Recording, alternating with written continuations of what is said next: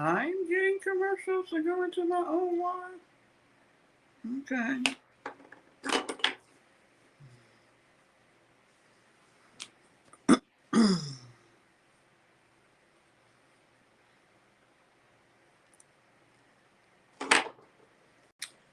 We will wait.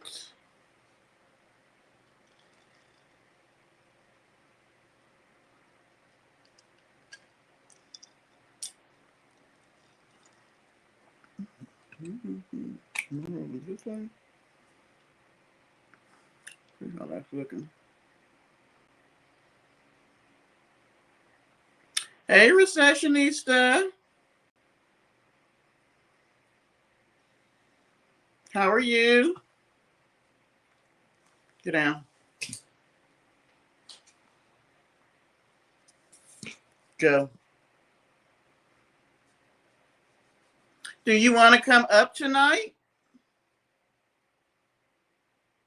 Do you want to co-host?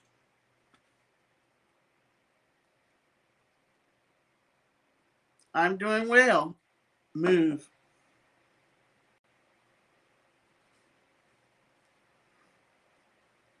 Do you want to co-host? Hey, Gloria.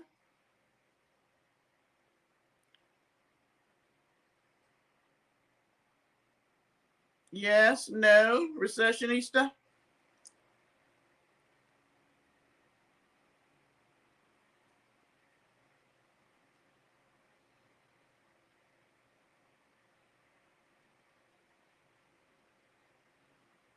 It's up to you.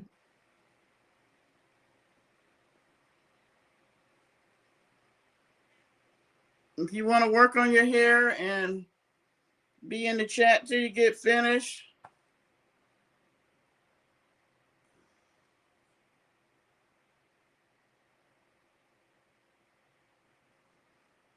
Gloria.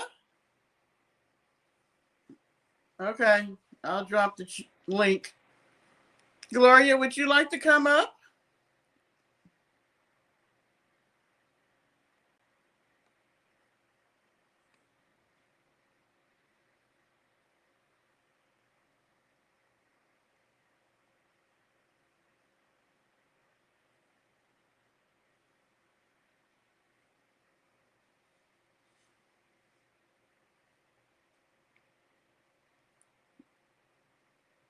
I know I'm late. I said 9, but I had to get my attitude together before I came up here. You said no? Okay. I just thought I would offer it to you, open it up to you if you want.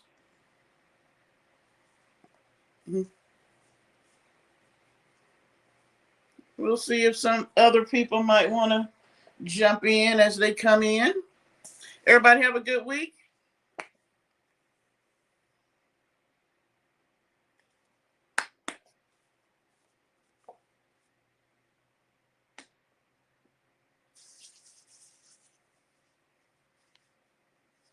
You're welcome, Gloria.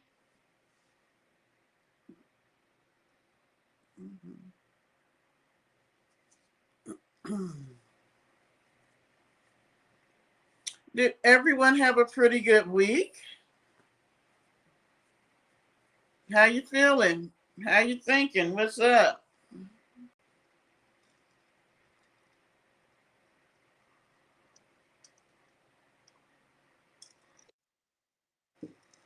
Hmm.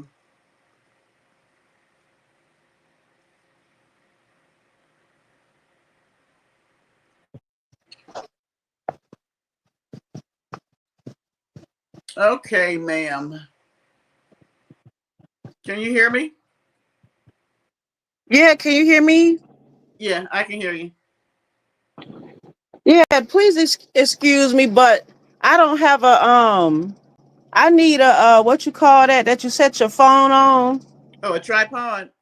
I need to find my tripod. I have one, but I don't know where it is right now, and my hands are busy. That's fine. How are you? I'm good. I'm good. A lot of stuff going on. Yeah, I had to regroup and get myself together before I came on because I was sitting here yelling and screaming at my TV, and I was, yeah, I mean, I was mad, then I was crying, and I was like, all right, we need to just get ourselves together here You before we. was cry. You was crying. Because I put the video on the community page. I don't know if you watch a channel called The Midas Touch, but they do a lot of political commentary. Yeah, I'm aware of them. And so what they've been doing is there's people on the streets, when ICE is coming and getting people, a lot of people are videotaping, but there are certain groups that are specifically going to places that they figure ICE is going to be at and videotape so they can have, a record of how they're treating the people. And so they've been showing those a lot. And so they showed one, I want to say they were in, where is it? It's not Oregon, Washington, Portland, where they sent off. No, this was in Chicago because I forgot that they're in Chicago now. But they got stuck in traffic, so the ICE agent got mad, so they threw tear gas cans out the windows, and it just affected everybody that was out there because there was nobody stopping them. There was nobody like protesting. It got into a child's eye. They had to be taken, to the emergency room. People who were just driving down the street, it affected them even with their windows up. It was just crazy. Then Oh no. they Go showed a ahead. clip where this guy and his family, I guess they were going home, but they saw three vehicles following them, three SUVs. They pulled them over, stopped them, pulled them over. Hey, Scorpio mama.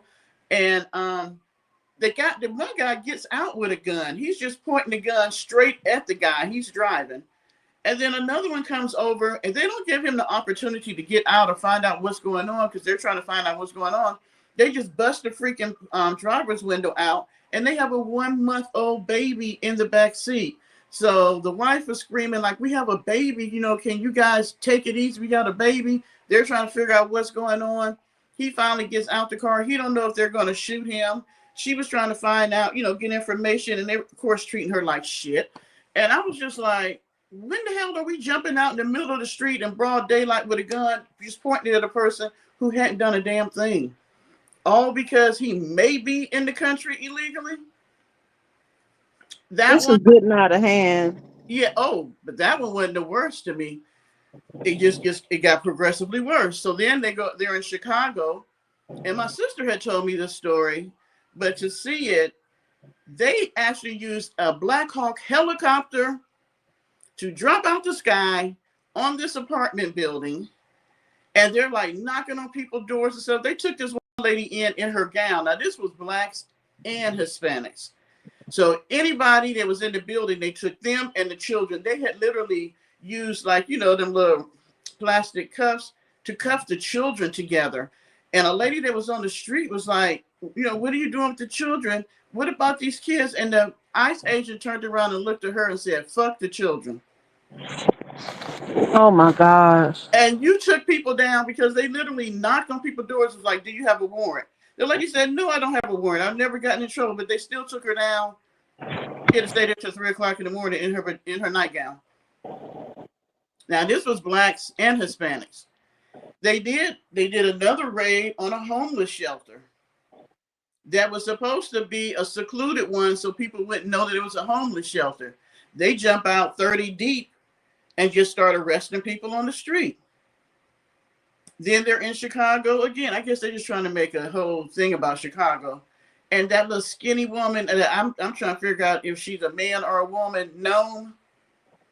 She's out there and she's giving this briefing and she's like, we're going to go in, we're going to get them, we're not going to take it easy on them. They're out here doing blah, blah, blah. She was just lying. You're talking about immigrants.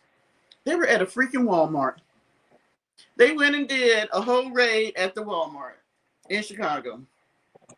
Well, Chicago is one of his targets because our governor don't like 47. He's been very vocal Yeah, about how what's been going on. So I knew Chicago was going to be on the list. Chicago got the biggest population of blacks and other minorities or whatever. So I knew that Chicago was going to be on the chopping block. But when I heard he wanted to get Portland, Well, Oh, what be going on in Portland? nothing. But they were in Portland, and because the people were protesting them being in Portland, do you know that ICE ran their SUV into the crowd, into the people? So the next day, they had the representatives there out doing, a talk in front of the ICE building. They literally had a sniper on top of the building aimed at the representatives that were there in Portland. You know, hey Scorp, you know what? Who is Doggle Ben? Hello, Doggle Ben. I don't remember Oh, seeing your name, what is my ponytail not want to do it? but Do that. welcome. But anyway, he not gonna be satisfied until um there's people attacking ICE or whatever, That's where we're going. That's where we're going. and he want the black people to get riled up anyway because we've been quiet for the most part for the majority of all this stuff. We've been staying out of stuff. We haven't been out protesting. We've been using our dollars as our defense, and they want black people to get out and be out in the streets getting upset so that they can kill us in the street. They can have carte blanche to kill us in the street. So It's crazy. Scorpio Mama, thanks for passing through. I see you say your festival's in 2 weeks. You have to show us some pictures of what you're putting in the festival, or at least after the fact. You may not want to show it before. Is this like a fall festival that you're doing? I think you mentioned it last time, but y'all know I be drinking. I didn't start too early tonight. This is my first glass. Oh, and I'm drinking Southern Red Moscato. And you know what? I that's a thought, throwback. yeah, but I thought it was the other one. So when I went to the liquor store today, I got the other one, not Sutter Home. Oh well, it's Moscato. Oh, fall festival for the family. We never did a fall festival for my family. We I did it. you Well, we did sort of, kind of. Me and my girlfriend, she used to do it for her grandkids because she had a whole bunch of them, and so I took my granddaughter and they did pumpkin carving and stuff. Maybe we'll do that this year, some pumpkin carving. Hers looked very, very scary, but maybe they could come over and we do it in the backyard, do some pumpkin carving. I That like to wait till it cool off a little bit more before I go to a fall festival. so you normally in the bushes, doggo bin. Is that doggo bin? Let me look at this. Dogly bin? Mostly a silent watcher. Like Well, in the bushes. you've been in the bushes, doggle Ben. That's okay, but Oh, welcome to the chat. okay. So what are you selling, Scorpio Mama? If you don't mind Right. telling us. Do you knit? Do you make jewelry? Do Hey, you make uh, clothing? uh, yeah, I was fired up tonight myself, Martin. That's why I'm late. I was sitting here. I, I, Hey, I was actually sounding very racist in my house. I'm glad the doors were shut because hey, Mama Martina. I just, and you want to know why I was crying? I was crying because I could not believe that this was happening in the United States of America on our streets, and them just treating us as if we're not human beings. We're just a piece of shit. And the way they are talking to people, it is like this I don't know, it's like this spirit of anger and hate has just been unleashed on the, or at least on the United States. And you're looking at these people, it's almost like I've been waiting so I could treat people of color like this.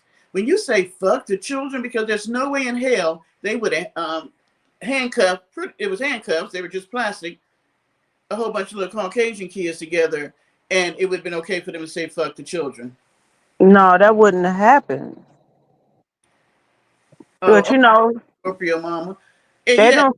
it'll be, warfare in the streets. And my thing is, where's this gonna end? And people are like, well, we're gonna have a racist war between us. I was like, oh no, no, no. The war is going to be between the people and the government. Yep, they gonna I, band together. I was like, it's not going to be between the people and the people. I was like, it's going to. We didn't already showed that we could come together for a cause. When that Jimmy Kimmel shit went down, that showed everybody was upset. Blacks, whites, who and Hispanics, and everybody in between because of freedom of speech. And everybody came together, and you see how that resulted. If we came together for a real serious situation, you know what I'm saying, we could achieve a lot. I think I posted this on on the community page where I read this little story, and it was about a jar full of ants, and the jar had red ants and black ants. And our red ants and black ants typically don't get along, but they were living cohesively in this jar together until somebody came along and shook the jar up, and then they looked at each other as the enemy because they couldn't figure out who did it. And the thing was, is not between the two different color ants. Don't look at each other, look at who shook the jar.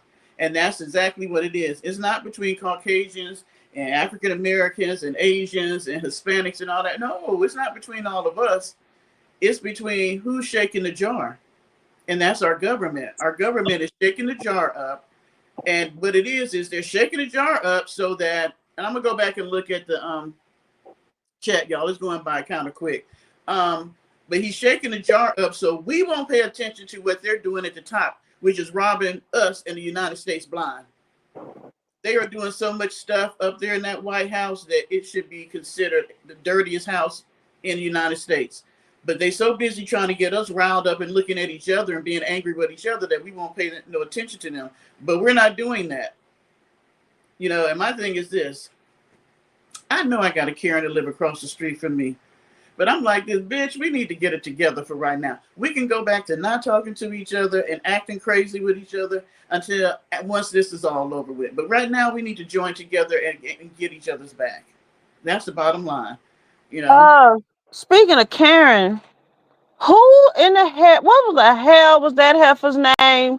Who came for Queen Jasmine Crockett? You know what? I seen something about it, but it's just been so much going on. I hadn't even got to go back. Wasn't it Caroline Levitt, the one, the PR girl? I Wasn't it the PR? One of maybe it wasn't her, maybe somebody else. They I love to. know Martin are gonna get us together in the comments. Peachy, hey, how you doing? Whatever the heck the heifer name is, she really got some nerve to come talking about Jasmine Ghetto, and she what she say, she need to work at KFC, and uh she not qualified for her position when this particular person has ran for Congress several times and didn't make it. And how dare you talk about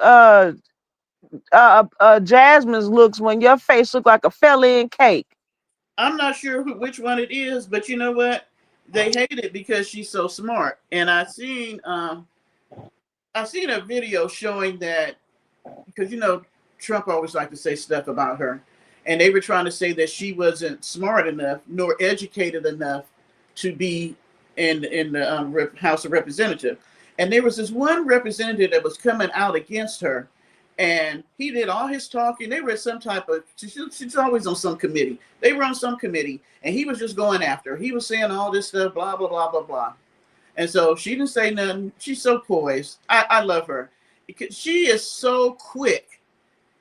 It's almost like her brain is clicking and working all while the other person is talking, and she comes off with the best response.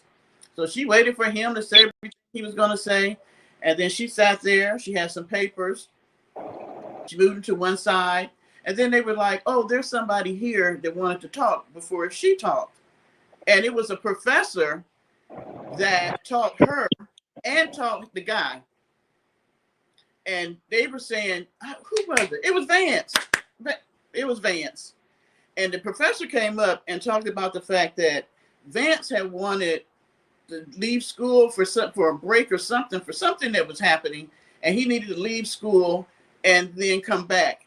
He talked about how Jasmine's mother was extremely sick and in the hospital. I forget what she had, but Jasmine never requested time off.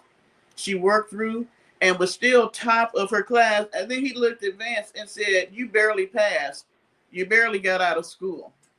He went and showed papers that he had from Crockett that were so good that he used them as examples still to teach his lectures.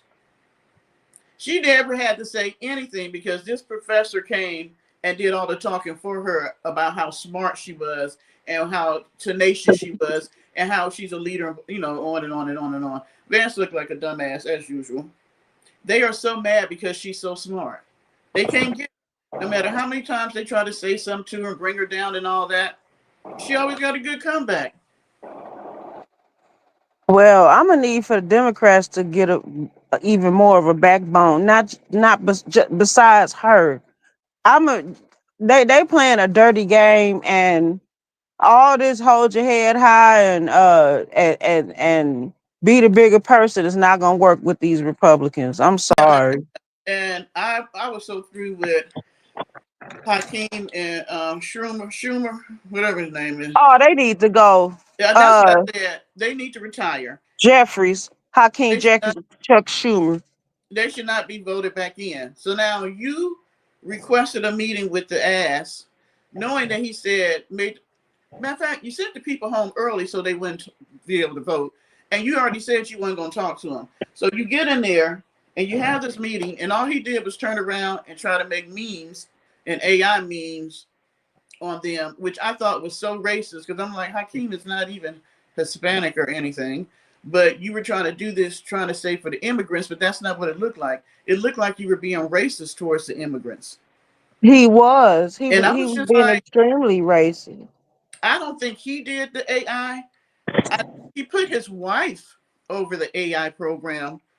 I believe she did it at his beckoning of what he wanted. But my thing is this: you don't have time to do shit that's supposed to be presidential, but you got time to make fucking AI memes. And then I was appalled. That one was bad enough with the Grim Reaper one. What the fuck? What Oh, is that? he don't need to be talking about no Grim Reaper with them ankles hanging over the tops of his shoes. He was the Grim Reaper, and so was the guy that does the budget cuts and stuff. And it was like they came in with the sickle thing, and it was like, we're the Grim Reaper, we're slashing your jobs. It was just, it was, I don't know, something is so deadly wrong with that man. So deadly wrong. My thing is this: if you're as old as he is and you can't let shit go, you're still mad at Portland because they didn't do what you wanted them to do when they were having the Black Lives Matter marches and all that, because he wanted to bring troops in then, and they told him no. That's why he's treating Portland that way. He's still mad back when he was president in 2026. I mean 2016. 16. I know what you Yeah, mean. and I'm just like, something is wrong in his head because all you do is sit around and think about how you can get people back, and it's not just tit for tat. It's like he tried to do the most harm he can to this person, like with the Comey stuff. Now, Comey ain't a lawyer that everybody likes. He was the one that brought out the stupid emails about Clinton right before, the election, and that's why she didn't get it, which, my God, you see how bad they did her about some damn emails, and they ain't doing shit about this guy tearing down the whole damn United States. And so people didn't like him because of that. But even in that, I don't think you should treat him the way you want to. This man now, because they don't have a case, and because he's doing it out of retribution, everybody knows this. So it's not even going to end up going to court more than likely. Because he knows that they don't have a case and they're not going to win. Do you know he wanted the FBI to go pick up Comey all in their gear, but they requested a big, thick, chunky guy to go to Comey's house and do the perp walk. mm. just so that he can look bad. I can't win in the courts behind this, but I'm gonna do everything to make you look bad up until we decide we ain't gonna be able to go to court. It's t- it's just so hard to not be depressed. My youngest son be telling me that I need to log off and decompress and look at some stuff that's funny, and but I can't just ignore, it's not when the type of job work I do, I'm out in the community. I'm all over the place. I see the stuff. I hear the comments. And you know what I'm saying? How can I ignore that type of thing? I see my grocery bill going up. I see my utilities going up. It just feel like just a losing race. Like, Well, that's why. Hi, still I rise. And Martha, I see what you're saying about the priests. Chicago is just really getting it right now, and that's on purpose.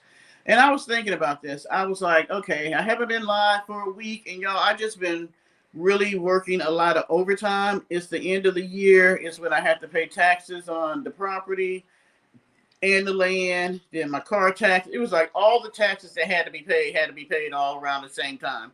And so I've been trying to get some overtime in. Plus, the holiday season coming up, and I got the grandkids. So I've just been, we didn't, before the military physical year starts in October. We work for the federal government, you know this. And so our work had gotten real, real slow, like July, August, September. But now it's picking up. So they're giving us overtime because we got a lot of work. So I was like, let me get it when I can. So I work like 15 hours, 14 hours, I worked at least 3 to 4 to 6 hours over every day this week. So last night I was like, oh, I want to go live. And I was mad because I didn't get off from work until midnight. And I was like, oh crap, I really wanted to go live. And I was like, I'll just go tonight. I think I know that this will end. How it will end, that I don't know. I'm trying to see how it lines up with what God says, because I don't, and I could be totally wrong. I don't think he is the Antichrist. I think he's the precursor to the Antichrist.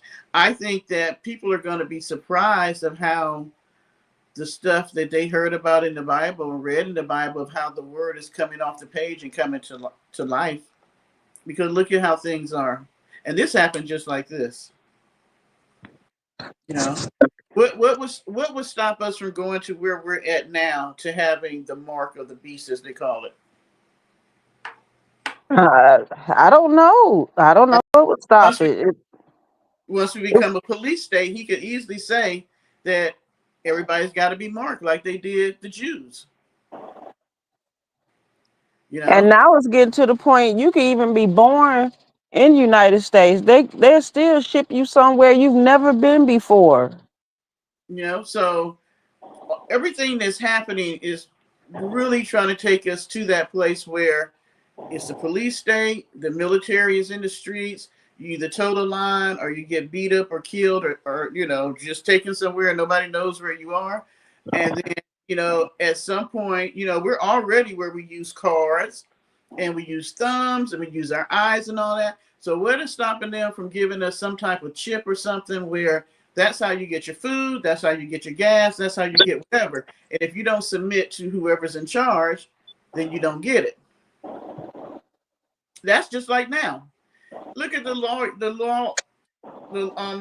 firms that have submitted. If they didn't submit, then they couldn't go into a federal house and do a court case. Look at the universities that are submitting, because if they don't submit, they can't get federal money.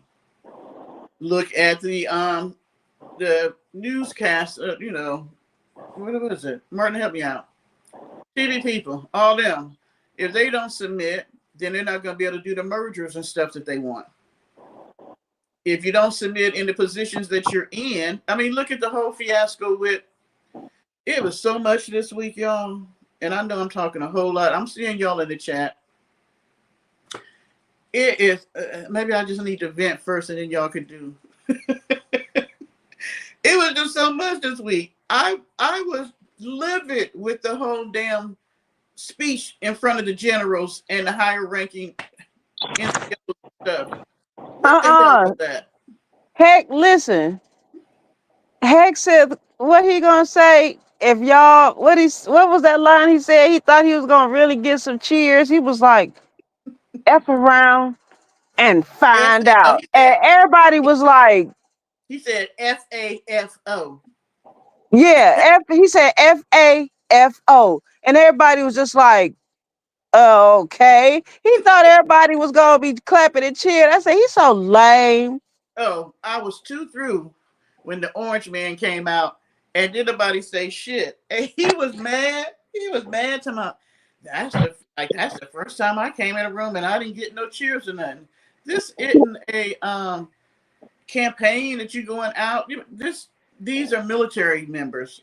I don't ever remember cheering at something, unless we was having a party or some get together like that. But this was, first of all, it was a waste of damn tax dollars.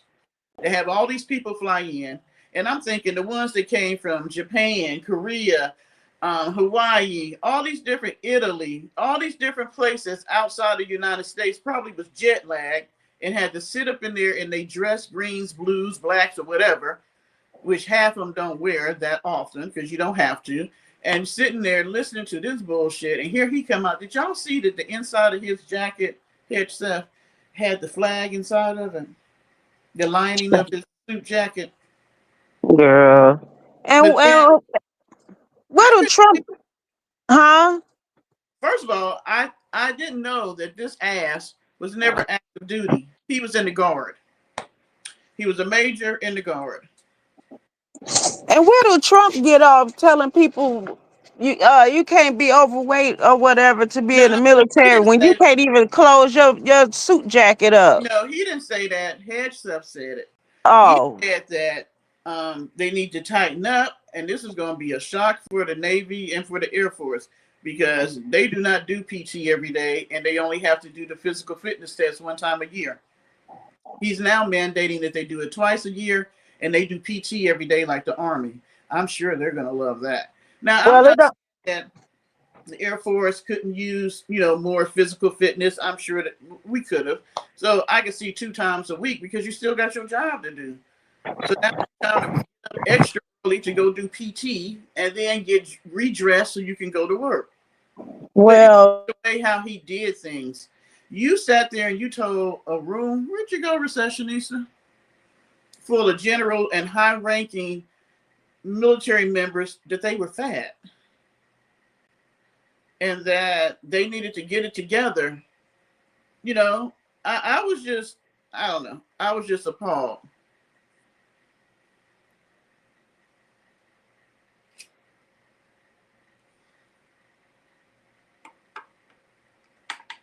I don't know what happened to receptionista. I'll put the link back in again. No. I'm like, what you doing, gal? that's why I don't like StreamLard. I'm thinking of 47. That's why I don't like StreamYard. You push the wrong button, you Yeah, out of there. I messed it up, so I ain't touching it. Once this is what I can do with it so far. This is it. But yeah, that's So a very disrespectful meeting to people who have gone to war and dedicated their life. You're talking about people that's been in the military 20, 30, some odd years, a lot of them, coming up through the ranks, done gone to war and came back, and your ass ain't did shit, and you gonna talk to them like that? But there have been a lot of people retiring since then. well, according to them, they don't want us in the military anyway. So what you finna send all your own people to fight? They ain't gonna want to do it either. This is what kills me. You're going to take away the shaving waiver. Why? Because he knows it affects mostly, well, probably all only African American men because of our hair texture. It curls back in, and it makes them have the bumps on their face. That's the only reason why they were letting them have the shaving waiver so their hair could grow out and their face wouldn't be infected with all them damn bumps. But no, he took that out. And then for him to say that the women have not been qualified to be in the combat position, that's a freaking lie. Because of the fact that if you have women who are Navy SEALs, and I got into a whole argument with a guy about telling me that females weren't Rangers, and they are. The first female became a Ranger in 2015, and they had to go through the same bullshit that the men went through.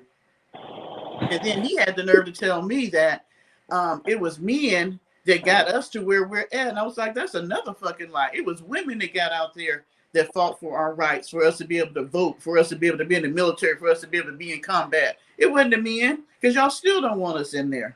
I was like, No, they that men who never were have backing one us. of women I was like, military. there were men who was backing us up. But I was like, but let me tell you this. Ever since 1775, when we was having the first damn military conflict, there was women and there was people of color that was helping their asses out. But you take us all out. You take us all out. What you got? What you got in the military? Well, man, I don't know what to say. It's just evil through and through. Because all they want is, Everything. he wants a all Caucasian male military. So my thing is, you take all the minorities out, you take the females out, you take the people in the LGBTQ out. What type of military are you gonna have? Not one that's gonna be able to take care of the United States. Well, listen, Miss Deb, I hate to say this, as I know you as a military person, and to any military people in the chat, let them fight. Then that's what you want. Y'all go fight. Leave my babies alone. I'm glad I'm out, because I would get out at this point. But I was so angry because I was like, what the hell did I go over there and put my damn life on the line for? For this bullshit? Look at I put Martin. his ass was running around sexually assaulting women and having affairs on all his damn three wives. I had my ass over there and putting my life on the line for this country. Tell me when you took your ass over there and did that. Or would you? No, you wouldn't, because you busy trying to get us killed with giving out damn secrets when to a conflict that was in the midst of happening. Because he's such a dumbass. You take it. Who takes a damn Fox co-host from the weekend co-host at that and makes him Secretary of Defense? Who does that? Oh yeah, Martin. Thanks for reminding me that we are in a shutdown. Yes, people are not getting paid, and people haven't gotten their benefits. Now, the thing is, in most shutdowns, people still usually were getting a paycheck. And because they've been like, and even if they furloughed them, you would get your paycheck, you get back pay. He's being, this is another thing. How can you be, you're mad at the Democrats, so you're going to make the American people suffer. My thing is, there's money, because you building a 9,000 square foot damn ball. There's money to pay these people. You just refuse to pay them because you want the Democrats to bow down and do what you want. So I seen a thing today saying that the nurses at VA was like, we're not working for no money. So what you gonna have, a strike of the nurses at the hospitals, veteran hospitals? Who's gonna take care of the patients?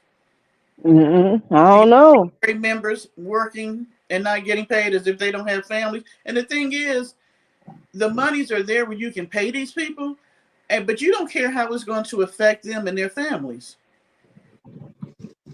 People live paycheck to paycheck. One paycheck can mess you up for a couple of years. 2 paychecks, you might be living in the car for some people. But does he care? Hell no. He don't care. When y'all realize that all the stuff that he doing now is retribution for losing that 2020 election, y'all will understand a lot more.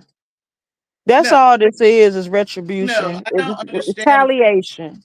I don't understand a person that is that evil that you would hurt millions of people to get back because you lost an election that you know damn well you lost.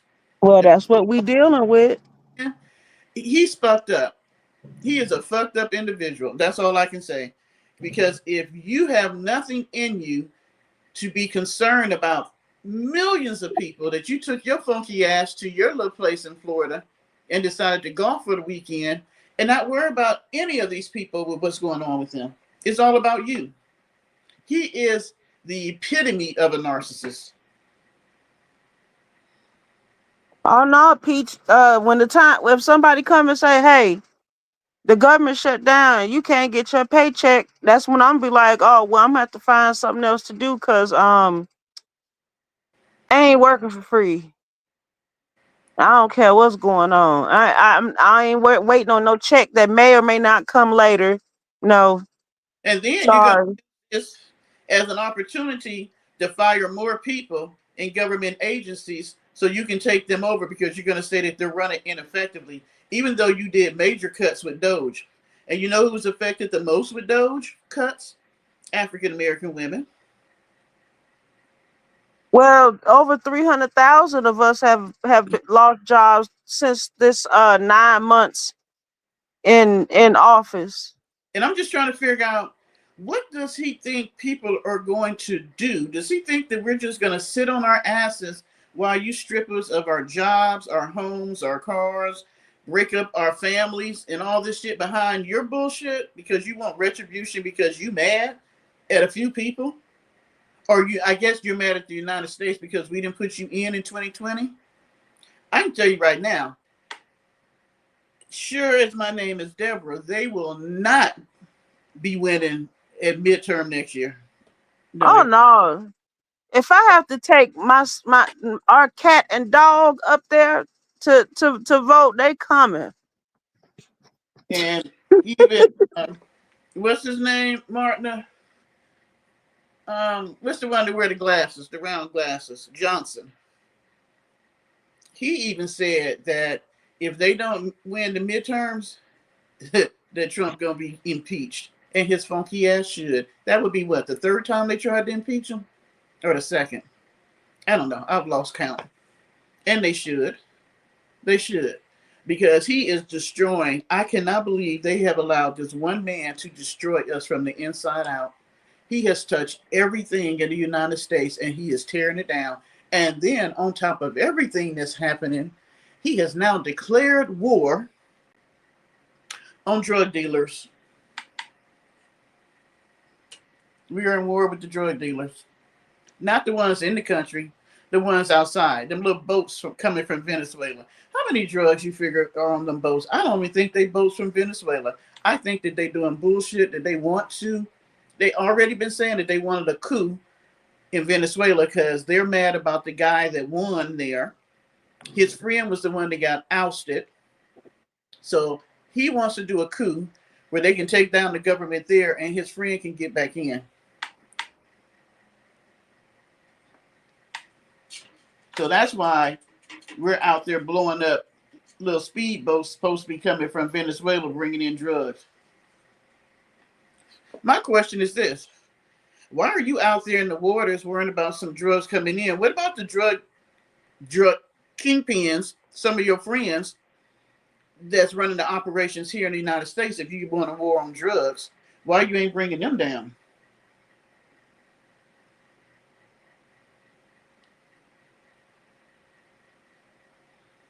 Mm, He full of, well, he got his hands in everything. You want to take care. Did y'all see where I posted about healthcare? That's another thing. Oh my God, so much happened this week. Where Warnock, representative or senator out of Georgia, one of his constituents sent him a copy of their bill because what they're doing right now, if you're not, most people know, but if you have health insurance right now, is open enrollment. I know a lot of this stuff because I used to work a lot of different jobs. I used to work in health insurance. And so right now it's open enrollment. So what they did was they're sending out letters to everybody letting you know what your premiums are going to be in 2026 once all this bullshit happens behind the big, beautiful bill. So this lady sent him a copy of the letter she got. Her premiums were $309. They're going up to 900, I think $906 in 2026 a month. That's rent for some people. Who the hell could pay $1,000 a month for health insurance? And I don't even know if that was for a family. Right, that might be for a single person. That's what I'm saying. So that is why the Democrats are fighting this, because they want to keep in what Obamacare had already for them to be able to discuss it at the end of the year, and they don't want to. And my thing is, you don't even care about Americans having health insurance. But mind you, we are supporting Israel and all that they're doing against the people in Gaza. Now, Israel has health insurance that's paid by their country, which means we're funding the money for the people in Israel to have health care and they don't have to pay for it. Then we turned around and everything that they're doing now with our healthcare system is what they did in, what's the country, Martin, you may know, what's the country that we're helping out? We're giving them $20 billion.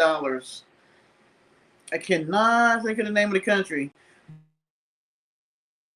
And in 2 years, their healthcare system has gone to hell. So we're giving them $20 billion to bail them out so they can get their health system back on track. All while they're stripping us of our own health care.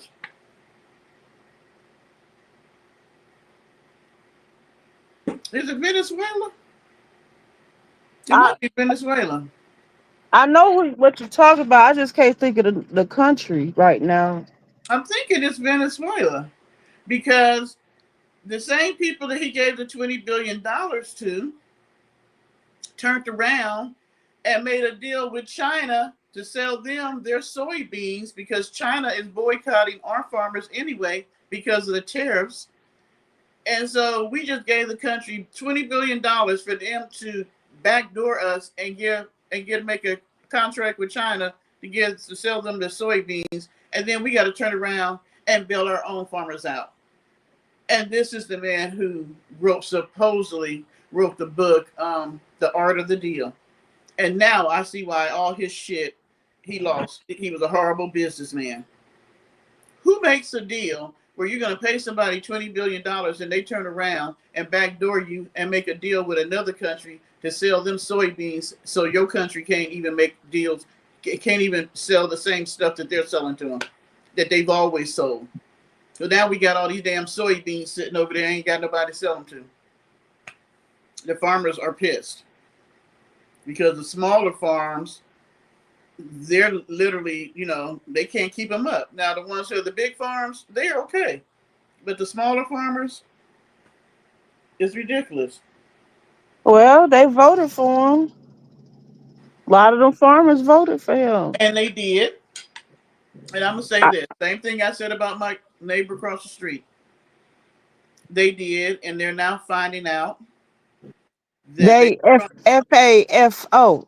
But my thing is this, we can be mad about the fact that they voted him in later. We still need the farmers and everybody else to be on one accord for us to fight against what's happening. We can't go back and change the fact that these people done voted this man in, but we do need to stick together as Americans to be able to vote him out.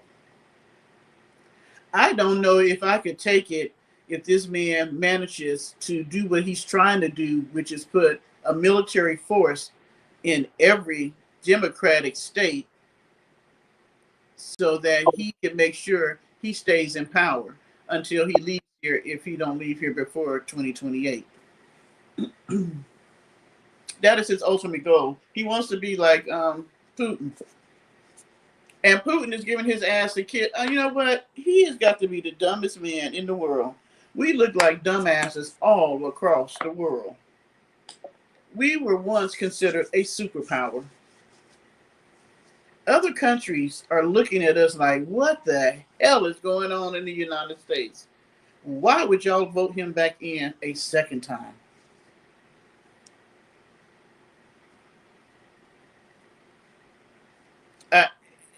We no longer are a superpower. The other countries are doing workarounds us. They're making, contracts with each other, making deals with each other, and all that. You seen where they had a conference and it was Putin, China, and India, and was Israel there? I think Israel might have been there. They are all waiting. This is what I'm trying to figure out. And somebody said something to me that they think that he is working for somebody else because the things he is doing is literally tearing our country down bit by bit. And why would you do that? Because he's making us weaker. The bullshit they want to do with the military, like, why would you have all the heads of all the military in one place? That could have been a disaster in itself. And the bullshit meeting that they had, they could have did it on Zoom.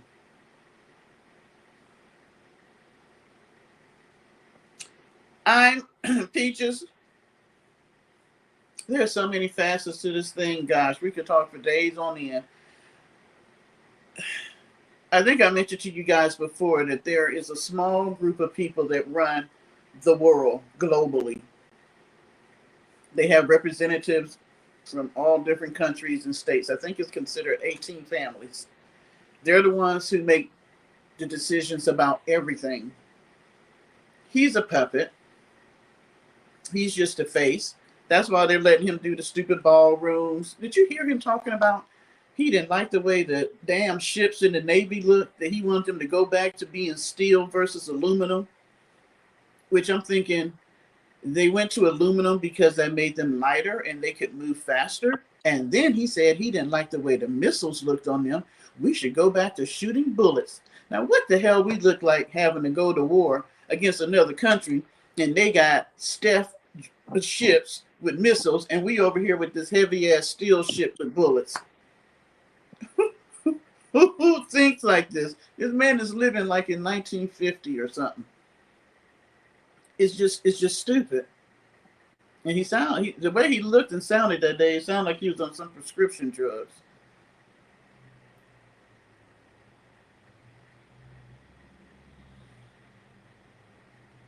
A lot of places have been shut down. A friend of mine likes to go to the pier.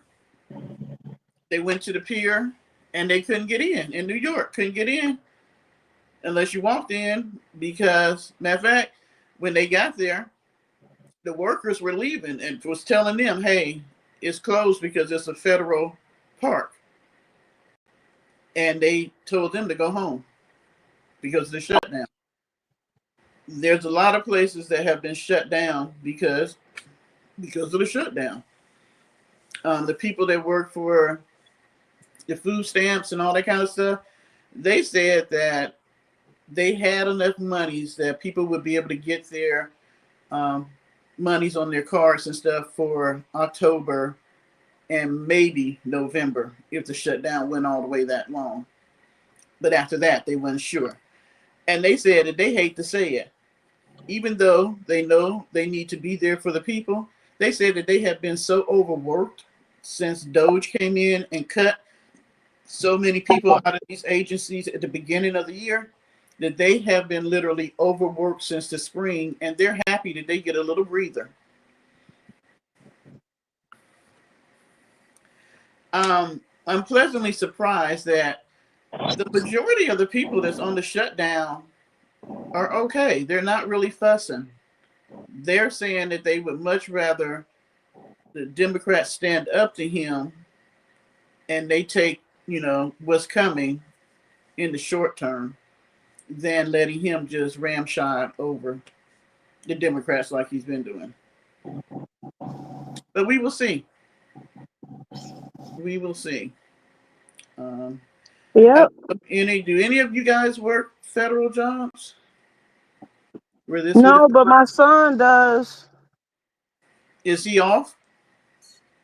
I don't think so. I think he's working. It depended on where you worked at. But the shitty part is he's not gonna, like usually they furlough you and then they back pay you. They don't want to do the back pay, and He's gonna just fire people. Just fire them. And I'm just like, you already was, what was it, 32,000 jobs low after you fired the person that was over the showing us, how many jobs we made and lost. You fired her because you said that she was fixing the numbers, and you put the guy in that was on the 2025 board or whatever. And look what happened. But he got fired the other day too. He fired him bright and early in the morning, which I knew he was once them numbers was negative. It's it's almost like, you remember any of y'all watched the Flintstones back in the day? Mm-hmm. And there was that one guy that they ended up, the character that they brought into the Flintstones, Bad Luck Schleprock. And it was like, Woozy, Woozy, it's me. And everything he came around and touched, it was just like, he just made it go to hell. That is this guy. It's like everything this man touches, he just messes it up. He has not done anything successful that I can see. Even though they're trying to get him credit for the vaccines for COVID, that really wasn't him because he could care less.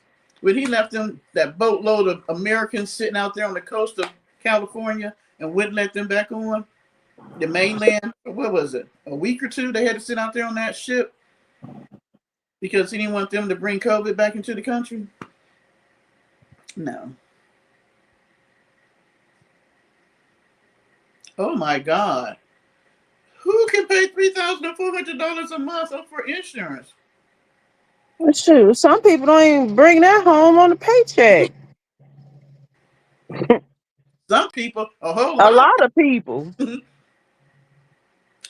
because he lives in a rural America and has and see, now, they had taken away the fact that but remember years ago, if you had a pre-existing, you either had to wait or they just wouldn't cover you at all for that particular thing.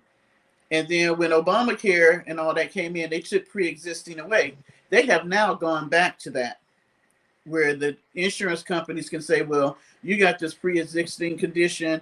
We may cover it or we may not, or you're going to have to wait so we can see how bad it is or whatever the case may be. I'm going to tell y'all what. You remember how, I think it was Obama that took away the fact that the banks could no longer charge you for checking accounts and savings accounts and stuff? Y'all remember that? Yeah. Hey, Lovecraft. Well, the other day, I got a lovely email from my bank telling me that they were now implementing back the fact that you have to pay for your checking account, because the deal was you have to carry a certain amount of money in your checking and savings for you not to have to pay something every month. So, I looked at that shit and I was like, oh, I would be taking my money out of your bank because I have 3 bank accounts anyway. So you will be one that no longer exists and I'll roll my money over to one of the other 2. But then they had a caveat. Because I was a military member at one time, I'm a veteran, and I've been with the bank for so many years, I don't have to worry about them charging me an extra $15 on my bank. Because I was like, hey, you can put whatever you want out there because I'm going to take my money out. So I don't know. You guys might want to look and see if your bank has now went back to charging you for, which I don't understand. You're putting your money in their bank, and now they're going to charge us a service fee.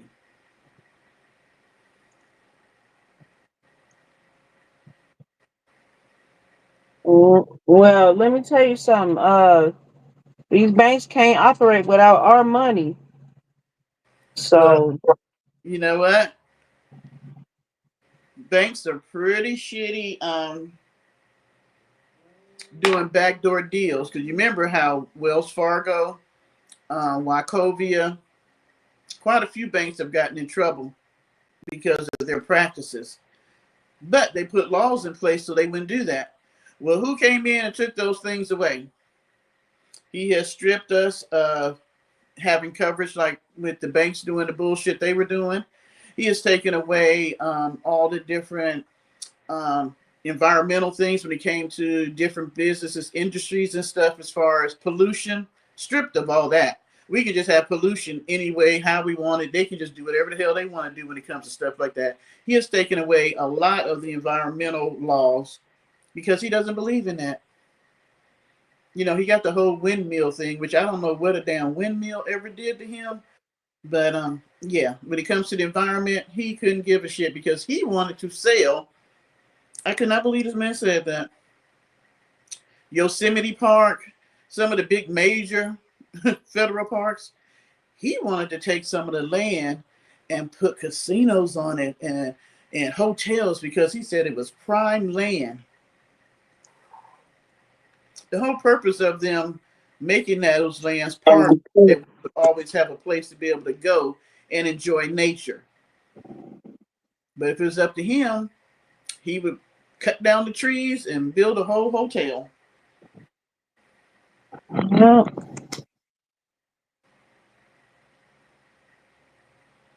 Well, what else?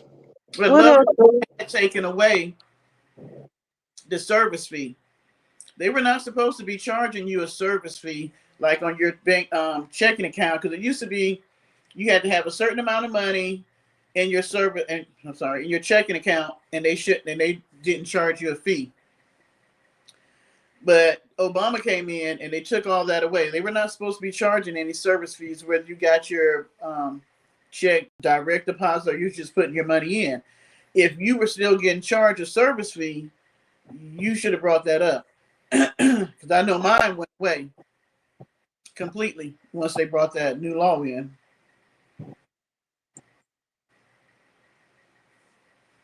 You know what, Martina? I remember when you could say I'm an American and people respected you. I remember when I was in the military and I went to other countries, being an American was a big deal. People was just always just thrilled to meet Americans and want to know how things were operated in America and the different cities and the things that we could get. I remember meeting a guy that came from Russia and he was working with me. And I worked at the Olive Garden when I got out the military because I didn't want no stressful job. I had saved up some money, so I really didn't have to work, but I just wanted to do something. So I was the pasta maker when they used to make their own pasta. And he came in and he was like when I was off, that's when he worked. And he was just so thrilled about being here in America. And when he went to the grocery store for the first time, he literally cried because he said in Russia, you go and there's only like one certain thing, like bread, one type of bread, and hopefully you can get it. One type of, he was like, there was so much of everything in the store that him and his wife didn't even know what to get because we had so many different brands of like one thing. And we don't even think about that. When we go in the store, there is literally what? Probably at least 20 different brands of bread. At least. Don't even talk about yogurt. You know, meat. We don't even think about it because we're so used to that. So when you go into other countries and you're an American, everybody thinks we're rich. But to be honest, some of the countries I've gone to, our projects would be considered upper middle class to them. They would love. That's why we don't understand how we have people come here from other countries and they end up in the projects and they seem to be happy because in their country the projects ain't nothing like what we consider the projects. So now we're not that country anymore. We're like a laughing stock. People laugh at us. People feel sorry for us. They don't think of us as a superpower. You know, people are not wanting to emulate America anymore because would you want to emulate what's going on here now? They have literally, I have never heard of this, y'all. They have literally put up travel advisories against the United States, telling their people not to travel here.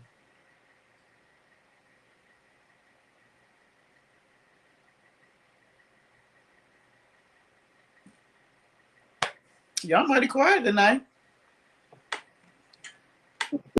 How many people in the chat? I can't see. How Um, many? How many people in the bushes?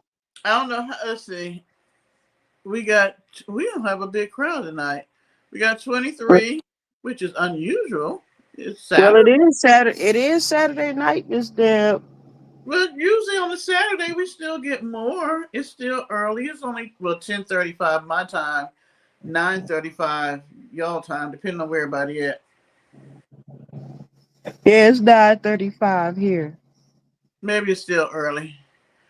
Um, what I this is what I believe. If we can join together as Americans, we can win this. And we know not all are going to be unified. We know this. There's still going to be that pocket of people that love him and follow him and who are willing to lose everything they have because they still believe this man cares about them, which I don't see how, but they do.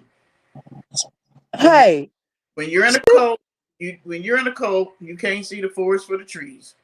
speaking of people losing everything they have, I sure wish I could have got my hand on one of them rapture rides or rapture houses, and when people sold all their stuff because they talking about the rapture was coming. You know what? I seen that, but I didn't even have time to pay attention to it because there was so much going. And I said to myself, God, as far as I know in the Bible, the things have not happened yet that's supposed to happen before Jesus come. So I don't know where this man got that the rapture was coming. And I can't believe people. Yeah, I can. Why am I saying that? That people literally sold their stuff, and then it was funny because people were making so many jokes the next day talking about something. Well, the rapture came, and the majority of us are still here. What does that say? And the man that wasn't he a pastor or something, whoever he was, that said it, his ass was still here too. Well, I sure could have used me a Lexus for $1. I'm sure they were probably going back trying to get that shit back. It just reminds Uh-uh. me of remember that group who said that what was it? The star or something was supposed to come down and get them. They all died in black. Oh, They I all don't remember that faction's name. yeah, that they were in the house and they found them all dead in the same They room. all had on Nikes and sweatsuits. Yeah. I Yeah. remember that. That was a long time ago. But you have people that follow people, and this is the amazing thing to me. I'm finding on YouTube, there's some crazy ass folks out there. And people are following them and believing the bullshit.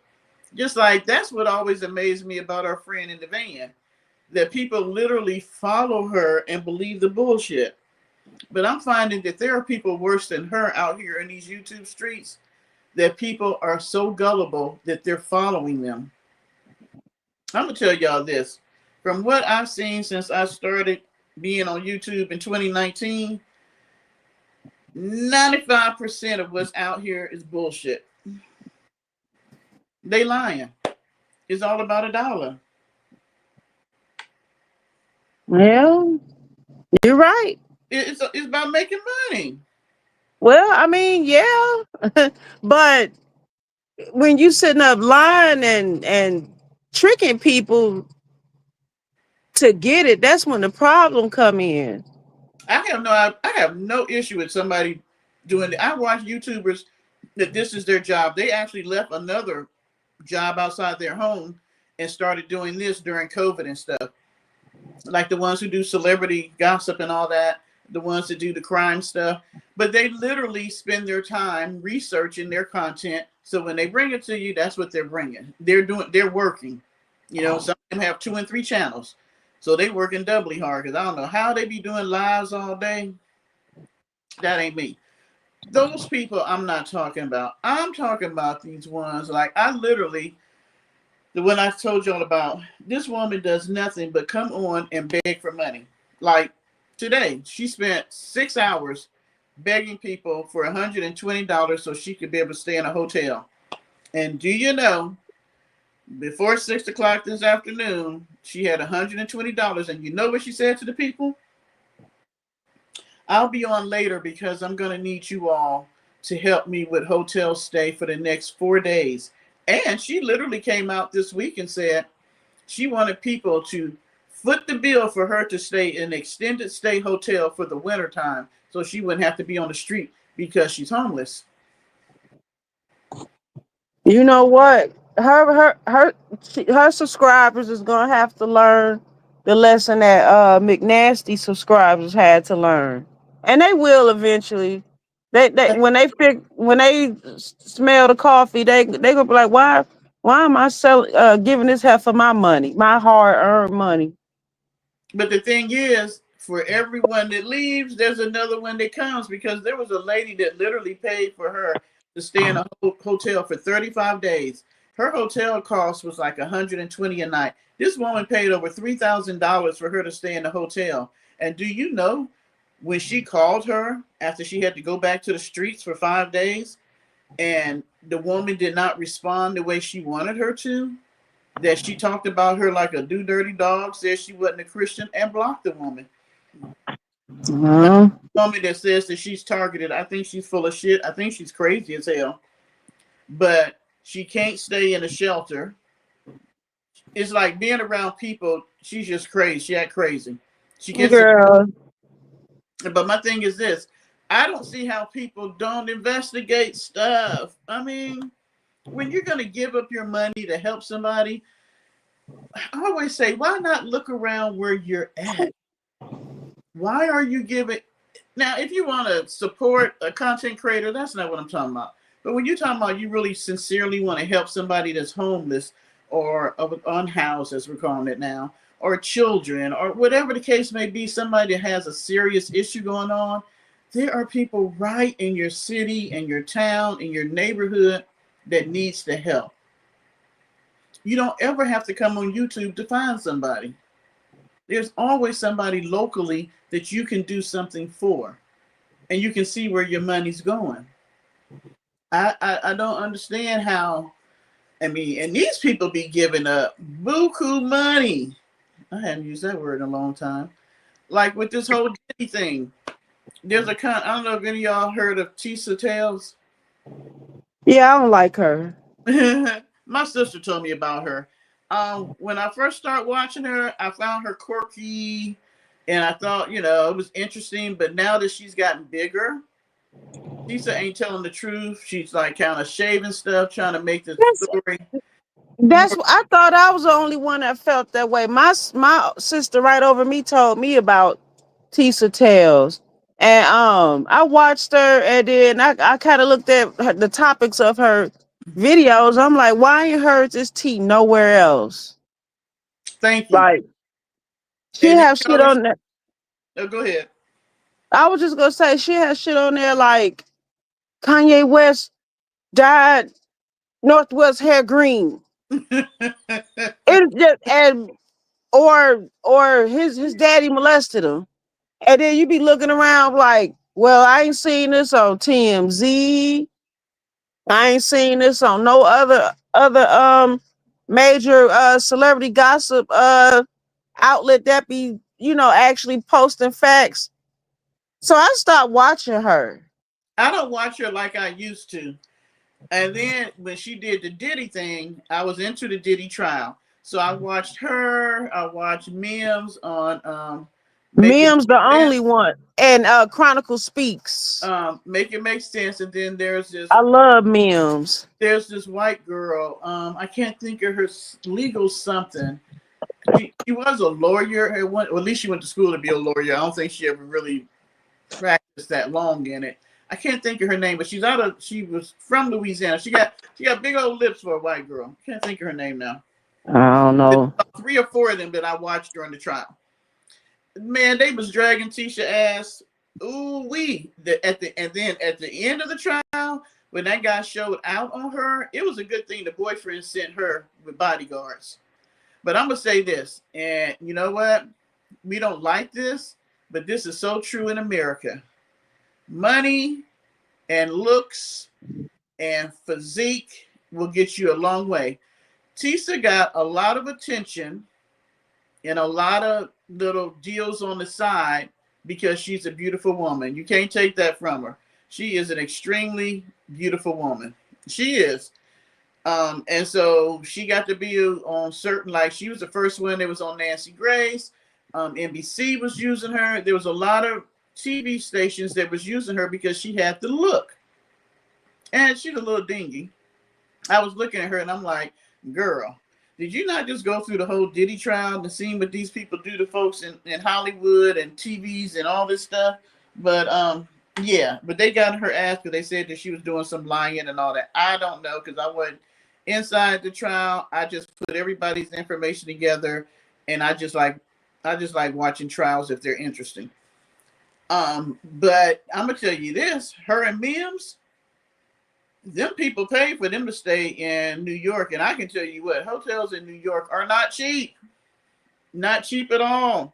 But see, Mims be doing research on stuff he be talking about. But Mims just don't. Tisha says she do research. No, yeah, sure she do. And so many people look like Tisa. I'm sorry. Conventional standard issue light skin at this point. It is. Anyway, It's the light skin, because it ain't the long hair. Because Lord knows she wears some wigs. Uh, child, I got a wig just like the one Tisa be wearing. A matter of fact, it I looked like the want one in the my big one. picture. You got one like the big one that she pull up in a pony.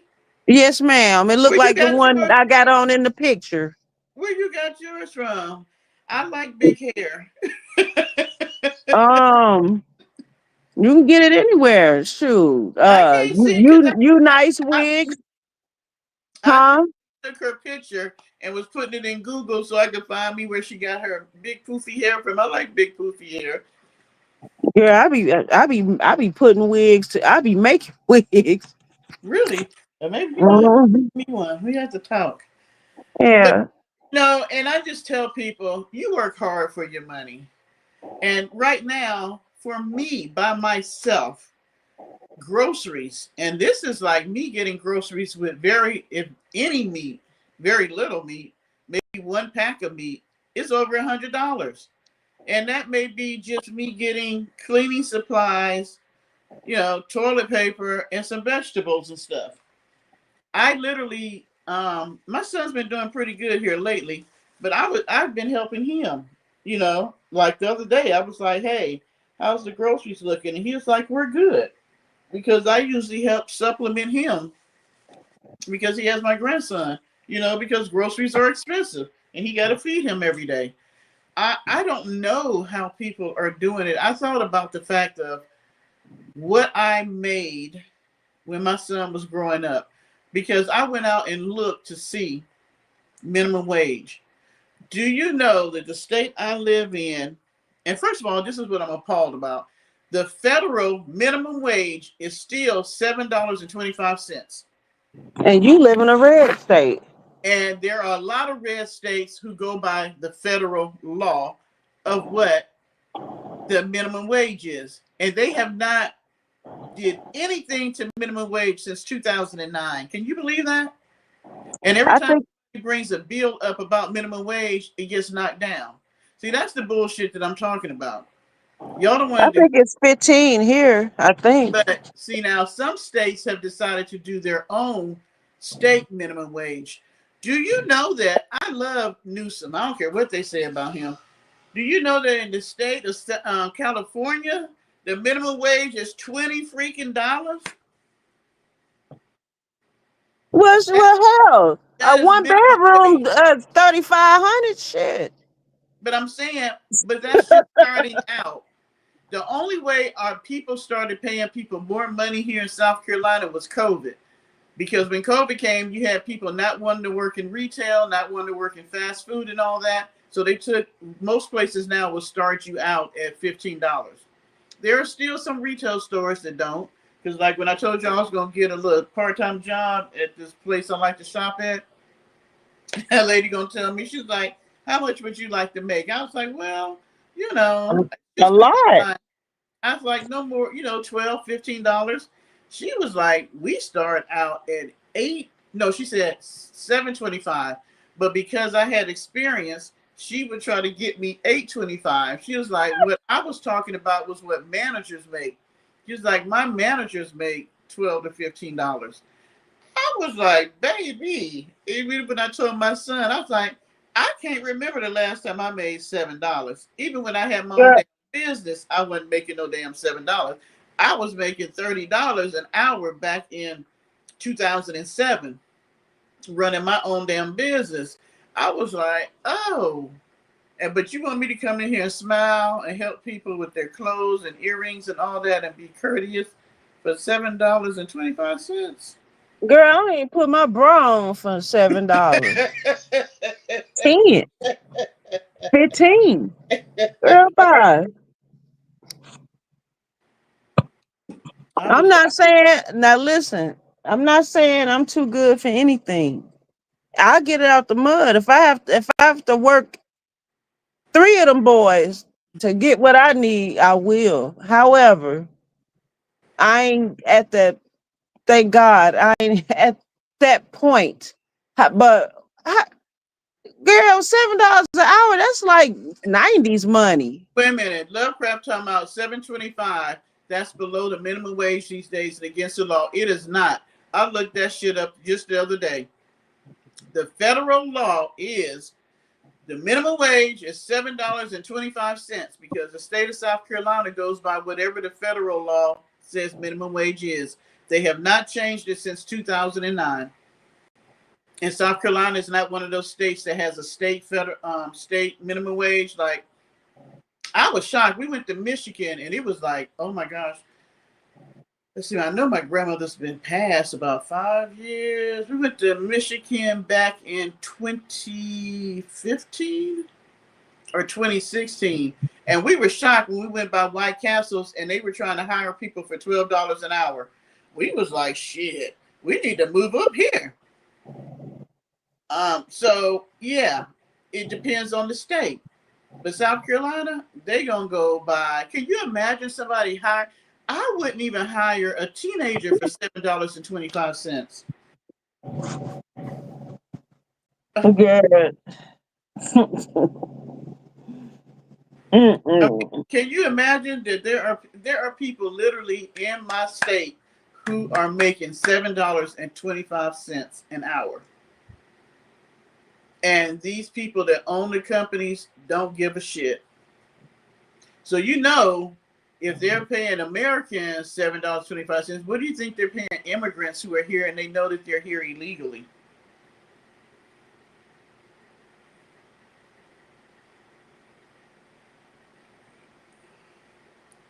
When they're out there picking the strawberries and picking the oranges in Florida and all this shit that they're picking, what do you think they're paying them an hour?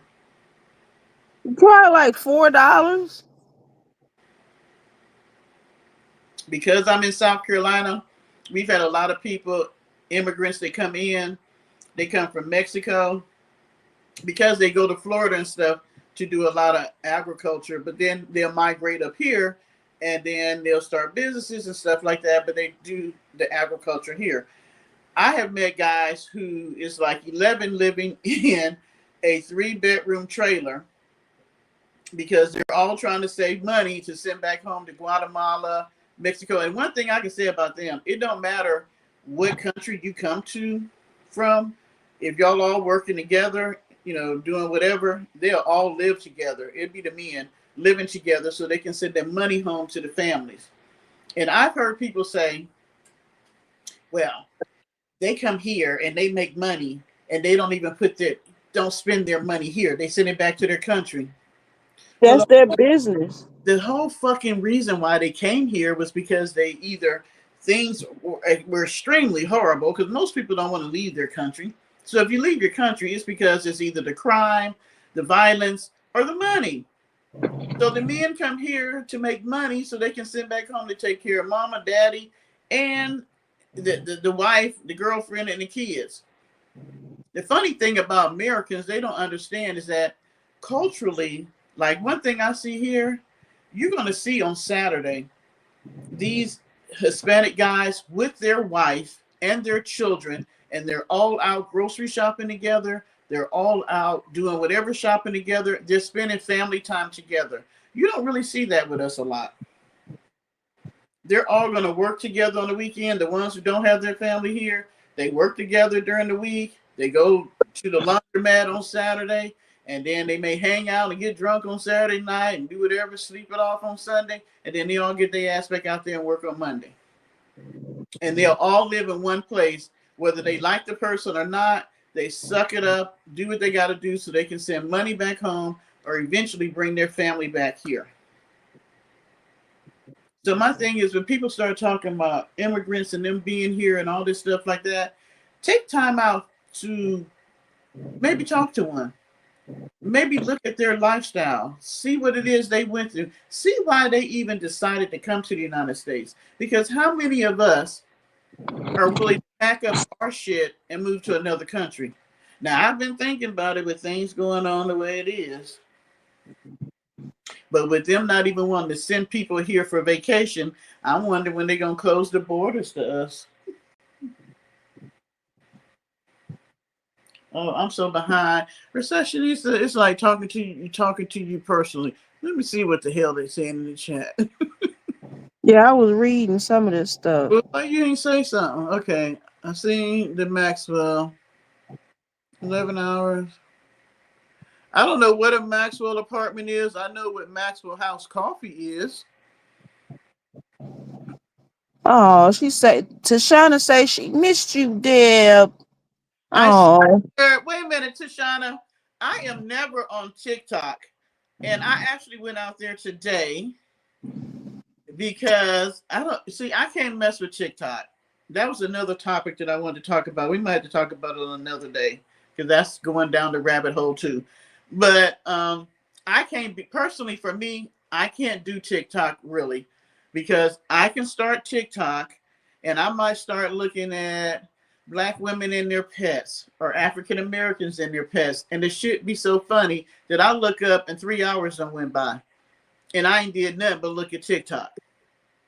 So I literally limit myself. I may look at TikTok maybe once a month, maybe.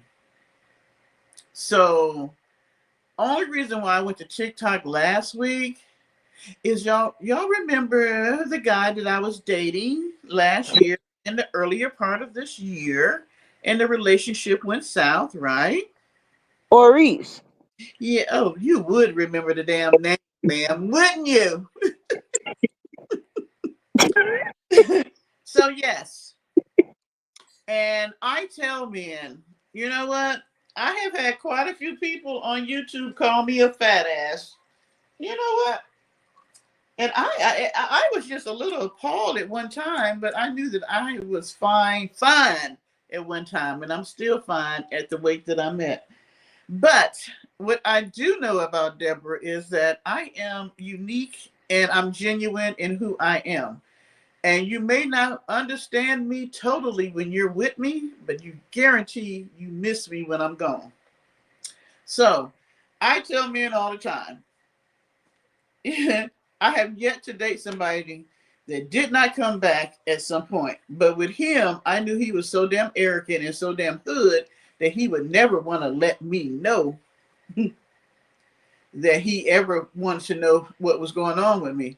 So last week, I got a message from TikTok, which is unusual, but it'll send you a message letting you know that somebody is following you. And I seen his name come down. I was like, what? Wait a minute. We are not friends on TikTok. We were friends on Facebook, but these people don't understand social media. He thought because I was posting stuff on social media, I was doing it against him. I post shit on social media all the time on Facebook and YouTube and stuff like that. It didn't have nothing to do with him. I told him, if you don't like what I'm posting, then you defriend me. That's what people do. So I went out on my TikTok and he had started following me. I didn't know he had started following me because I don't be on TikTok. And I definitely don't post nothing. Matter of fact, I just posted something on TikTok that was a fuck with him the other day, last week, when I seen that he was following me. I was like, Mr. Man don't want to say that he want to know what Deborah's doing. He ain't going to be one of those people that just text you and say, hey, how's things going? Just was thinking about you, how stuff, whatever. No, he ain't going to do that. So I found it very interesting. So then that's how I ended up finding out that you had sent me a message on TikTok. That was a long story to tell to Shauna that I seen her message.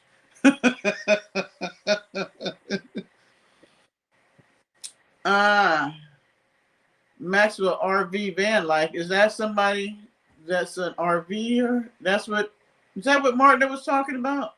So Martina said Maxwell House Coffee has Yeah. changed their coffee brand name to Maxwell Apartment What? because people can't afford no damn house. It need to be Maxwell Shed, well, Tool Shed, that and Dog House. that was pretty good. I'm gonna give you that one. Tashana, I thought you were in Oklahoma. Oh no, she in Arizona. She close to the big where the Big Bird park that What in part the of Arizona? backyard. What part of Arizona are you in? Are y'all close to Phoenix?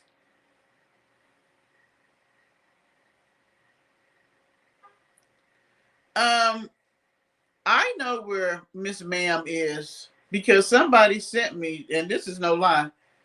Um, if I was a crazy person, it might have been something I wanted to use.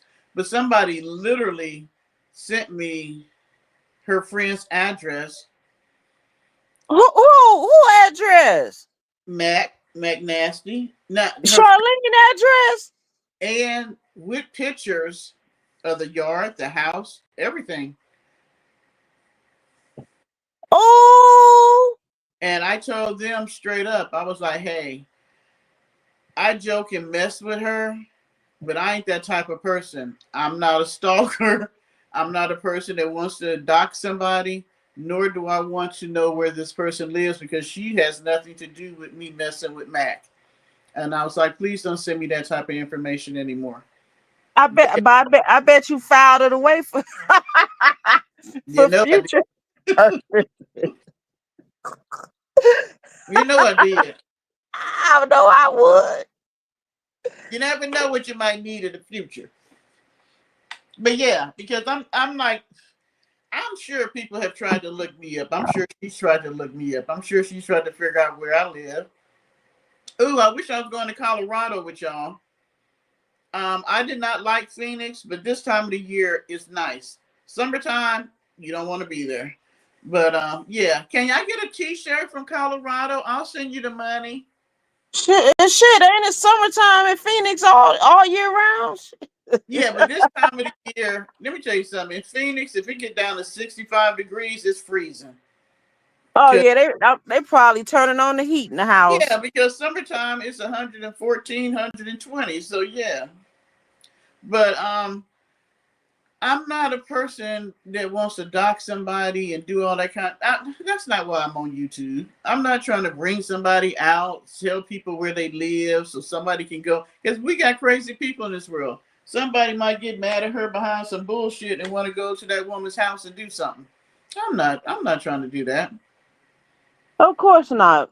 But No, no, it's no. Nick didn't send it to me. There was a person, and this person no longer is in.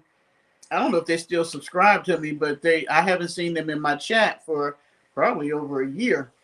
mm, But when I first started talking about her a whole lot, and y'all all started coming over here, they sent me an email with all that information in it, and I was like, nope, that's not me. That's not. I'm not that person.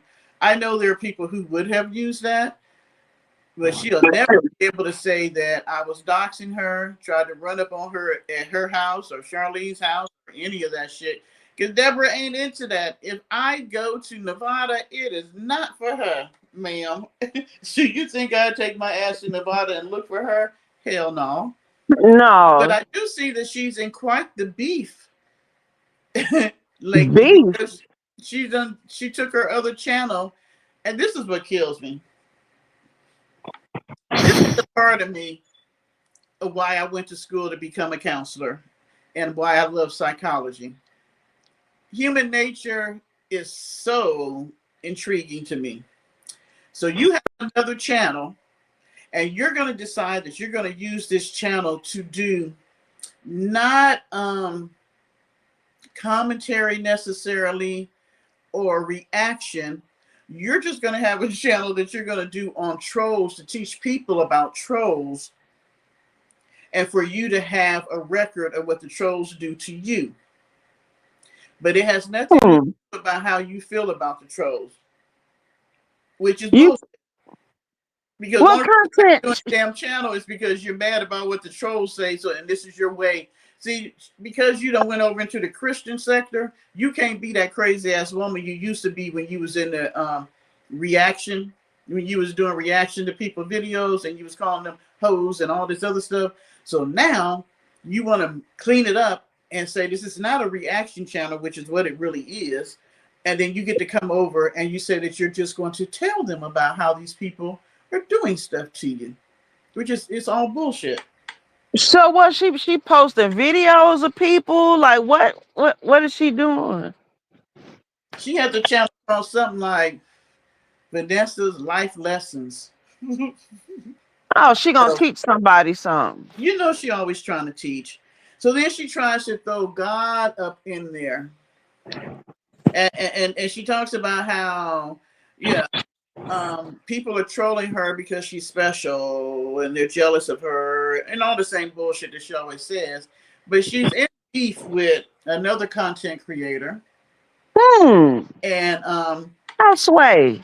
and so assume there's some going back and forth because she had some crazy titles. So I went and looked, and I'm like, baby, she be wanting me to say something about her. So I'm gonna give you something tonight, ma'am. I'm gonna give you something tonight because Uh oh. I have other shit to be talking about, and you building out a damn van is not even in the top 30 or 50 for me.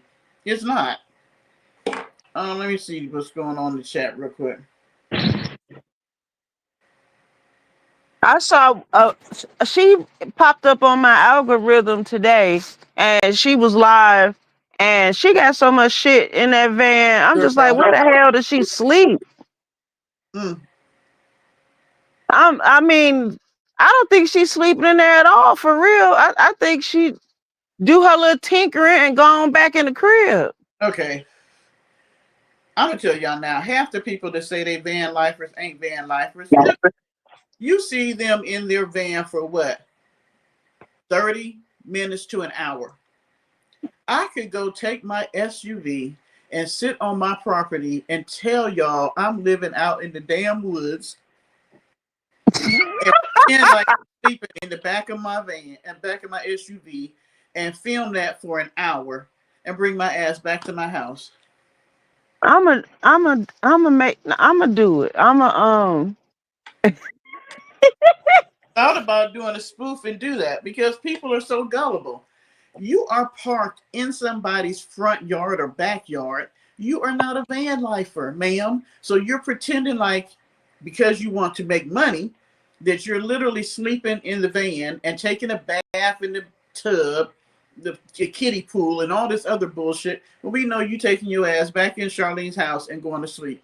And if you've seen that bedroom, oh my God, that bedroom is horrible. It is horrible. I cannot believe she has messed up that bedroom. You can't even see shit. It's closed. It is just a hot mess. It looked worse than the van. I think I'm gonna have to go. I ain't been on next channel for real. I think I'm gonna go back deep undercover and go investigate. But yeah, she has a whole new channel that she's talking about trolls and it's always about her. It's always about her and that she's so perfect and she's so holy and everybody's jealous of her and that's why they say the stuff because um, God has made her so special, and that people come against Hmm. because of her gifts and talents. And see, Oh. what kills me. One day she wants to cuss out the trolls. Then the next day she doesn't have anything to say. She's gonna let God fight her battle. Hmm. Still crazy as hell. And then she came on one night and was like, "I'm drunk." Ooh wee. She got so mad because one of her subs was like, "Well, I thought you were a Christian, and you're drunk." And she's like, well, you're not a real Christian. Oh, Nate got mad. She said, my relationship with God is not up to bait, whatever. And Debate. yeah, I'm started. We about 3 glasses in now. Child. It's, Listen. it's not up for debate. And I'm just like, well, quit trying to come out here and act like you so holier than thou. Oh, but I was surprised the other day, since I be talking about she don't use scripture. Miss Ma'am had a little box on her video where she had the scripture, Oh, she verses, been on Bible.com. and then she still mucked them up and said the wrong thing because she said something. I was like, wait a minute, that don't sound right. Let me flip open my Bible. And yes, of course, she got the shit wrong. I was just like, see, you can't even do it right when you trying to halfway do it right. She has 3 channels right now. Okay, she has 3 channels that she shows. Now, how many personas does she have to go in people's chats to see what's going Oh, on? you'll never know how many of them, girl. That child, when she be live, she have one eye on one chat and one on the other. She And probably has Charlene commenting on another. I cussed them out for you, by Mark, Vanessa. good night. You going to Good bed early? night. It's only 11:10. Why are you leaving us so early tonight? Well, 11:10 my time, 10:10 your time. She probably got Charlene watching one phone, probably got Raven watching the other one. And Child. she killed me because this is how bad you know. Now, when I go to her stuff, her videos be way too long. So I'm going to skim through and just see if I can come across something that's funny. She watches everything we do in our videos Yeah, I know. because she can come and she picks out the smallest little things. And I'm thinking, I probably forgot what the hell I said, but she can come back and pull it out. And I'm like, I'm gonna give you your props tonight, ma'am, because you did kind of try to mention me in your video. And you know I don't talk about you like that no more because you're boring to me. And personally, can you tell me why you got all them damn colors in that van? What the hell is going on? You got the orange walls, the green door, and then she went and did this crap on the stuff that she bought off of Amazon, the pre-made or wherever she got the shit from. It's like orange and yellow it and you got the black and white floor. It's just too many damn colors. A gold sink. What the hell is going on in the van? That's what I like to know. What you doing? Because it's too busy for me. But I don't have to live in there. So you don't even have to say it. I don't have to live in there. I just want to know what was the color scheme you were going for because you know you are the perfectionist when it comes to decorating places. So can you just explain to us what is the color thing? What are you thinking? Where are you Is going with this? is the tabernacle still in there? The pulpit. That's what I want to know. Thank you, Now Kids and Cream. It's like the Funkadelic. I'm gonna You give know her what? this. This is how bad it is. That shit that she just painted on the doors and stuff. You should put a black light in there. That is a good idea. If you put a black light in there, girl, Girl, it'd be like radioactive. You put a black light in that pissy van. Girl, you crazy? and smoke you a doobie, you just feel like you just back in the 70s. Girl, you can't put no black light in that van. All the pissing and bleeding and farting. You're And, so and damn. she done did up in there. Don't All the make me send, DNA. don't make me send you to the doghouse when you a co-host. It's gonna look like a murder scene up in there where they done unsolved mysteries and brought the black light up in there. Hi, Can't do that. Anthony. Okay, I gotta go to the bathroom, so you hold it down, receptionista. Okay, who is this? Antonio Anthony. Hello.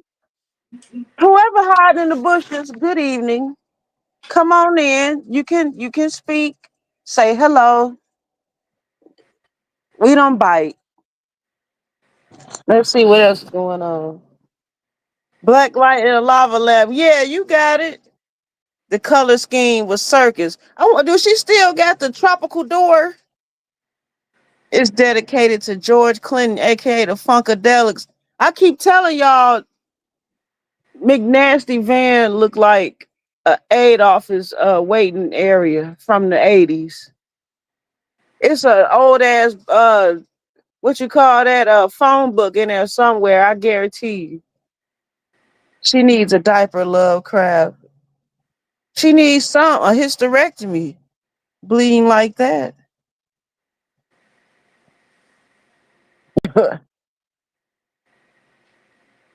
Child.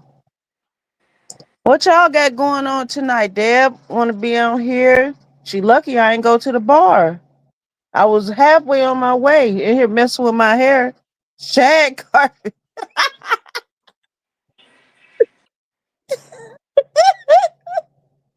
I heard she pee pee on herself. Yeah, because she want to sit on live for 12 hours rather than go and take care of her business. Trying to see what we talking about. We talking about you What'd you say? I'm lucky that you didn't go to the what? to the bar. Your bar is right here, ma'am. You need to get you some alcohol so you can drink with me on Friday or Saturday night.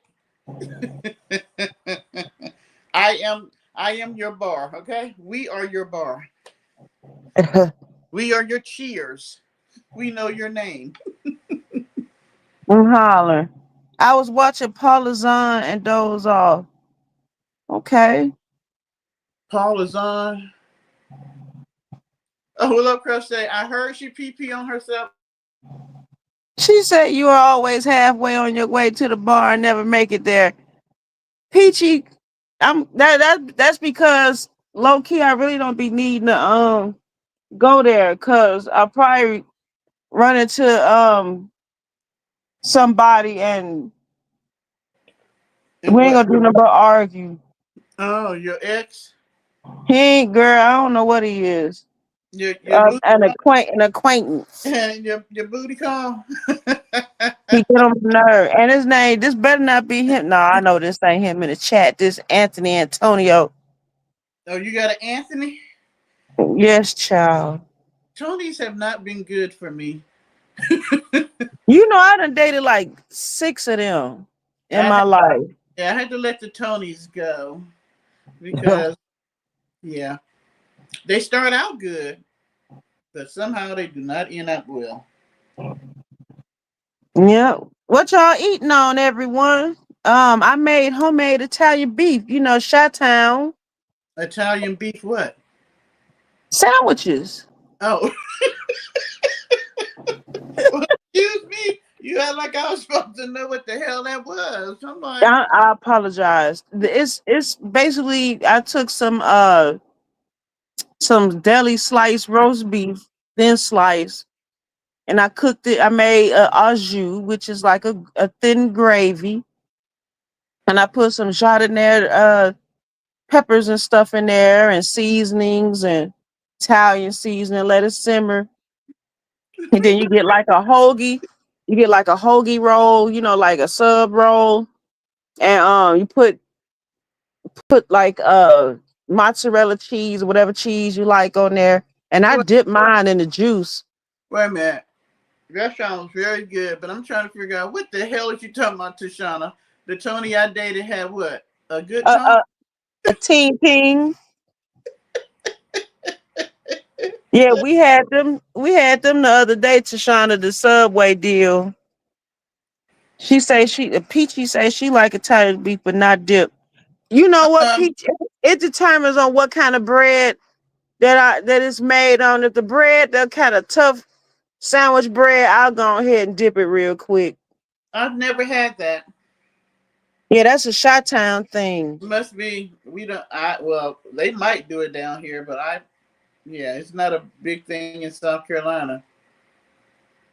And I made crinkle cut fries. My favorite. I love crinkle Like fries.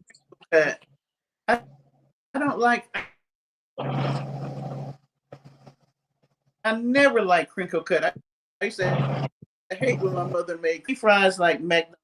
I like the shoestring, or I like the ones that have the skin on them, or the kind you make yourself, which you're gonna need the skin on or take off. Yeah. But that's what we It's ate. always good And to get a plate. Who is we? Who lives with you? If I'm not being too nosy. me and my two of my Somebody sons. else? Oh, okay. They requested Well, it. look at you. Man, Uh, we how can old are make your it son? 20B. Uh, How old are your son? so my oldest son is 28 and my baby boy is 20. And I got another son, he 25. He was a 2000s baby. He So you turned 25 this year. in there making Italian sandwiches for your grown men. Yep. Okay, mommy. They're spoiled. I know you're making it bad for any woman that gets with them. You do know that, right? We have to have dinner. Hey, listen to her. She got all defensive. We gotta have dinner, and I can see them now with a woman. Well, we gotta You have dinner. gotta know how to cook. Cooking. My mama used to make us Italian subs, and we could dip them. Child. Because ain't nothing wrong with finding a woman who know how to make a meal. Hey, let me tell you this: have you ever dated a mama's boy? Sure, I sure have. And did you thank mom for that? Um, honestly, I kept the mom out of my business. You don't I've have to only keep I've mom. only I've only dated one. What's so funny? You don't have to keep mom out of your business. He's gonna let you know about how mom is, because everything he's gonna base everything on is what mom did. I've had, and I'll say this because I've had my son's women say that he's a mama's boy. Your mama does everything or whatever. Out, and you know what I tell them? Let me tell you something. I had one child, and as long as I have breath in my body, I'm gonna do whatever the hell I want to do for my child. And I don't give a damn what nobody say. I might do too much for him, which I probably do, but he's my child. He's always going to be my child. He will be your husband or whatever, and I'll mind my own business if he's your husband, but he ain't married now. Y'all just boyfriend and girlfriend. So until he put a ring on it, hey. And I have grandchildren, and that's really why I do the majority of it. And I've heard that people have said that I've spoiled my son.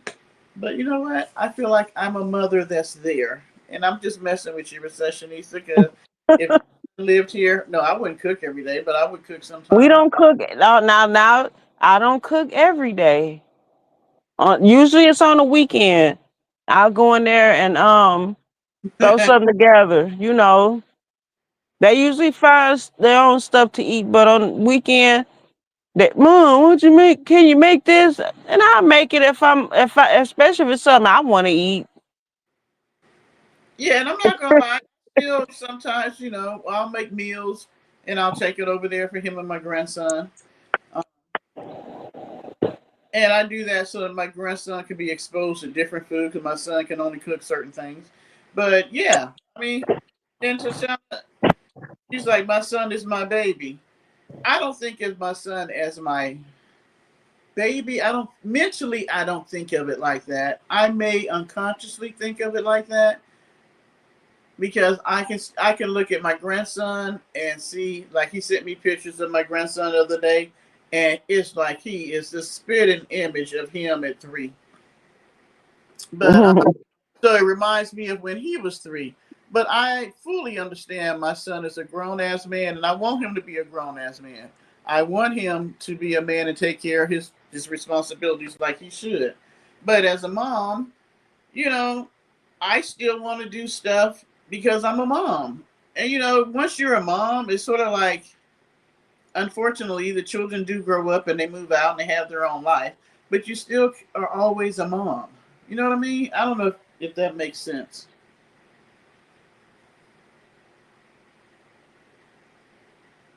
Yeah, a boy mom, a mom that had all boys. We built a little different. But one thing I can't stand is these broads who treat their sons like their boyfriend. Now that I never did. That's Now that I mean, because I had one son when I got married, My ex had two, so I ended up with three, and I still consider myself having three because we all still. It's funny. Me and the mother of them, we get along great. And me and the boys, like I told them when I married their father, I would always be there for them, regardless if me and the father was together or not. So they still consider me like a stepmom. And so Yeah. all the boys, I call them boys, but they're men. They all still hang out with each other because they live in Atlanta and they come up here. We all still hang out. Everybody still hang out with each other except for the ex. So I do consider myself having three boys because it was interesting to be raising. I was only female. Everybody in the house was a male. The dog, the young men, the boys, and my ex. So yeah, it's interesting to have all boys. I had no girl, and then I finally get a granddaughter, and she decides she does not want to dress like a girl. She told me when she was 5, please stop buying her dresses. So yeah, and Tashana, yes, we are very sorry to hear that you lost a son. And you have beautiful daughters. Well, all your children are nice looking, Tashana. You have a beautiful family, and don't even look like she had 4 kids. What you mean you're not gonna touch that subject? Love crap. Do you have children?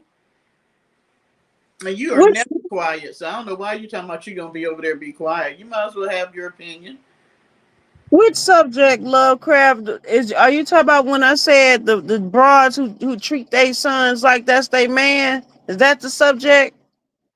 Because that's real bad, especially in the African community, American community. Well, Black American I community. it's bad anytime because I looked at it like this. Yeah, My son, it is. my son can tell you that being raised with me, they didn't know if the bills wasn't being paid or the bills was bad or whatever was going. They were children, just like I was when I was a kid. As you get older and you overhear conversations, you kind of find out what's going on. But for the longest, I didn't even know that they knew that my ex was messing around, and I don't think they did. My son found out simply because my ex had two phones, and we had went to church one Sunday, and he had left one phone at the house. I don't know why my son didn't go to church because it was a requirement for him to go. So I don't know if he had something athletic he had to do that day. No, it wasn't Sunday. It was a Thursday Bible study. I think he had football or something. And the phone rang. It was between the cushions of the couch in the family room, and the phone rang, and my son answered it, and it was a female looking for my ex. He never told me till after we were divorced, and I think we were divorced a couple of years before he told me. And I was like, I just never knew. I never knew that the boys knew what their father was up to. But apparently they had all put it together because, like, on the days, Saturdays, he was supposed to take them to go get haircuts. He would drop them off to get haircuts, but then he would disappear while they were getting their haircuts. And so there were little things that they knew that I didn't know that they knew. So it is what it is when it comes to young people and you trying to keep information away from them. Oh, Lovecraft, I am shocked. You always have something to contribute. And we ain't gonna get mad at you. Your opinion, wait a minute. Me and you disagree on all type of topics. So this one any different. Well, I mean, if Lovecraft say they don't want us to be in it, don't be in it. new drink. My mom didn't tell us shit. She wasn't gonna tell us her business. Till this day, my mom ain't gonna tell us her business. No, my mom didn't. It's me. My mom didn't do that, and I don't tell my son. My son don't eat. Now, me and my son have a very open relationship, and that was something that I always wanted us to have. One, because I wanted him to always feel comfortable that he could talk to me as he was growing up as a young male. And I know that he doesn't tell me everything, and of course I don't tell him everything. But we do have conversations about relationships, male and females, raising children, movies. I mean, we can talk about anything under the sun. And for some people, I know that's a little bit different because in our family, and this is not just me and my son, We can talk about, like, with my dad.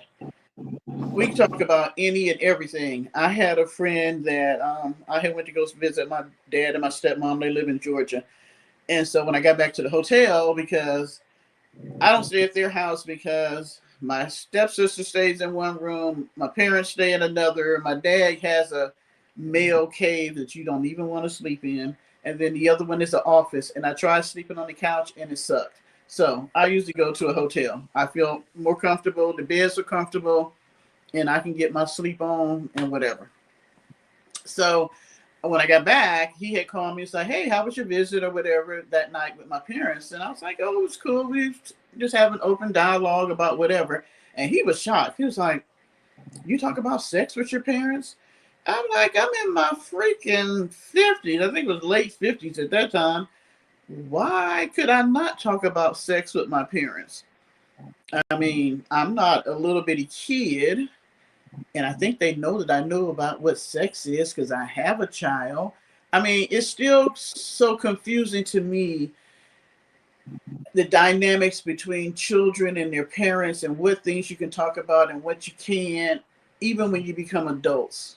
Am I just off the beaten path on that?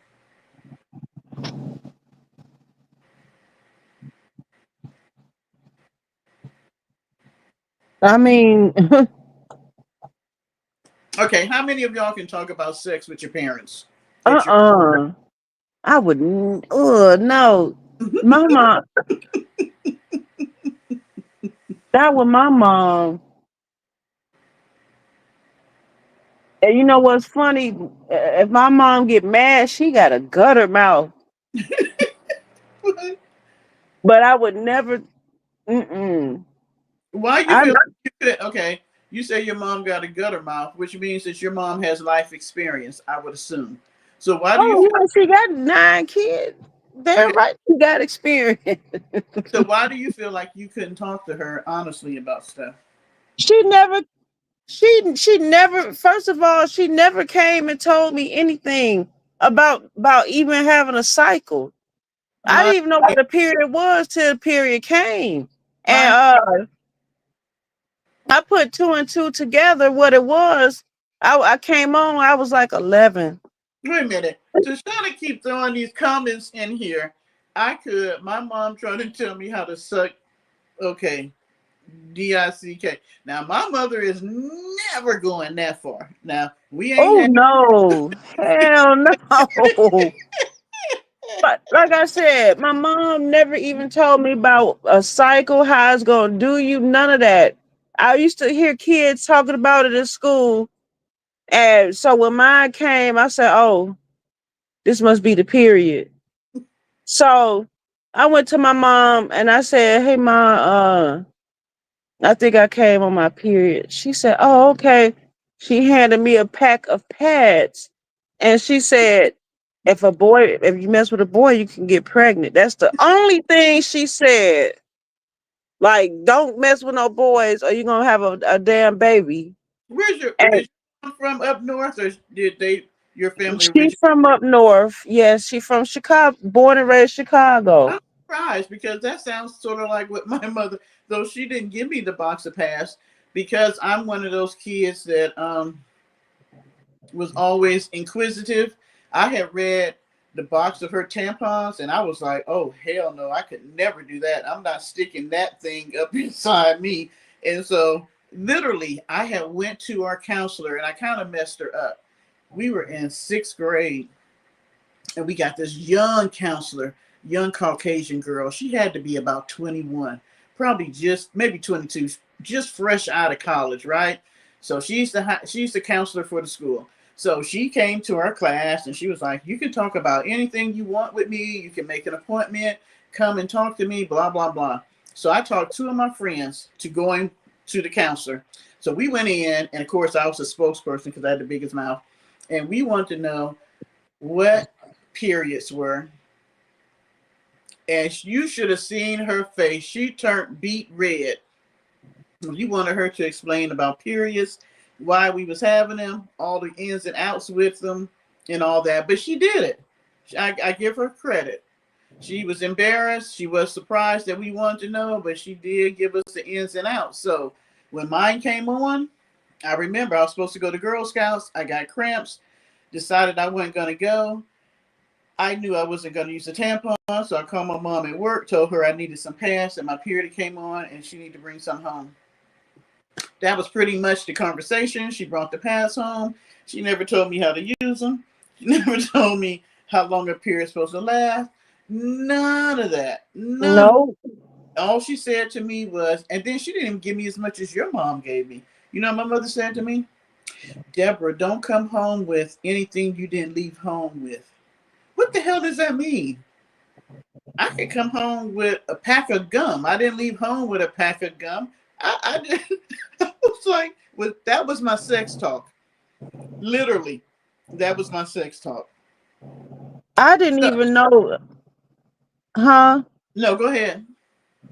I didn't even know up until I started working on labor and delivery many years ago at the hospital that that you will get pregnant. Uh, your window of getting pregnant is after you come off. All these years, that's no wonder why I had these kids because I thought it was party time. No, that's when you ovulate is when you come off. I didn't know any of these things. I didn't know how long a cycle supposed to last. I didn't know any why am I bleeding? And see, that's what's crazy to me. Now I'm 63 and you're in your 40s, right? Yeah. Okay, so that's a 20-year difference that your mom didn't tell you no more than what my mom told me. And we wonder why our young girls are out here getting pregnant, getting venereal diseases, going through all the stuff they go through because we do not equip them with even knowing what their body is going on in their body. I've always dealt with children. I started babysitting kids when I was 12, and from that time on, I've worked with kids. I met young people when I was in the military, young females who had no idea even what how they even got pregnant, yet they were pregnant and they were like 14, 15 years old. They didn't even know anything about the biology of their body. And to me, it is still just as screwed up now in 2025 because you still have young girls who don't even know how they got pregnant, what makes they don't know about ovaries, about sperm, because in South Carolina you still have to get permission from your parents to get sex education. So if your parents say no, you don't get it. And so it's up to them to give it to you, and most of the time they're not. Let me catch up on. My mother told me about menopause, but not perimenopause. She probably didn't know about perimenopause. Hell, I found out about it when I was in the doctor's office. My mom didn't know what perimenopause was.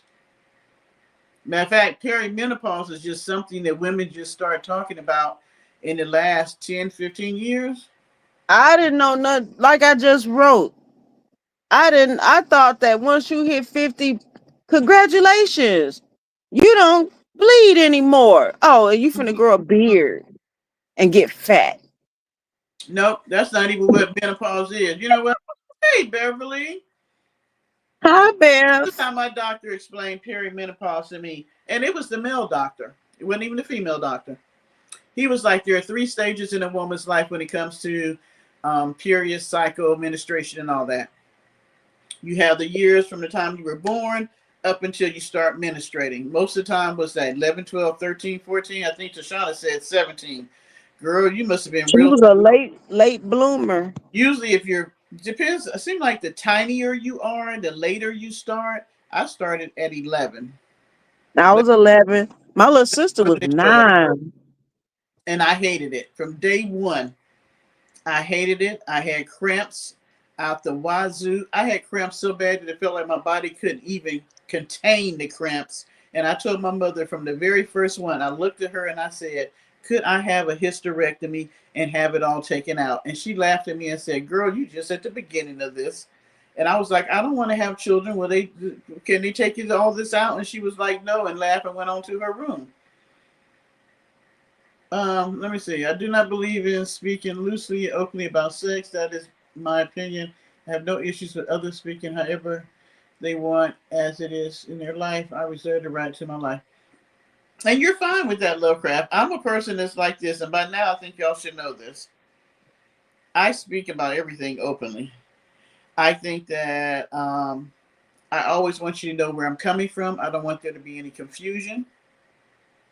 I like being able to have open dialogue. Communication is extremely important to me, whether I'm talking to you guys or talking to my son or my grandkids or my parents or my siblings or to a mate, a partner. I think that we fail a lot of times when it comes to communication. I don't ever want it to be where the other person that I'm trying to communicate to is confused about what I'm saying, or I'm not able to express myself. Now, we do know that there are different levels of this. There are some people you can talk to more openly than other people. There are some people who are very reserved and choose not to, and usually that's because of their upbringing. If I looked at how my mother did things, she ain't talk about nothing, still don't. We have to pull stuff out of her, and she gets very uncomfortable when we're very direct and open and honest with her.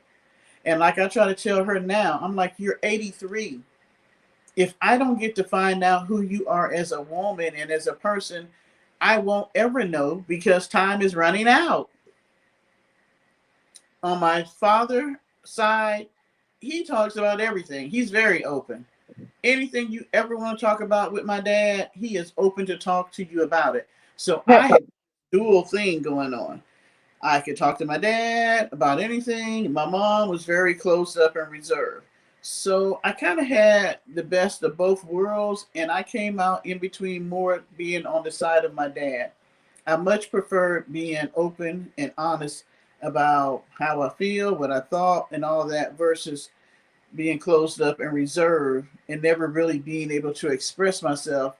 And it still comes out just in different ways, if I make sense. I'm so behind in the chat tonight. We Uh, need a hammer on moon boots. Tisha, I mean, you can talk while I'm trying to go back to the chat and see what I missed. She said, Leon, how you say your daughter? Leona, my 24-year-old started at 16 and Holiday at 14. It when it seemed like when I had first started mine, why did it feel like everybody in my class started theirs roughly about the same time? And like I saw so many of my classmates walking around with stains on their butt. I'm just like, oh my gosh, this is awful. Wait a minute. What is a scribble, Beverly? Um, you heard your mom call your dad a scribble D? What the hell is that? And, and I That's right. really, You right, moon boots. You do need a wrench, bitch. Somebody bop them with the wrench. Moon Boosted Chef, I need a wrench. You mean? Who mean? I said somebody need to get we call the wrench the hammer sometimes. When Oh, you why they always pick on you? Why would because they know I'm on StreamYard, they know I can't bop them. you was testing What the is water, Moon Boots? You don't want to test the waters over here, man. Moon Boots probably why you testing the waters, Moon Boots? Just come out and be respectable and engage. Yeah, you can say whatever you want to say. Right, like Tashana just said, just come in and say hi. Why you gotta come in and be ignorant? Get the hell on somewhere. Here we go. We finna get started. Wait a minute. Well, it's getting late. People maybe. Oh, you did say hello. We're sorry You if we. came in talking about some damn DoorDash. What is that? Is that who said the dough dash? Yes, it is. Mm. I Look, overlooked that. I ain't listening. To whoever hiding in the bushes want to test the waters, you're gonna get cussed out tonight. I'm not in the mood. Tashana is a nice mod. I'm gonna tell y'all now. Recessionista is not. I think that we should be much more open and have honest dialogue with the young women in our lives.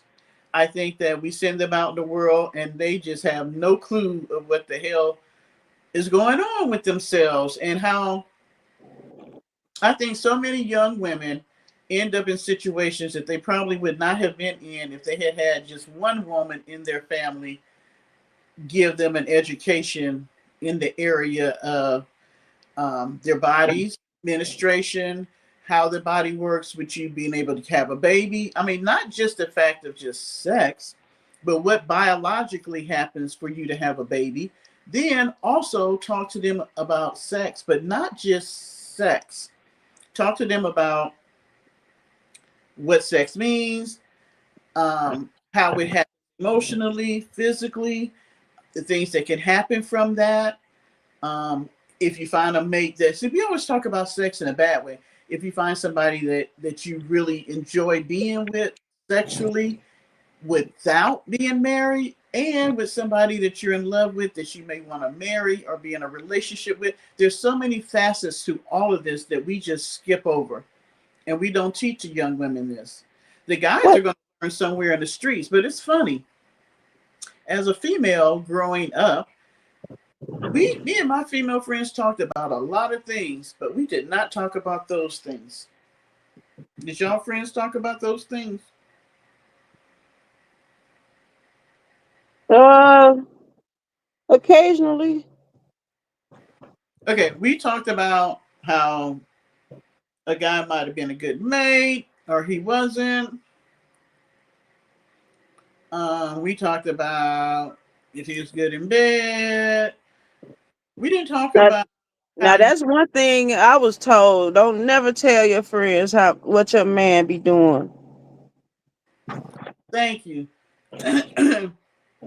We never talked about how sex, like Tashana said, can be a healthy, um, be a part of your life, how you can respect yourself, how to say no. I was looking at also, and I'm not even into Oprah. I'm really not. She just lost me back in the day when she forgot about us.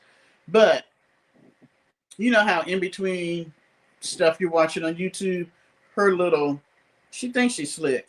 You don't have to go to her podcast and watch it. She does her own little infomercial as a commercial, right? But she has some interesting people on there. When it comes to psychology, it perks me up and I'm going to listen. But they were talking about different addictions. They were talking about gaming addiction with our young people. They were talking about pornographic addiction with our young people. They were talking about, she didn't get into gambling because time ran out. But one of the things that they were talking about was the fact that um, because we don't talk to our young people enough about sex and stuff like that. I don't know why the United States is just so reserved when it comes to that. They keep trying to go back to the Puritans, but okay, we are so far removed from when they first came over here and landed on the Americas that right now we have so many. This one guy was talking about he started watching pornography when he was 8 years old. And we might say, oh, wow, eight? But you got to look at it. Young people are on the computer all the time now, not just for gaming, but they're on there for school. They give them their own iPads or whatever. Now, you can't bring up porn supposedly on the school one, but the computer in the house, if dad is watching porn, the son has access to porn. And he said he started using that as his stress release. I can understand that because my ex was like that, right? I never really went into why my relationship was bad with my ex, but that was one of the things, right? So the thing that's happening now is our young people are using, I forgot, we can't really say porn, we gotta say corn. Um, they're using that as their way of learning how to be intimate with the opposite sex or with the same sex, right?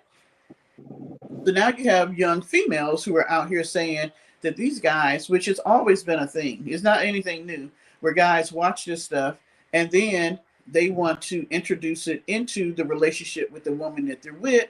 But for most young women and older women, we're like, we ain't the corn star, all right? That's something that's a movie. It's just like watching Die Hard, all right? You ain't finna run into a building and try to save everybody and jump through windows and all this stuff like that. So just because you watch this corn over here, you ain't finna come over here and jump through hoops and choke me out and do all this stuff. But because they're watching it so much, and the more you watch, it's like a drug. If you start on marijuana, then you go to maybe crack, maybe meth, then heroin. It's always up in the game. Same thing when you get addicted into corn. It's like maybe you watch heterosexual, maybe you watch a little gay, but then maybe you watch the people that send in their own. But then you start rolling over into bondage and choking, and because you need that to keep the stimulation going. But the problem is they're taking it from there to over here. And I would beg to differ that most women would say that they are not performing the same acts that most women are doing in a corn video because first of all you ain't getting paid for it, and just like anything else, when it's a movie, a video, whatever, not everything is true. So now you got a guy and this is a big issue in um, universities, young girls getting choked out and they don't want to be choked out.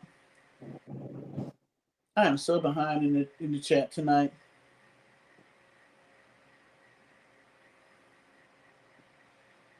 There was recession talking about the mesh draws. Yeah. I don't know what they gave you when you had your son, but when I was having kids, they would give you some mesh, like you had, of course, a natural birth. They'd give you these mesh drawers that will hold the big pad, because you know you're gonna bleed after you have the baby. Yeah, I didn't think about the mesh draws. And I would always make them give me a few pair because you're gonna be, bleeding for a couple days after you deliver.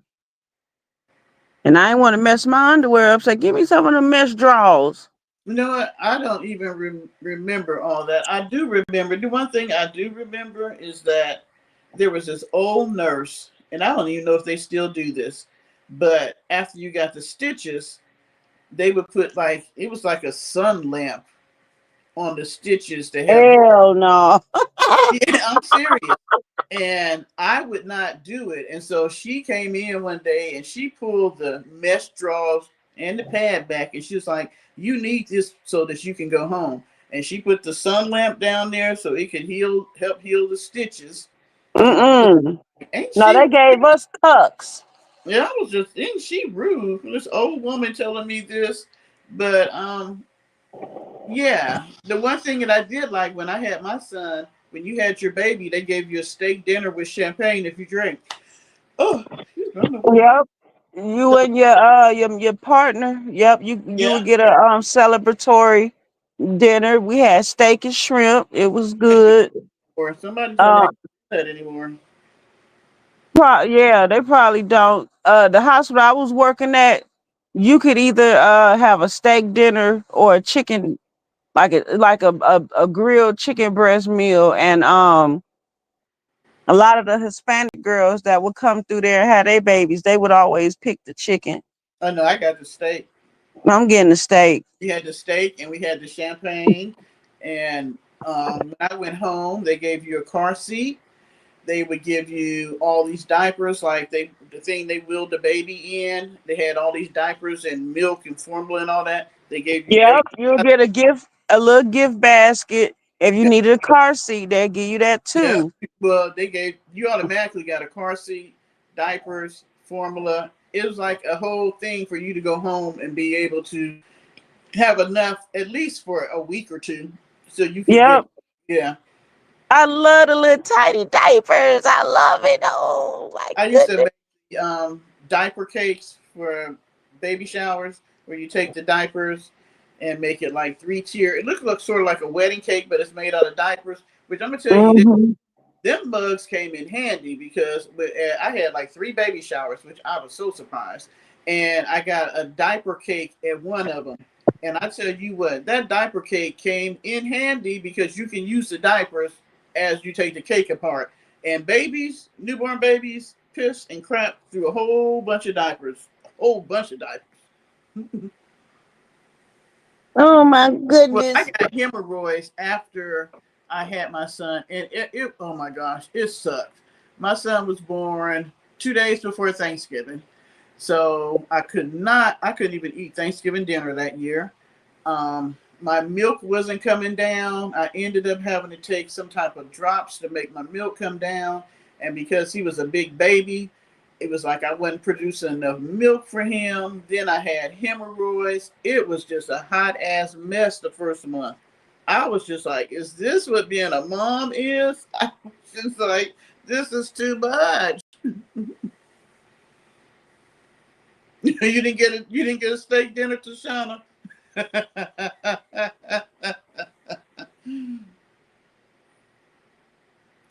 Beverly, you had twins. Oh my gosh, I don't even know if I could. Just to think back now, if I had had two of my son, I don't know what I would have did them first. I don't even know what I would have did the first year. You know what? Because there were days that I was trying to work and be a single parent, and I'm crying and I'm trying to feed because I would just be so because I work like at the post office and I worked 7:30 at night to 4 in the morning. So I would go pick him up from the babysitter. So as a newborn, as he got older, he was going to be staying up during the day, but that's my sleeping time. So I'm trying to stay up with him, and then I'm exhausted because I got to go to work at night. It was just, there were days that I would be literally sitting on the side of the bed crying, thinking, am I ever going to make it through this? And my son did not sleep through the night. I think he was going on two before he slept through the night. And I was just like, oh, like I say, that first year, it was the most stressful year I can think of. Not the most stressful in all my life, but it was an extremely stressful first year. Um, yeah. And I enjoyed being a mom, but I'm not going to lie. Being a single parent mom was probably the hardest job I ever had because I was always juggling trying to be a good parent, making sure my son was in a safe space, and then having to deal with the bullshit at the job because they didn't want to let me off to take care of my son, and I was always going to take care of him. So I might have to lose a job here. And some people were like, how'd you have like six jobs in 1 year? Because my child came first. And if they weren't going to if he had a fever and I need to go because he had a fever, I was going to go. You can have your job. I'll find another one. It was just crazy. Yeah.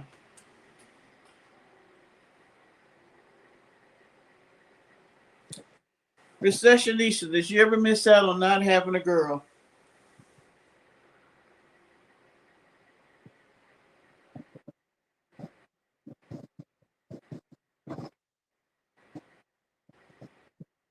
I tried to let him try it out, but the thing was, the first year, the the first year, me and my son literally lived with my mom, right?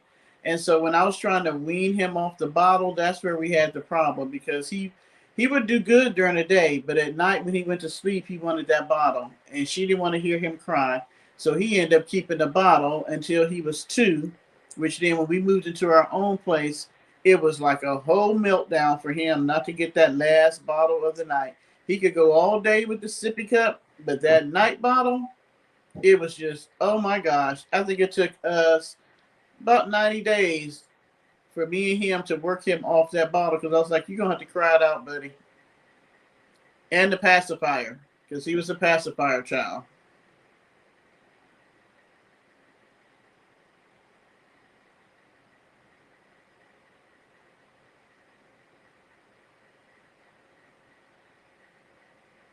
I never had a miscarriage, and I only had one pregnancy, and that was my son. And they were tripping because I was 31, and everybody kept saying, "No, no miscarriages, no abortions, no, only pregnancy, only child." Yep, I lost. I had a miscarriage. I ain't had no business being pregnant anyway. I prayed to God, and I was like, Lord, because I really didn't want to get no, deletion, you know. So I prayed to the Lord, and I said, God, if it's meant for me to have this child, give me a sign. 3 days later, I started bleeding, and the killing part is the father. He ain't even alive. He picked after me and him broke up. He picked up a coke habit, and somebody gave him some coke with fentanyl in it, and he died. So the child wouldn't even have a father. So the Lord knows what's best, and I didn't need no more kids. But that probably was my little girl, though. I'm sorry to hear that. It sounded like you had got pregnant the first time you had sex, girl, baby. Oh Lord, if I had gotten pregnant the first time I had sex, I'd have been jacked up. But I didn't pray for a girl. I prayed for a boy. I always prayed for a boy because I knew. I said I did not want to have me. I knew the stress and strain I gave on my parents, and I was just like, I could not raise me. Ooh, that would have been horrible. So I said, God, please give me a son, and He did. Yep, the father's mom wanted me to have a girl. When I first started having kids, they wanted some girls in the family so bad because it was just a whole bunch of boys. And I mean, they never treated them no different, but girls did not come. And then I still didn't have one even with the third child. So years later, you know, I wasn't prepared to have no child, but it was what it was. That probably was my little girl.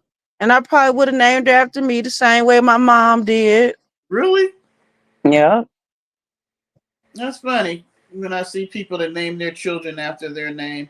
I mean, if I had had a daughter, oh my gosh, I wouldn't have no money. She'd have been dressed because I dressed my son and he could care less about clothes. He is not materialistic whatsoever. It is like he is the total opposite of me. But if I had had a daughter, oh my gosh, she probably would have been horrible, spoiled rotten because he's spoiled rotten. And yeah, yeah, and me and her probably would be having it head to head if she had any type, if she had any of my traits. Yeah, we probably would not be getting along on the most of the time. Tanya Oh and wow, that's neat, okay, so Tashana. let's see. I was named after actually um a lady. My mom loved soap operas back in the day, so I was named after Debbie Morgan. a soap opera star, and my name was supposed to be Debbie, but then back in the day, the husbands filled out the birth certificate information. My dad, for some reason, could not spell Debbie. This is no lie. And so I became Deborah. And it just so happened that there were two other women that were having babies at the same time who named their daughters Debbie. Apparently, Debbie was I guess, popular name in 1962. And then when my sister came, she was supposed to be Melanie, and my dad couldn't spell Melanie, so she became Melody. Now, I'm Dad, what's going on here? who was letting the men fill out, and this is how crazy it is. I told my mother, you should never have let your husbands fill out anything because my baby sister, her name was supposed to be Nicole LaShawn, and because my stepfather could not figure out LaShawn, she had no middle name, and we did not know this for years. We always thought she had a middle name, but because he mucked it up, she had no middle name. Thank goodness they started letting the women fill out the birth certificates information. So my mom gonna come to me. How old was I? I had to been in my mid 30s or early 30s. My mama gonna come to me talking about some, cause my name is spelled differently from hers. I have an H in my name and she don't. And she gonna come. The nurse put that on your birth certificate on accident. And she gonna say you should go down to the courthouse and had them remove that H. I said, Mama, girl, girl, been alive 30 some years. You come talking about an H. I said, Mama, go somewhere. You was gonna name your daughter Octavia. I only met one Octavia in my whole life, and I thought that was a very old name then. I don't know if she was named after somebody, but yeah, I grew up with I Octavia. I knew a girl named Gustavia. Okay, that's just ugly. That's just And ugly. guess what her sister name was? I have no idea. Titavia. Okay, that was wrong. That Titavia and Gustavia. She was my best friend in like first and second grade. She was like my best friend. Her name was Gus Stavia. And then Titavia. And Titavia had a million boyfriends, child. We used to girl, cause she was older. And one boyfriend would come to the house and then another one pull up and he would leave and then another one. Now I don't know if she was sleeping with all of them, but it was a lot of boys running in and out their house, and they was all her boyfriends because Gustavia told me so. okay. I don't know why they would name their children those names, I don't know. but I thought the worst name I ever heard. There's a girl I met in Germany, and her name was Orange Jella because her mother craved orange Jello when she was pregnant, and I Oh was my gosh. could not think of any other name to name her child. Oh, you were not going. You were not an Octavia, Tashana. Yeah, I'm glad your dad said no. You don't even look like an Octavia. I think a name should kind of represent who you are, and that was like with my son.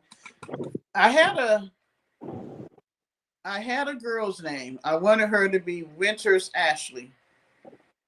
If I, but I was pregnant with a boy, and so I always loved the name of the guy. I don't know if Martin probably would remember, but I'm not sure how many of y'all remember.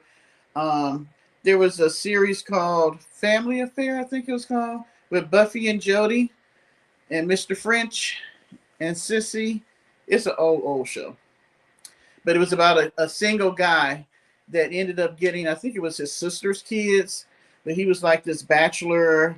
He had this really nice job, and he lived in a high, penthouse apartment and all this stuff. And then he ends up with three kids. Anyway, his the Heavenly. uh I was reading Tashana thing. She said she was gonna name her daughter Heavenly. Kevin Lee, but the guy's name was Brian Keith. And so I always said, if I had a son, I'm going to name him Brian Keith. Well, I ended up being pregnant with a son, but for some reason, Brian Keith didn't seem like the right name. But during that time, the movie came out, The Crying Game, and I always liked Forrest Whitaker because he always played strong roles. You didn't hear stuff about him. He was just always that actor that even now, you don't know a whole lot about him. He's married with a family, but he always played, strong roles. And he was in that movie. And so I was like, you know what? I'm going to name my son Forrest. And I picked it for two reasons. One, it was different. And two, I knew as an African American boy, people would always remember who he was because of that name. And I was absolutely right on that. When he went to school, either he was the only Forrest in the whole school, or if there was another one, it would be one other one, and their name would not be spelt with two R's. It would be with one R. But unbeknownst to me, did I realize that by the time he would be one going on two, the movie Forrest Gump was going to come out. So his name became very popular. And I hate it because people would be like, run, Forrest, run. And he would just dart off, run. And I said that's why he's probably good at track because he ran a whole lot as a kid. But I told him, I was like, hey, I was like, this is what we're going to do. You tell people that your name is not Forrest Gump. You tell them your name is Forrest and our last name. And he would be so cute at 3. He'd be like, my name is not Forrest Gump. My name is Forrest and our last name. And yeah, it has done him well. It has done him well because there's not many people named that. Yep, but I tell you what, Forrest Gump actually helped boost him up, and people always remember who he is because of his name. Because there's still not a whole lot of Forrest.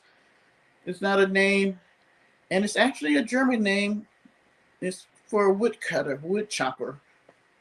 But yeah.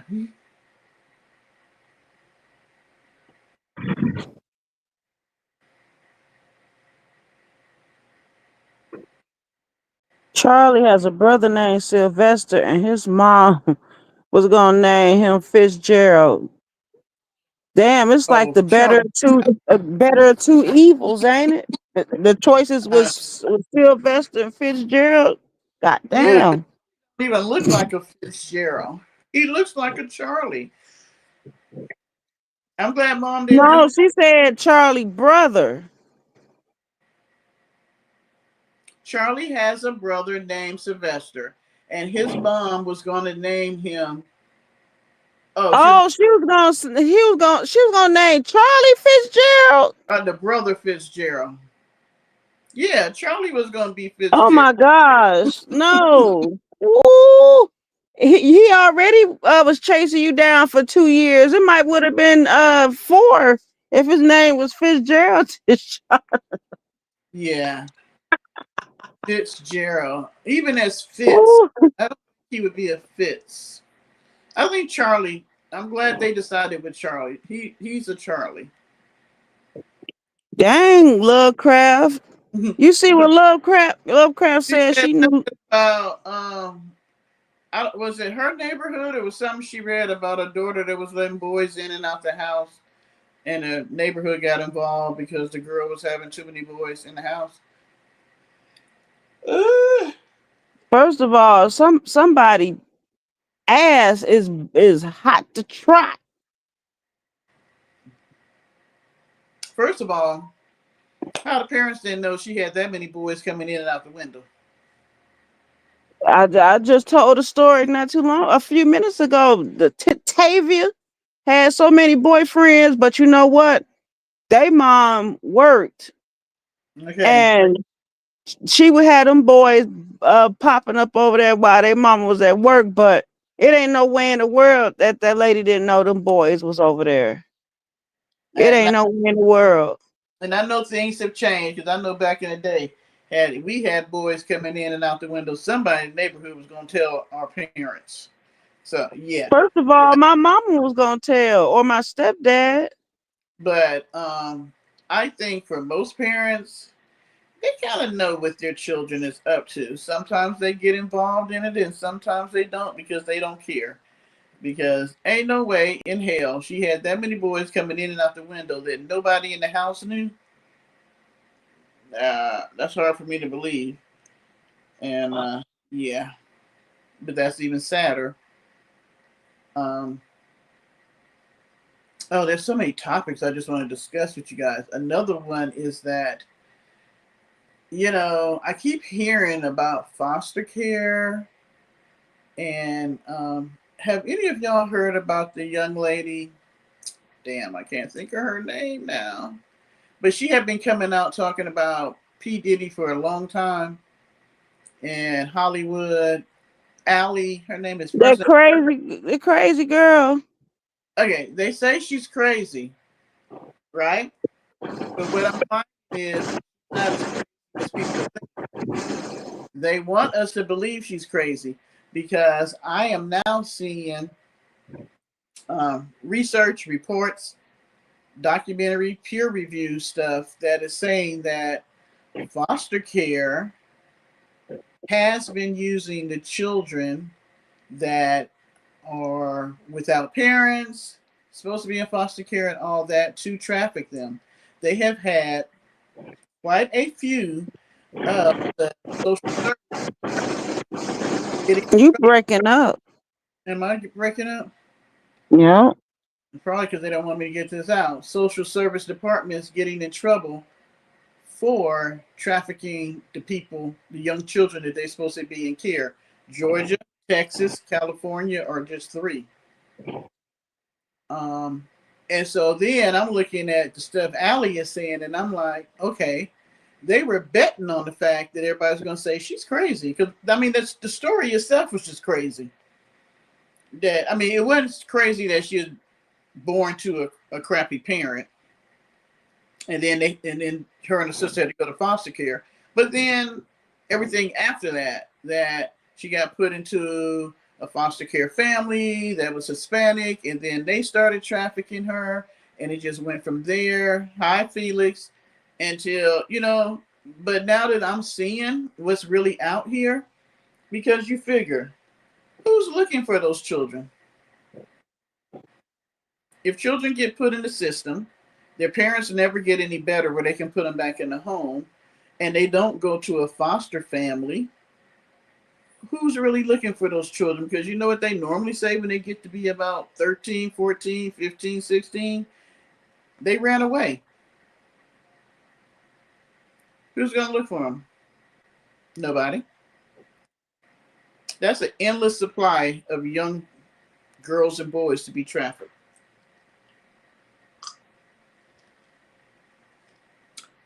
I want y'all to think about something else. All the children that were coming into the United States without parents, because their parents paid for them to come, and they're supposed to be meeting family on the other side, but because of our laws on immigration and coming in, there are a whole group of children, thousands of children, who are just lost in the United States and nobody knows where they are. How is that possible? And if you don't believe that, all the people that they took from Alligator Alcatraz, nobody seems to know what happened to all those men. It's closed down, but they don't know what happened to the men that were there.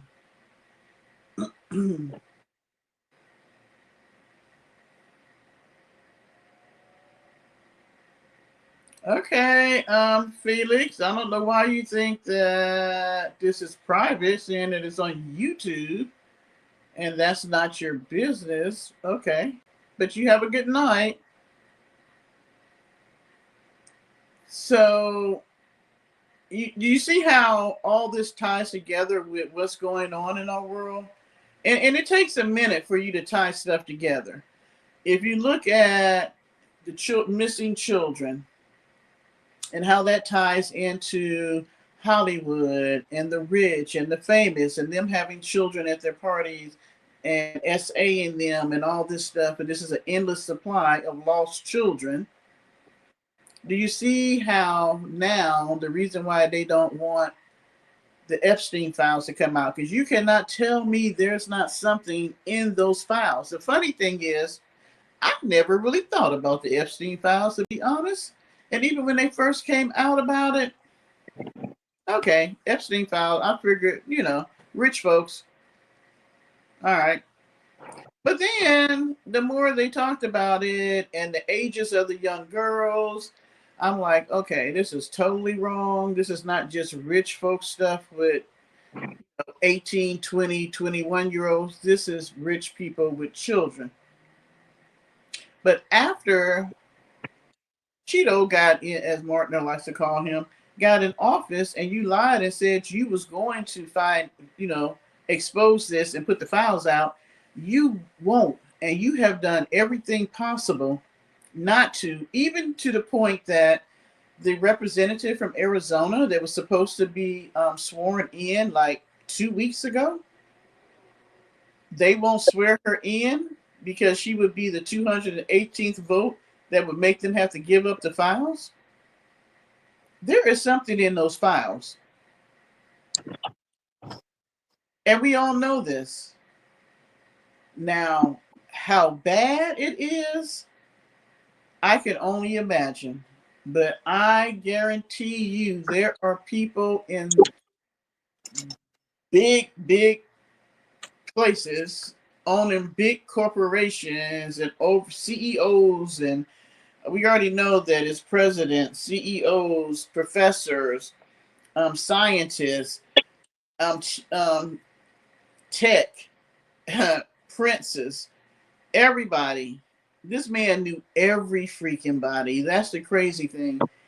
He came from absolutely really nothing and had really no real education to end up knowing every freaking body. That's why they had to let him go.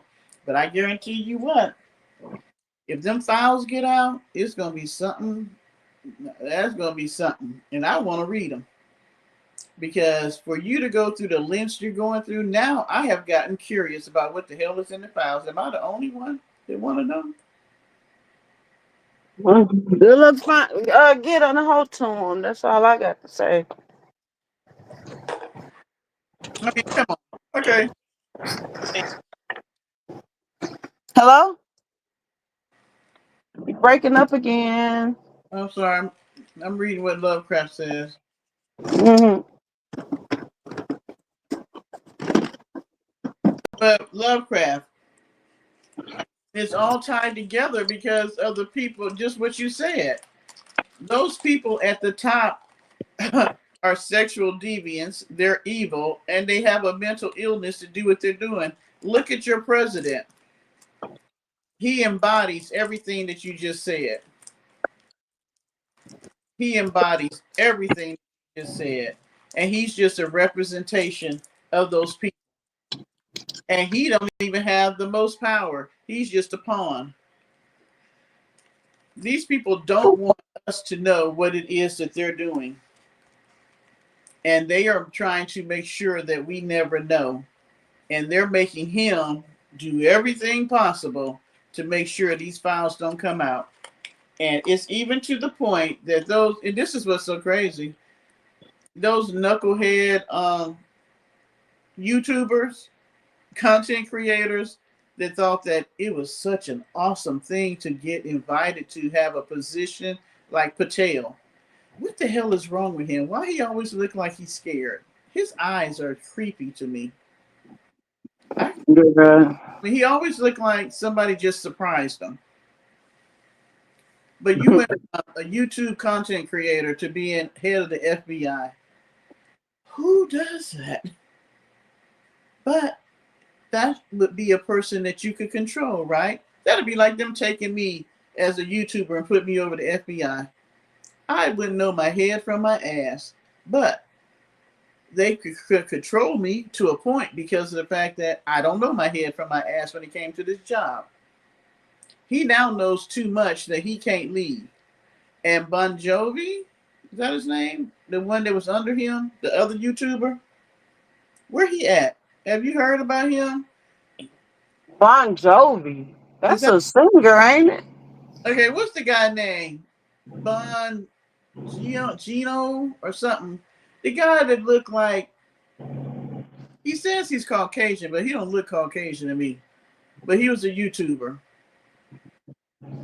He was the one that was right under Patel. It was two of them that came from being YouTubers, Patel and this guy. I don't know. What are you saying it's not tied together? How do you figure it's not tied together?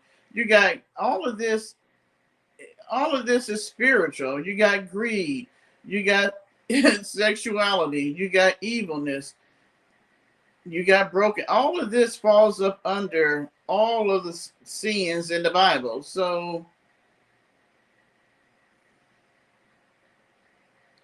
why does sin and why does evilness and brokenness seem to be rooted in sexuality? because probably the major sins in the Bible has to do with sexuality. Look at it.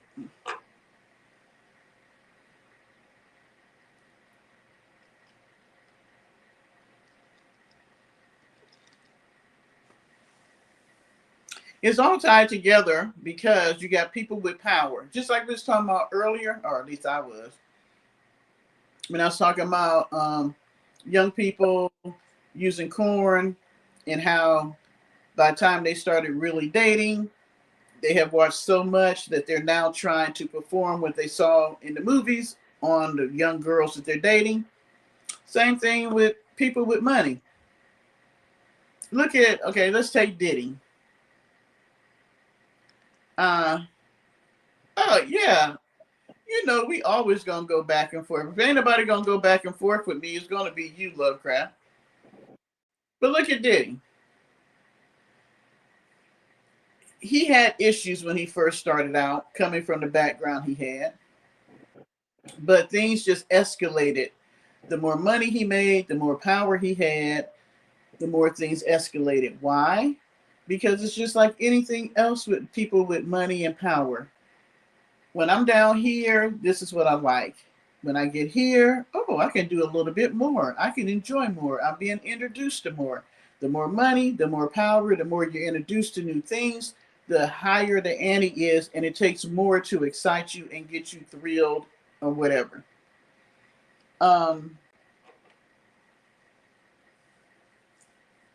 so, they get caught up in this stuff because they need the next thrill. And it's just human nature. Human nature. Recessionista. You like to shop. Yeah. You like to shop, right? Mm-hmm. What do you like about shopping? Get new stuff. Is it's it a it's a thrill to get things. okay? Is it really the new stuff, or is it the thrill of shopping and anticipating getting the new stuff? Uh, yeah, it's exciting to know that a package is coming. There you go. Okay, so how much stuff do you have in your house right now that you may have not worn, or you only worn once, or you don't even know where the hell it is? Ain't no telling. That sound like a lot of us though. No, I'm just using you as an example since you're my co-host. Mm-hmm. A So lot of as stuff. we purchase stuff, the more we buy, the more excited we get, the more we want, right? It's not even the things, because once we get the thing, once Amazon drops it off at the house and you open the box, it's like, ooh, ah, ooh, ooh. And then next thing we know, we on Amazon looking for something else new, right? Mm-hmm. It's the thrill, it's the excitement. That's the same thing with people in power when it comes to sexuality and not sexuality, but sex and stuff like that. It's okay. I can have a woman here, and I love her, and I married her when I was 18. But now I've made, I don't know, my first million. She's still my wife, and I still love her. But I can get a woman that's 20 who's going to make me feel like I'm younger because she's excited about everything that I got. Okay, so now I made my first billion. Well, I can. What is it? I done had all the women I can possibly think of, maybe a couple of men too, all in the mix. But I still got my wife, and I still love her. But I still need some excitement. What's the next level of excitement? I've been with women who want to tie me up, women who would dress me up, women who would do all the things that I want them to do because I got money. What would be the next level of stuff to go to? Stuff on the dark side, the taboos, the things that people would say that you should not do, and don't nobody want to talk about it, but you know it's out there.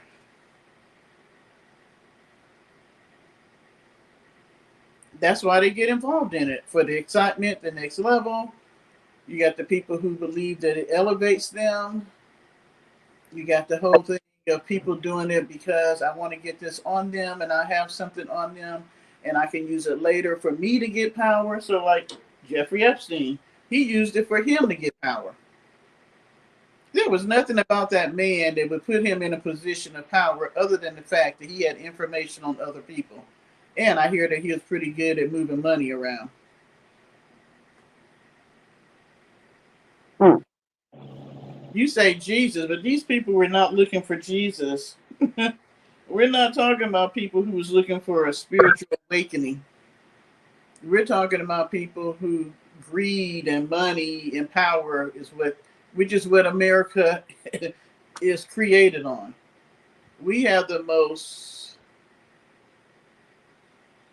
out of all the countries I've ever been to, we are the one country that is based in money, power, greed. Other countries look at how I can help my neighbor. We use it as something I may feel like I want to do. In countries, they're going to do it because that's how they're raised. We are not necessarily raised to help our neighbors. It's a nice thing to do, but do you know your neighbors, recessionista? Not really. I know of them, but I Thank don't really talk to them that much. you. But in They other were older women and they got a big family, so I don't really associate with them like that. but see, in other countries, people know their neighbors. They would know the family members. They would look out for that person when the family can't be around. The family could call them and say, "Hey, can you go check on mom, grandma, or whoever?" We don't do that here. It's very an individual thing, and you make it. And if you choose to help bring somebody up, you do. But if not, you don't even have to help your family. It's all about you.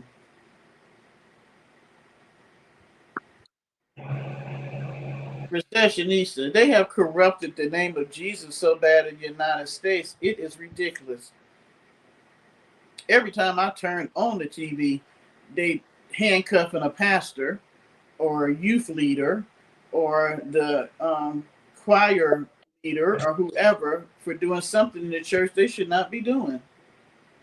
The United States has made a mockery of the word Christianity and have just made Jesus and God and the Holy Spirit something that people don't even want to deal with because of how bad we live in the church when it comes to the church. The church is a hot butt mess. It is. Man has corrupted the church. Yeah, they have, especially right now. I mean, how many people would say that they really trust their pastor? It used to be if you were a pastor, people open up their homes, they would feed you, they would house you. Pastors, especially in the African American community, they were just like president in the neighborhood and the cities and stuff. But now you wouldn't even let the pastor be around your child. Mm-mm. See what I'm saying? And as the older people leave here, how many young people are just sold out on God now?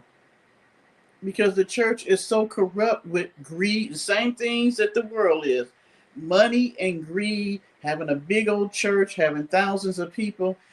I used to really like TD Jakes, and I liked him because I thought he was a good orator. I love reading his books, I love listening to his sermons. He always just had just a piece of information in there that was just going to hit you and just apply to your life. But the bigger he got, the more he got corrupt by the world. Yeah. And there's something wrong if you're a pastor and you got 5 kids and all of them got issues. What's And going on with his kids? well, um, you know that when he married Sarita, she had 2 sons, Uh-huh. and then they had 3 together, a son and 2 girls. All Okay. the boys are gay. Um, The son that they had together was caught in a park in Texas trying to solicit a police officer for sex. They tried to cover that one up real quick. The I'm trying to think which one is the oldest of the girls. The one that I think he gave over a woman that were loose conference to, I think Mhm. she's the youngest, but she was a stripper. The other one that's a little special, she been stealing babies. She got two babies that she stole from women. One was a Hispanic baby and one was a black woman's baby. And then her husband went to jail for molesting the children, but they say she was molesting them too. I don't know. And then of course he then got caught up in the P Diddy stuff, and they say he was up there in the mix, in the parties, doing stuff. And he tried to say he wasn't, but he has been sued ridiculous amounts of times from young boys who are now men in the church for him being doing sexual assault with the young men in the church.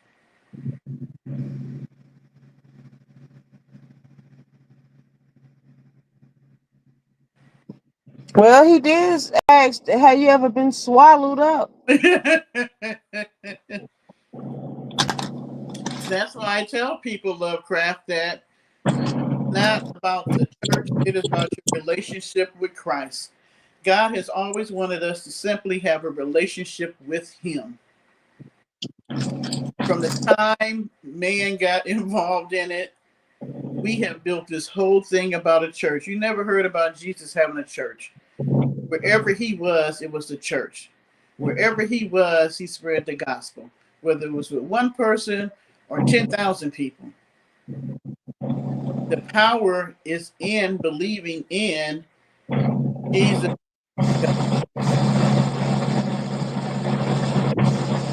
You breaking up again. I think it's there was bad weather in New Orleans. I think we're trying to get bad weather. It was real rough. It's I hear, either that or calls coming through. I don't know. I hear a lot of static on your side, though. You do? Yeah, it's I like got a fan blowing. I hear something like shh. It keeps coming up. I don't know. I I think got a all of this is going to come out in the wash, and we probably all going to be surprised how it end up being.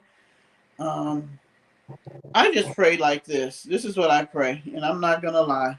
Those who are evil, destructive people doing things to other for money and power and all that, I pray that God will put them in their place, that they will have to reap what they sowed. That's for anybody, whether you're on the lower level or the upper level. All the reaping and sowing, karma. At some point in your life, you're going to pay back. You're going to get back what you put out, one way or another. And we just don't always realize that's why things happen in our life. And sometimes things happen in our life and we don't understand. We lose a job, you might get a car possessed, the neighbor may break in your house, your dog passes away or something. It, everything has a cycle. And over your life, over the time you did stuff, even when you may say that I didn't even realize I was doing wrong, but I was doing wrong, you still have to pay for it. You may not get paid tomorrow. You may get paid 10 years down the road. This year, though, has been a year of reaping and sowing. I don't even know what else is going to come up for October, November, December because so far this year has been crazy. We thought the year COVID was crazy. Oh, 2025 has been off the change.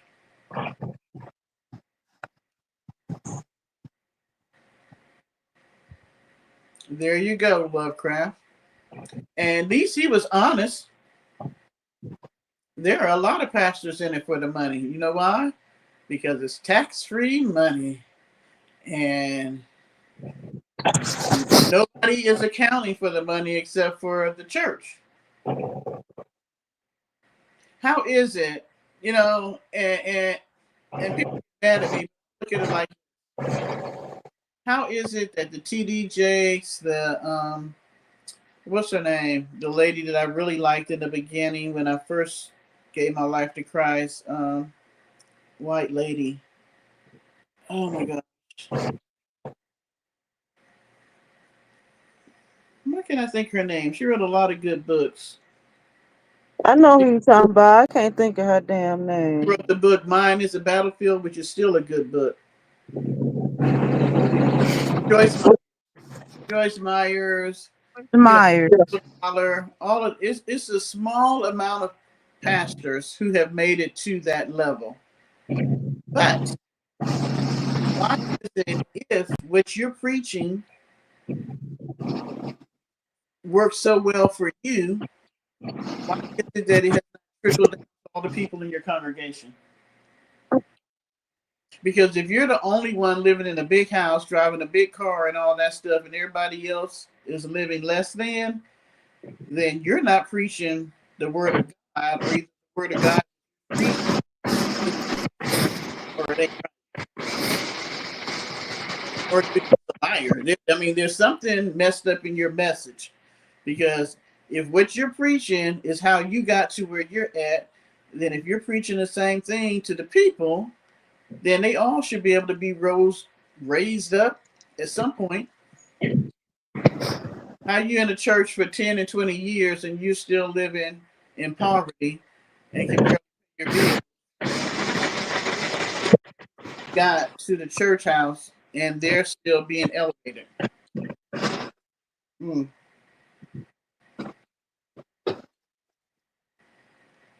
I like Joyce Myers. And I'm going to say this, Felix. This is what I believe. I think for the majority of that came when they first started, they were genuinely looking for a relationship with God. That's what I really that as they got bigger, money, and more people, they got. He really has some good writings. You got your for a relationship with Christ. She, her books are really good. You understand where you're at because they're very.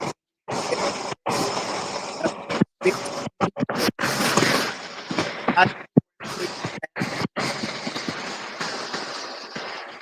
it's just started.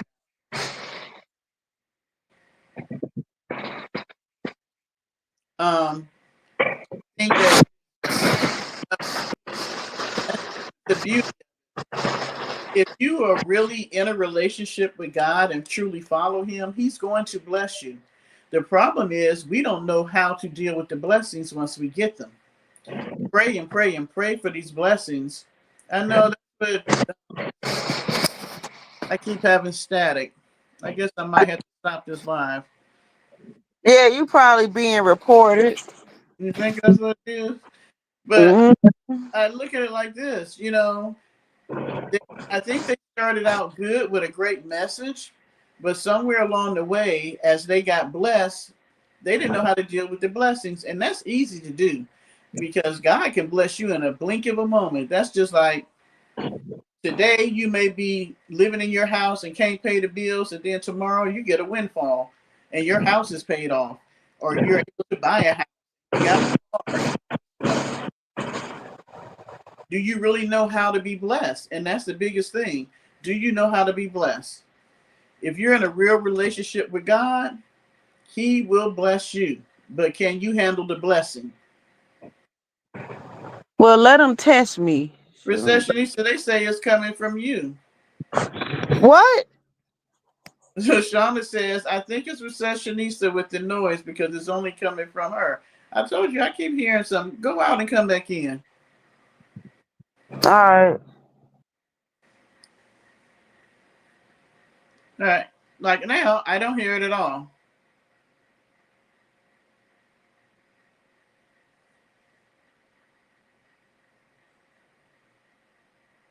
Can you hear me now, Felix?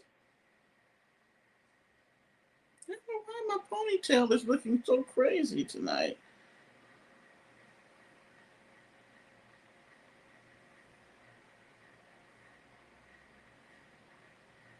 I think her earlier stuff is good, Felix.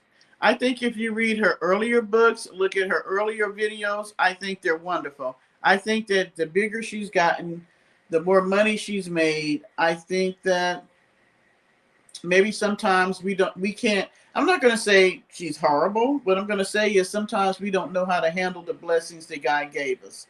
So if you want to, you know, deal with the stuff she has, I would say go back to the earlier stuff. Go back and look at her earlier videos. And like I say, there are people for different seasons. I think Joyce Myers is for a novice. It's for a person that's just trying to come into a relationship with Christ and they're confused and they just need stuff broken down. She will show you how to start your relationship with Christ. And then you move on as you need to be elevated. And if you're in a real relationship with God, He's going to show you which way you need to go and how to be elevated. You won't stay where she's at. She's never moved past teaching people who are novice.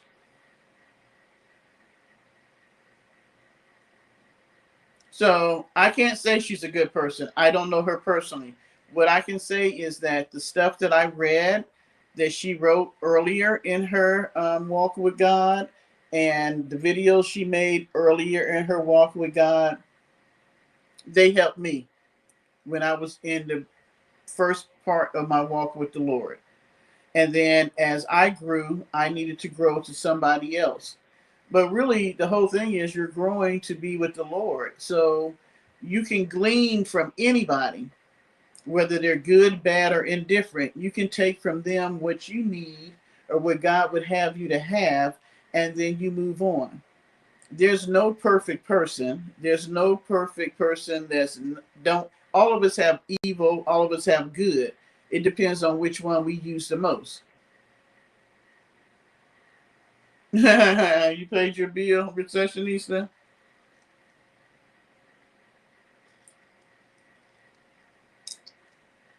That's why I told him, Lovecraft, that he needs to look at her earlier stuff. Same thing with TD Jakes. The earlier stuff that he did, the earlier videos, the earlier tapes, the earlier sermons, was when he was really in his relationship with Christ before all the other stuff came, the books, the movies, the meeting the people and all that stuff. You just need to, I don't know how to say this because I was lucky. When I decided I wanted to be in a relationship with God, I was actually sent to a place where it was a Bible study. Then we became a church, and the person that was my leadership was a woman of God that was really in a relationship with God. So I was able to be taught how to have a pure relationship with the Lord, and and how to have faith and how to believe and how to walk upright and all those things like that. If you just look to the people who are the big pastors and stuff, like what's the guy that's in Texas? Um, his dad left him the church. Young guy with the thick hair, and he has the wife with the blonde hair. Joel Osteen. I think that a lot of people don't like Joel because they say that he's too easygoing, too soft. He doesn't have that brim and firestone preaching, but I think everybody doesn't need that. He's every day breaks it down, and he's very joyful. And see, people want you to believe that God is always trying to beat you. That's the old church where God just beat you down, beat you down, beat you down, and you feel like you can never attain being in a real relationship with Him. But that's not it. So I think you have to have a mix of everything. I think you need to have a Joel Osteen that'll teach you the love of God and the happiness of being in the Lord, and and how to praise God and worship Him, because I'm a big praiser and worship person. I think God, when He created us, knew that we had shortcomings, right? So he's not surprised about the things that we do. So God is just not a brim and fire and all this stuff like that. That's not even what the Bible says.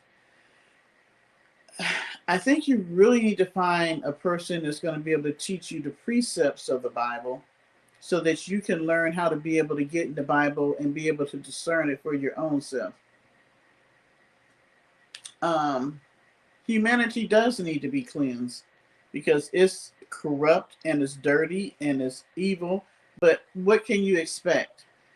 Because if you remember, Lucifer got kicked out of heaven and he became, and God gave him this. He became the king of this world down here. This is his kingdom.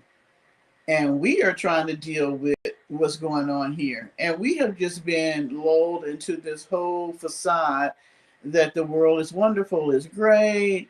We read the Bible, we go to church, we say we're in a relationship with God, but we don't really believe the precepts and what's really in the word because we're so busy bickering about this is the King James Version, this is the NIV, this is the this is the that.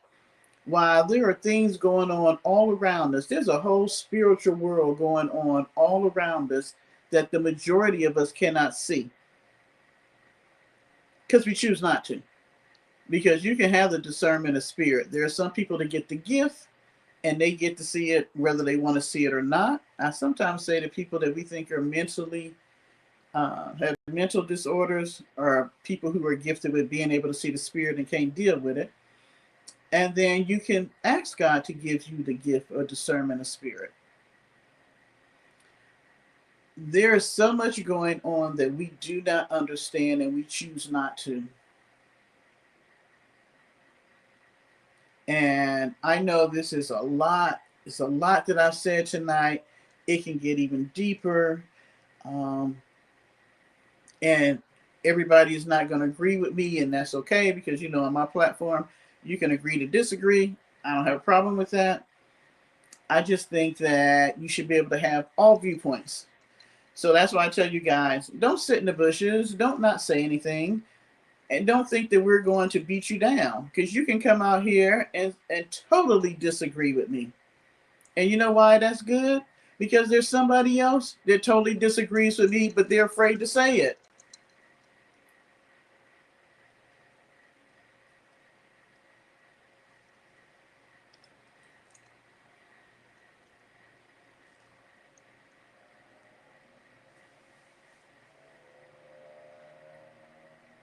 And everything the last three people said, Lovecraft, Tashana, and Felix, all I totally agree with.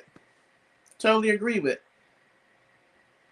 But, you know, they're playing all of us. Oh my gosh. They're playing us. Just like social media. Oh my goodness. If we really look behind what social media is doing to us and what AI is going to do to us, but they're trying to feed it to us a little bit at a time, like spoon feed it to us and make us believe AI is going to be this wonderful, great thing. Remember in the Bible where the people got together and they were building the Tower of Babel? And they were building it, and they were building it to a certain extent. But then as they started building it, and it was looking so good, they started saying, ooh, we should build this tower till it goes all the way to heaven where we can see God. But that wasn't what the tower was supposed to be built for.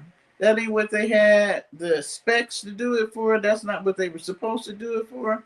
They just decided we gonna build a tower and let it reach to God. And God said, no, that's not what the tower was supposed to be. And you're not supposed to be trying to build a tower to get to me. So what did he do?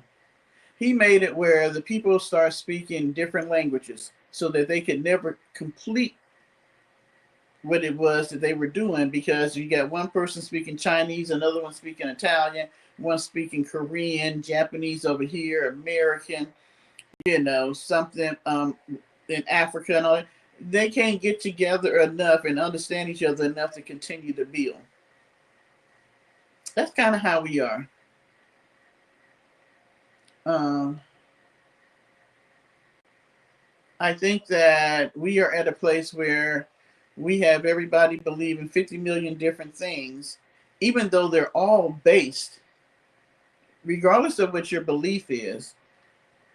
If you look at, if you really do research on what you believe in, you're going to be able to back it out and see that they all overlap. That there are people that are in the different religions that overlap, the same pretense of what they believe is in there. They all intertwine and overlap. So even though you may say you have Christianity over here, you got Buddhism here, you got Hinduism here, if you really back out the religions, they overlap. It's just that they took this part of it and went that way. They took this part and went that way. And yeah.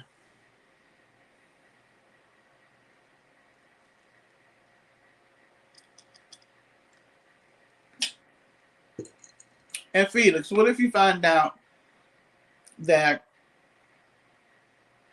the goddess that you pray to is the same God that I pray to? Because most people would look at you, Felix, and say, oh, he believes in a goddess. That's not God. But what if Buddha, this whole thing about Hindu and believing in yourself, Muhammad, the saints in the Catholic Church, the Protestant, all that with Christianity and Jesus, the ones who believe in the Greek and the goddess and all that, and all the different facets of what people believe, all is still one entity, one entity, just being called a different name,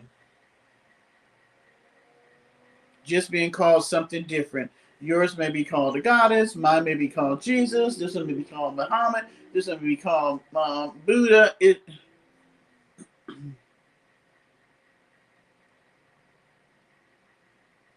What I'm gonna tell you is that in my studies of religion, and I know y'all say, what hadn't this woman touched on? I'm just one of those type of people. I like I like learning, I like knowledge. Um, but what I found is that all the religions are intertwined. People don't like to believe that, but they are. And so it's just that you have one person that breaks off and decides, I'm going to do this because this is what I believe. I believe that one facet. Okay, just take Christianity. You got the Seventh-day Adventists. They decided that they were going to decide that the seventh day was a Saturday versus a Sunday. Not that it really matters what day you decide to worship God, because I think you should worship God every day.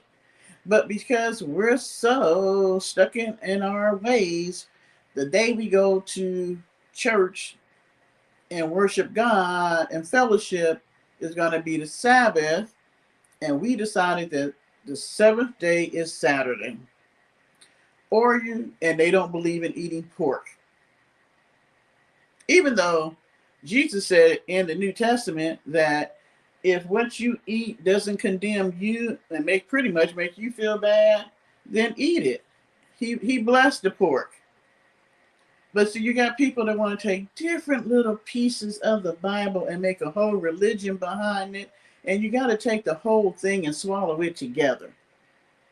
Because you can't take the Old Testament and want to live by 2 or 3 precepts of the Old Testament and then grab 3 or 4 from the New Testament and make a religion. They all go together. If you want to go back and say we're not going to eat pork because of what they said in Deuteronomy, then you need to go back and take everything they said in Deuteronomy, and it was a lot. And I don't think most people want to go back and live that way.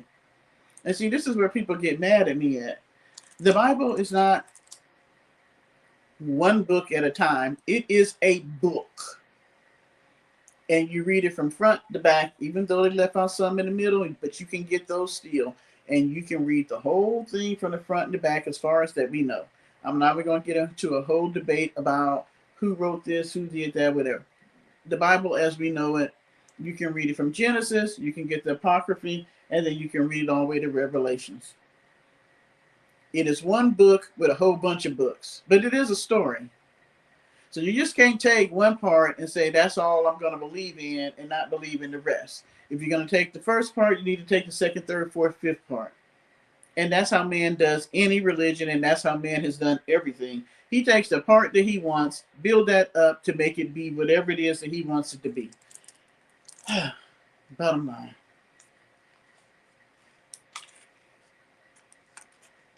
And that's what I'm saying, Tashana. I believe it all is. We just decided to give it 50 million different names. But what we're going to find out is all the same thing. And we have been arguing and fighting just like over. It is so amazing to me that where we say Jesus was born at is the most violent place in the whole world. They have been fighting for years about religion. Why? Why? If we all believe that there is a God or whatever we believe in, can't we all get along enough to believe that we should all have peace here? We should all have land. We should all live okay. I don't understand how our religions bring out the ugliest part of us.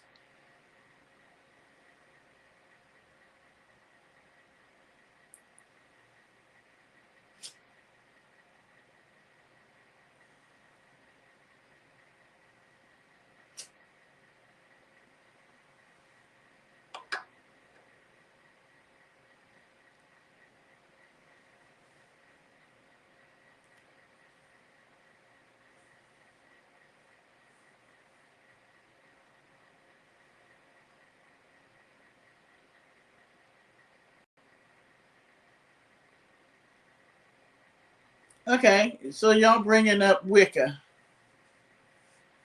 Do you believe that there are people that can follow Wicca and not be demonic or evil or um, just people that you would not want to be around? Do you believe that there is a white side and a black side of it, as they call it? Those who believe in the dark, those who believe in the light?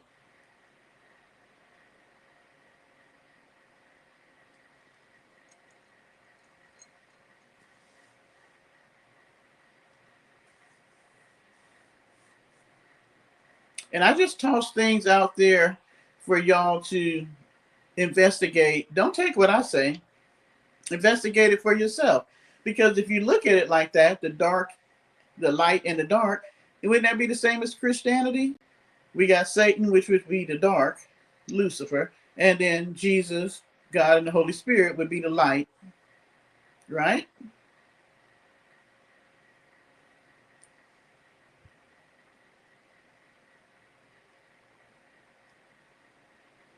And so, in saying that, Felix, which side are you on, the dark or the light? I don't deal with Wiccan whatsoever. Um, I'm gonna say that up on the front end, but you can believe in whatever you want. Um, and it's hard for people. What is a regular witch? And I guess not a dark and a white. I guess the practice of they practice of the dark side versus practice of the light side, or the side that would be the good and the bad. I guess that's what I'm saying. Because you do have people that practice and delve in this, and they're not just regular witches. Um, I don't,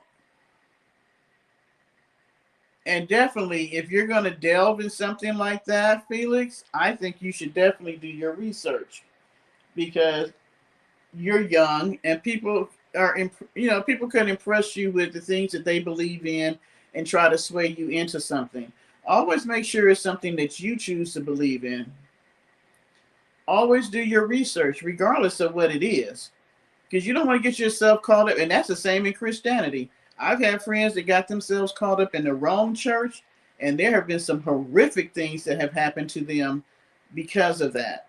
And so it's not just because we're talking about what you believe in or what anybody else believe in. This can happen across the board. And so um, I can only tell you what I believe.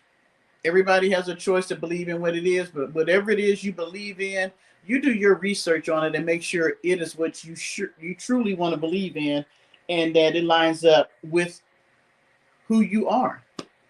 I can't tell you at the end who is going to be right and who's going to be wrong. I can only tell you what I believe and share that with you and see if that's something that you want to find out more about. It would be easy for me to sit here and say, ooh, Wicca, witches, ooh. And in my younger years, I would have said that. But with age and wisdom, it's not for me to knock you, it's for me to enlighten you. So hopefully, in your conversation, because it's not by happenstance that you ended up in my chat. I don't think anything is by happenstance. I think every person that I meet, I'm supposed to meet them. There's something that I should glean from them, even if it's the smallest thing or the biggest thing. That's just like everybody that decided to come over here and be a part of the Parker Posse came for whatever their reason was, and they stayed for whatever their reason is. So, Felix, for you to come over here, there's something that you're supposed to learn from being over here. What it is, I cannot tell you at this point. But you didn't happen to fall over into this chat for no reason. So hopefully you're being enlightened every time you come over here.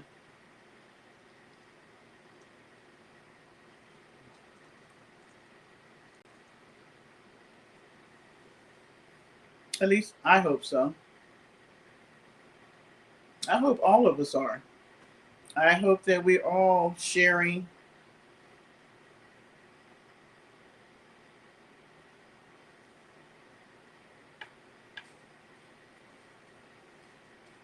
I hope that over time, are you like my top? It was 67 degrees this morning. And it was a little chilly. And I was going out to do some marketplace hunting. Y'all know I like Facebook Marketplace. Oh, this ain't dressing, girl. Oh my gosh. This is like every day hang around the house. But thank you. I do want to show y'all something though. I am so excited about this. My bedroom is just really. Oh, you're not being rude, Felix. And we always say this. I I don't have to believe what you believe. I don't have to agree with what you do. This is an open platform. You can say what you say, you can say what you believe, and it's okay. It's not for us to knock you. It's not for us to make you feel bad. It's an open platform. And so we don't always agree. Sometimes we all agree, sometimes we all disagree. It's okay. Thank you, Tashana. You're so sweet. You're just a nice person, Tashana. That's all that is. You're just a nice person. Because I'm looking at myself and I done gained back all my fat from when I got depressed about Oris and some. I'm gonna need to be sad. Shoot, I got neck fat now. I'm gonna need to be sad. Apparently, I've been too happy and eating too much. Oh, look who wanna throw their ass up in here real late in the party. Real late in the party. You want to come here at the last minute. Paulie, you know what, Paulie, you be full of shit. I don't know what you be doing, but Why is it that you can't never get here till late at night? Why is it? Tell me, Polly. What's going on? Why is it that you are so late, and then you come up in here talking about something? Oh, I almost missed what was going on. What you doing over there? Isn't it kind of chilly up there in New York? Sorry, y'all. I'm trying to pull my. I had the back door open, but I want to show you guys. Um, I want to show you what I've done with my bedroom, which y'all know I don't normally take y'all to the bedroom. I'm gonna take y'all to the bedroom tonight. You get a special treat. Make sure my front door. I'll be going to sleep and forgetting that I didn't lock the back door and the bed door. This is what I was doing. It kind of made me late too. Well, I got my first picture framed. I got the second one, and I got to put the wire on the back to make it the long way. So, yeah. But it's 3 pictures that I have that this artist did. And let's see what is Polly saying. What you been doing, Polly? You been getting the 40s at night. Okay, so I'm very excited, y'all. I'm still in the middle of doing this, but look at how my bedroom.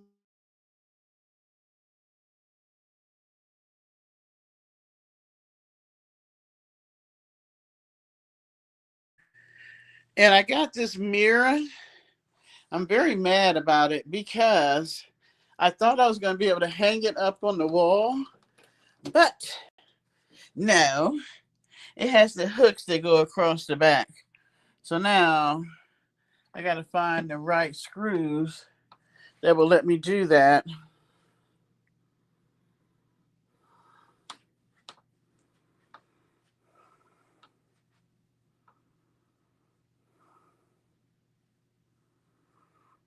Yes, we've heard of all of that, Felix. I want to know what the hell y'all think about my damn bedroom. I'm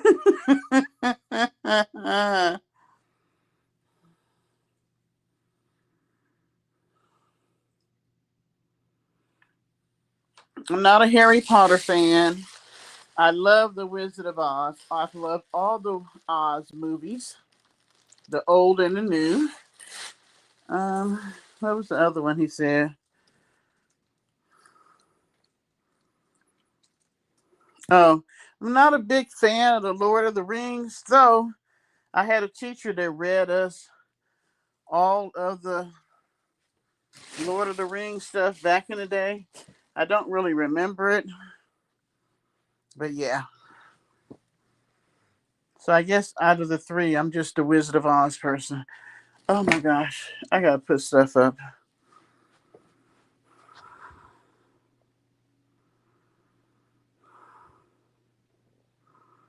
Which, okay, you want to see the pictures again?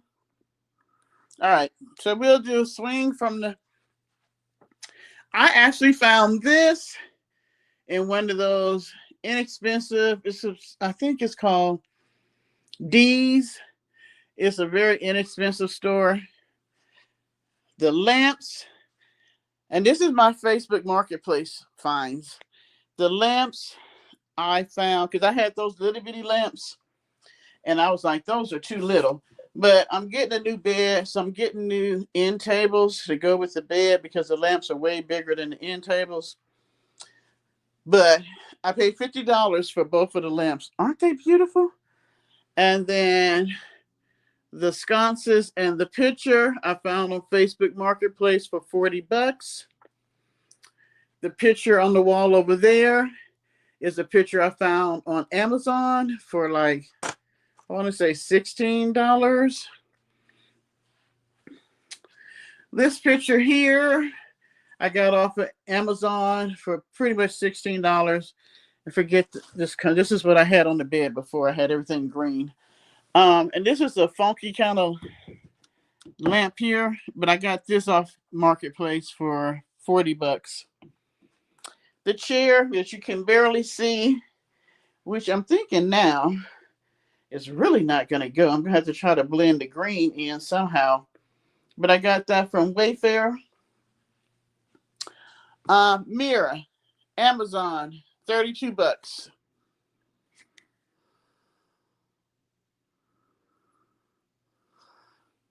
I sure will.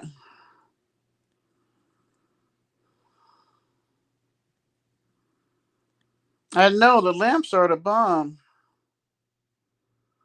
Okay, Beverly. Originally, the color scheme was green, right? Hence the green chair. But then, as fall has come in, I decided to go with a oh, I forgot the rug Parker bed, but the rug which goes with the picture. I decided to go with a cream, black, and gold kind of thing going on. But now that I just thought about it, I got this damn gold green chair in here, but I could put it in the extra bedroom and maybe get a cream colored chair to go in here. See.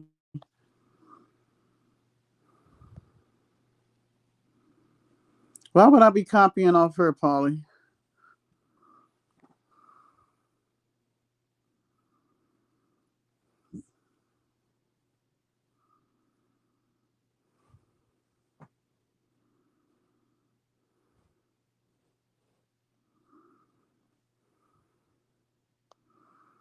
Yeah, Felix, we have changed the whole conversation.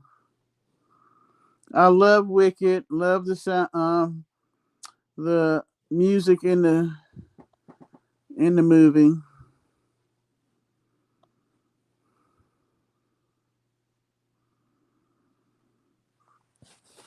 But I just love when I come. I think when I get the new bed, um, it's really going to be the new bed and the end tables. I'm going to put this bed in the other room. So the other room is going to be green. So I probably will put the chair in there. And I'll buy a cream colored chair to come in here. But doesn't that just look cute when you look at the back wall? I just think it looks so cute when I walk in here. That picture was just awesome. But yeah, you can find a lot of stuff on Facebook Marketplace. It is a great place to shop all of that together for me to redecorate. I'm trying to think. Uh, let's see, 40, 90,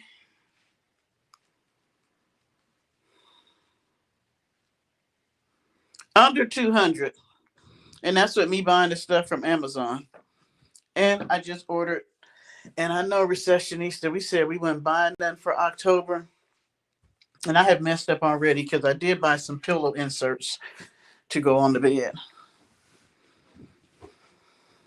Yeah, I did. I'm going to have to do better.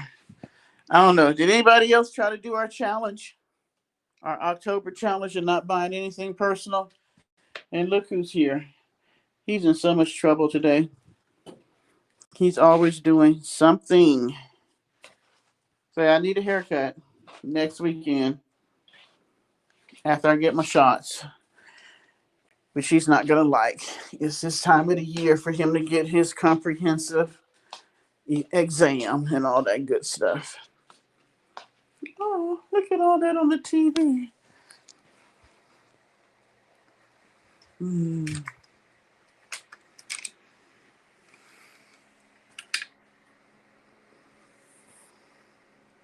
Your prince is innocent? Okay. Sure he is. Am I going to put a red light special in there? Girl, maybe I can find one before the holiday season kick in. You know, considering that McNasty says that I'm just a hoe. Girl, if I was doing all the hoeing that she say I'm doing, I would be a busy, busy woman. But apparently I'm not. But we will see what the holiday season brings in. We are almost there. Mm. Oh, he's still there. He's still there. You know, I don't put all my eggs in one basket no more.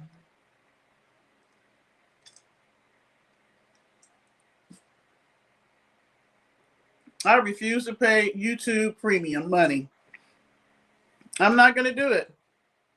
I'm just not going to pay them to not have commercials.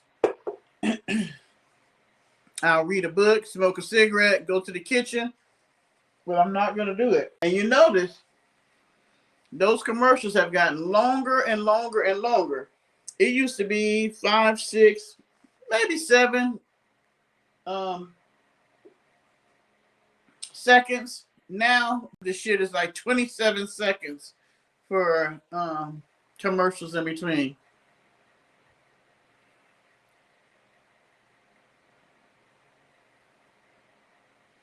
She said, "What? Oh yeah. Oh, she said she holy now. What are you talking about?" She says that she don't fornicate, she don't smoke, she don't drink. And you know what? This is funny. And I said I was going to address this.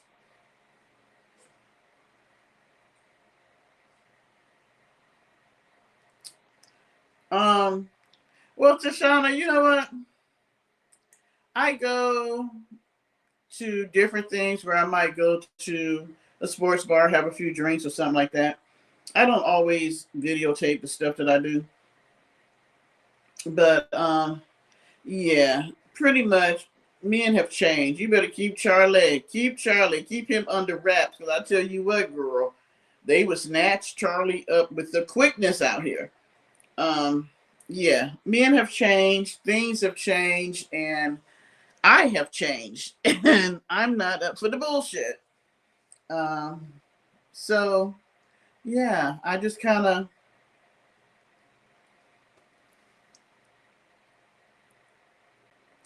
I know you are receptionista.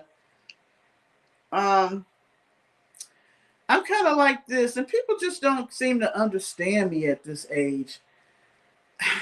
I'm a free spirit in a lot of ways, and then I'm traditional in a lot of ways, and then I kind of go with the flow in a lot of ways. I don't get upset about bullcrap. Like Sable, I don't know where you're at tonight, but I'm not mad at you. I just want y'all to know anything we speak about when I come live and it's in the chat or whatever, I don't get mad about that stuff. I really don't. Y'all know I be drinking and carrying on. When I get finished with this live, it is what it is. It's the live. We had the conversation. We had fun. We interacted, and that's it. So I don't hold any grudges against stuff. I'm not going to get into it with anybody online other than me talking about nasty because it really irritates her. You miss your snickerdoodle? And I, Beverly, well, hopefully you'll find a new one or you and the old snickerdoodle might get back together. I'm like this. I'm too old to bicker with folks. I mess, and if you really want to know, Vanessa, I mess with you because it's easy to mess with. I started with you because of the whole God thing, and you're still doing it. And I see that people are still going to give you money while you lie and manipulate them. I mean, after Miss Charlene, there's nobody that can give you more. I guess there is somebody, but I don't think they're going to do it. Miss Charlene is your golden goose. You have gotten her. She is supporting you. And there's nothing I can say about that other than, well, she might want to evaluate all that. And you said in your video that we were talking about you having same-sex relationship. And what business is it of ours? You're right. It is not my business if you're in a same-sex relationship. It's not my business really about what you do. My business with you was the fact that you use God to manipulate people, but I have realized that since you've been with Miss Charlene, you don't even do that anymore, really. You don't use God too much because it's all about you and what you do and all about what people are doing for you. And I realize as long as somebody's doing something for you, you don't really call on the name of the Lord. Now you're only using it because you call yourself trying to curse people with it, but that's not how the relationship really works. You don't get to say that God is going to be your mafia against people because you don't like them, and then Miss Charlene is going to be your God to take care of everything else. That's not how it really works. The way it's supposed to work is that you look to the Lord and you believe that He is going to provide all your needs. And He may sometimes use man as a conduit to do that.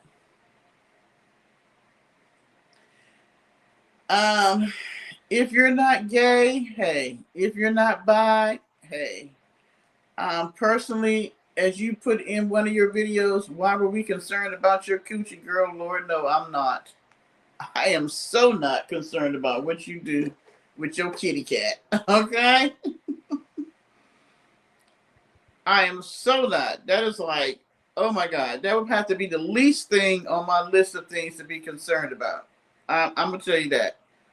Totally honestly. I don't care. I don't care what you and Miss Charlene do. I don't even give a fuck what y'all do out there in the desert. I really don't. I do it for shits and grins. Really. And the people may sometimes want to know, have I looked at some of the crazy stuff you do over there? There are so many other things going on in life that for me to be worried about what you're doing is so minuscule. It really is. So, if you want to make a video about what I'm saying about you now, you should put in there that I don't give a fuck about what you're doing. And that I really don't talk about you anymore. I talk about you every now and then because people want to know because they don't even watch you no more. Nobody watches you anymore.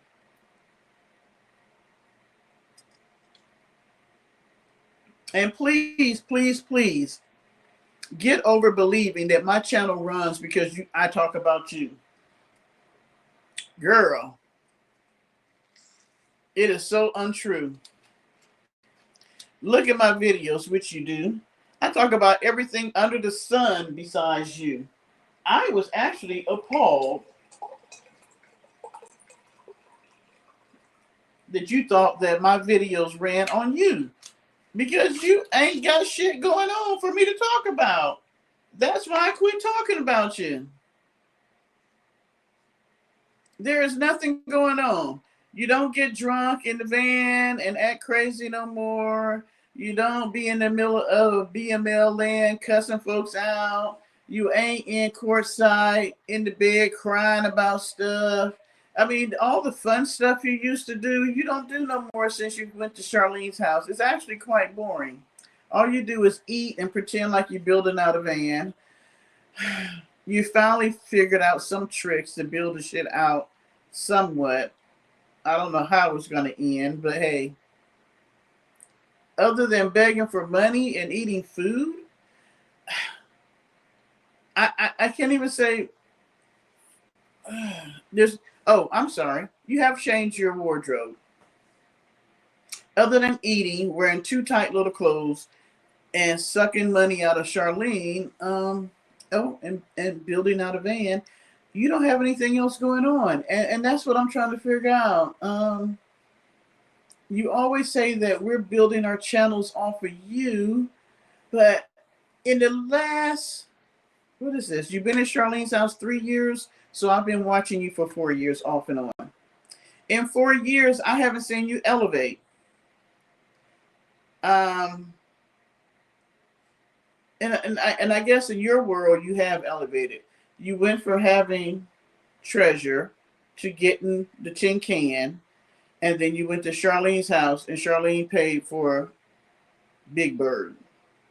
But you had to get rid of treasure because she fell apart because you didn't take care of it. And you don't live in a tin can the majority of the time. You live at Charlene's house. So all you have is Big Bird, which you're still trying to figure out how to build out. And I still keep telling you, You're building a fire trap. Girl, make sure you got a door you can get out of, okay? Just make sure you got a door you can get out of. So yeah, um, in the world of moving up and elevation, you've moved like this. You got rid of one to another one, but the other one was better built out than the one you're in now. And you're living better because you're living in somebody else's house, so you get to eat better. And you quit shopping so much at the Goodwill, I guess I could say, because you got your bedroom is a closet now, full of clothes you don't wear because you don't go nowhere. I don't even know what to say.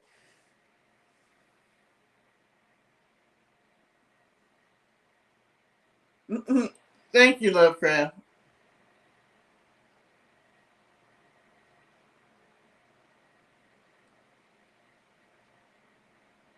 Girl, recessionist, I'm gonna put you in a doghouse for that one. Oh, by the way, let me let y'all know. She did say that she's keeping a record of everything we say about her because we're bullying her, and doing stuff to her mentally and emotionally and all this kind of stuff.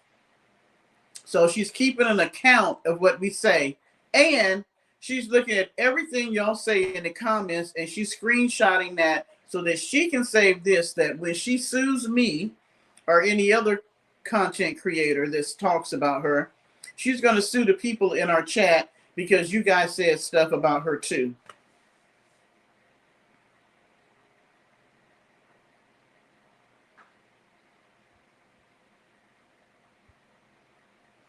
So yeah.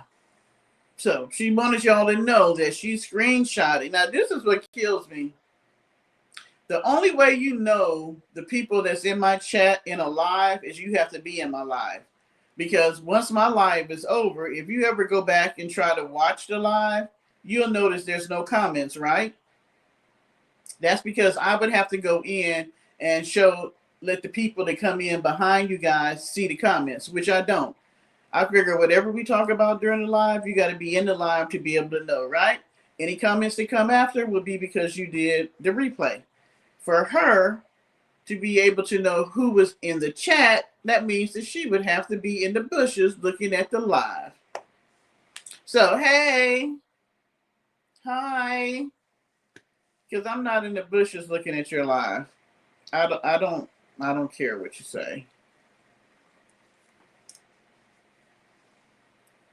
Girl, guys, there is no way she could bring up a defamation of character with her history being on YouTube. She's been saying this for 3 years that she's gonna sue people, that she's keeping records, she's doing screenshots, she's taking people's names. I have never, in the whole time I've been on YouTube, talked about anybody the way that she has. I have never called people out of their name the way she has. I mean, there is just no comparison. So when she wants to talk about defamation of character, baby, you don't have no character out here in these YouTube streets. Your character is shit. Because we can go back and see what you did. And as much as you want to say you changed, you really hadn't. We just got to put you in the right place, in the right environment. If you wasn't at Miss Charlene's house and you was on that BML land, you would be cussing us out and screaming and yelling like you like to do.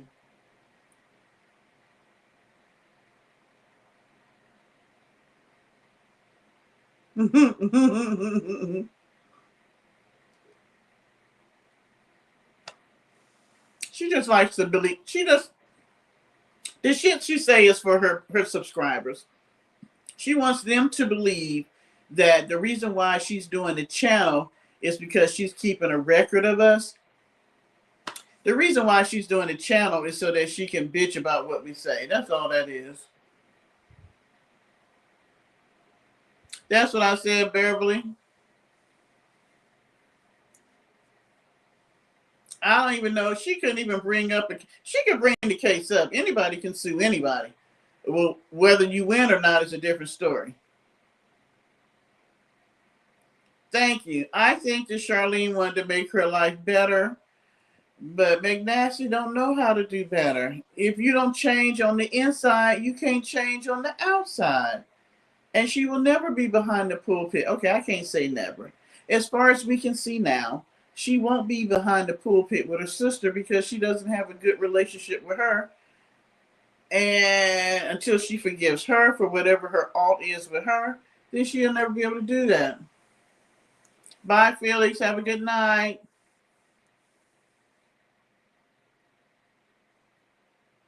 Okay, Paulie, where's she getting the money from? Oh, I'm sorry. She got a golden goose. The golden goose paid for, Big Yellow. Maybe the golden goose will pay for the lawyer too. Maybe, she feels like we are discriminating against her friend and her lover. Yeah. I guess if I pay for my partner's, if I gave my partner $20,000, I guess then I would pay for my partner to have a lawyer to talk about y'all, to sue y'all. But I'm thinking, ma'am, you're in the best place you've ever been in your whole freaking life. Why the hell are you worried about us? And to be honest, if she don't watch us, she won't know. I just want to know why you watch me. Recessionista, take your ass. See, why when Paulie come in the chat, Recessionista, you just get in trouble. You was the co-host tonight. You were not talking about this stuff.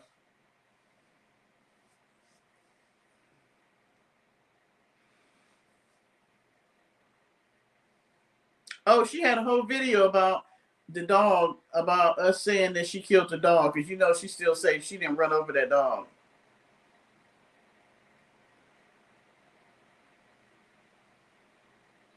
She still said that she did not run over a dog that we saw clearly in her shades in front of her van and heard the yelp. Even if you didn't kill the dog, you hit the dog. Just admit that and then you turned around and said, did I hit something?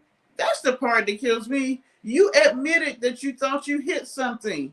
And then you turned around and said that we lied. Oh, and the fact that, we stalking her and we called places to get her kicked out of places. You had on your Google, you had your, you know how you have the Google where you're at thing on? You had the app on showing exactly where you were at. She's so special.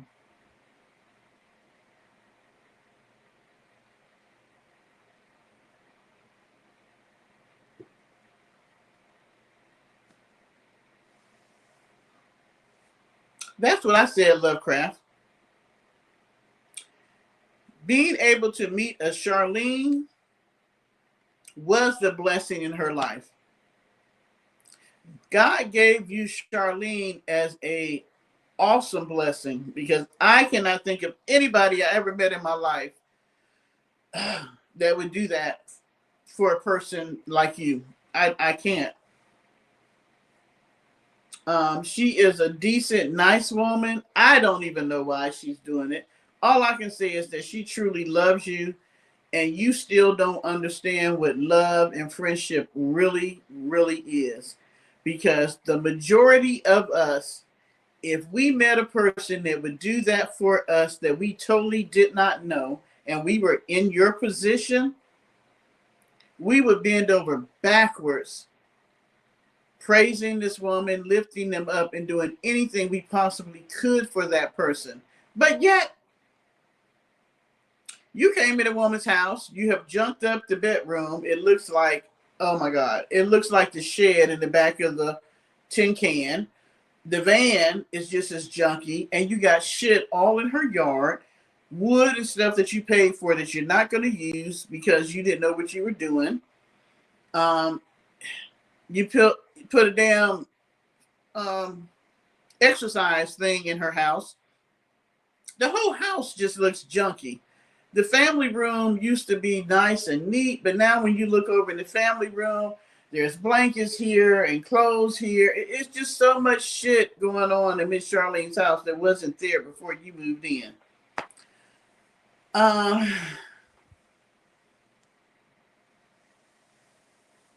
and what's the good movies, Felix? You don't know how to be a friend, even though you think you do. And I can understand that you don't know how to be a friend because you never really had friends. Miss Charlene is probably the first true unconditional friend that you ever had, because I think all your other friendships dealt on maybe what you could do for them or what they could do for you. With Miss Charlene, she just likes you unconditionally. I took my head off to her, Miss Charlene. Even though I joke and play about you having a relationship with her, I don't know if you really have one with her. I hope you don't, because baby, you could get something better. But then hell, you let her move in the house. I'm just so confused about all this. I really, really am. But you just have a heart of gold. I'm gonna say that. I think I'm a nice person. I think I'm a very giving person, but I'm sorry. The buck stops with me letting somebody move in that I don't know. And you messing up my house. There's no way in hell I would go upstairs and you got that room across the hall from my room looking like a damn Goodwill.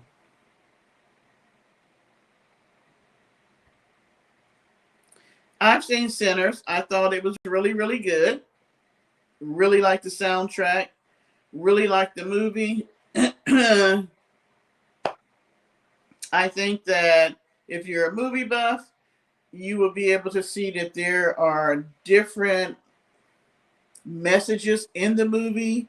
There was a lot. There was a spiritual message, there was a historical message, there was a message about race in there, there was a message about the South, um, about our belief in voodoo kind of, I don't even know what to call it when we think about vampires and all that kind of stuff. I guess horror, maybe. I guess that would be the genre. Um, there was a lot in that movie. I even went to the movie theater to see that movie. That movie, it was interesting. I know for some people, they didn't want to watch it. I'm not even a horror buff, but for whatever reason, I wanted to see it because I was surprised that the guy that was playing in it, he always plays action movies. You know, B. Michael B. What's his name? Martin is gone now. Michael B. Jordan. But he played the hell out of that. And he played dual roles. He played twins. And he played the hell out of those roles. That movie really showed me his stretch and his ability to act. Because the two roles were so different. And he played both roles well. Recessionista got to go in the corner. What she did? What she said? What you said, Recessionista? I'm talking and I missed it. Do I need to go back?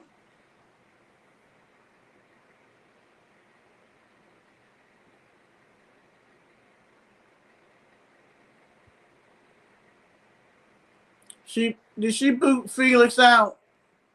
Recessionista, did you put the hammer on Felix?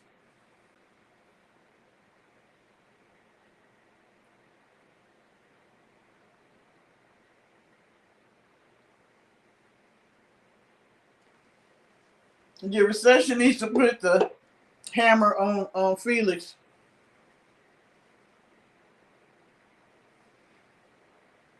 You just poured your heart out to Vanessa.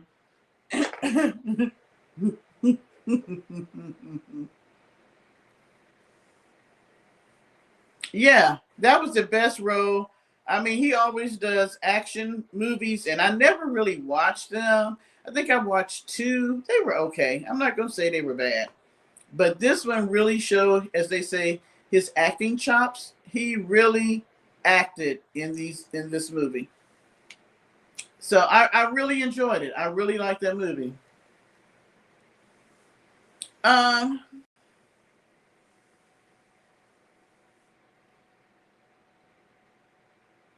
you know what, Polly? I know you did not say that. You're gonna take your ass over to the doghouse. You just bought a projector. My whole wall in my bedroom is a TV. Now it feels like Deborah is in my bedroom. Okay. Don't, recessionista, do not back Paulie up with his bullshit. Do you notice that the chat is fine until Paulie brings his ass in here late at night? Everybody is good till Paulie comes up in here with his foolishness. I'm gonna have to send Recessionista and Shoshana to the doghouse, and they have not had to go all night till Paulie came in. Paulie, you are not allowed to be having sexual fantasies of me in your bedroom, okay? But hell, if I keep gaining weight, you might be the only man that want me big and fluffier than I was.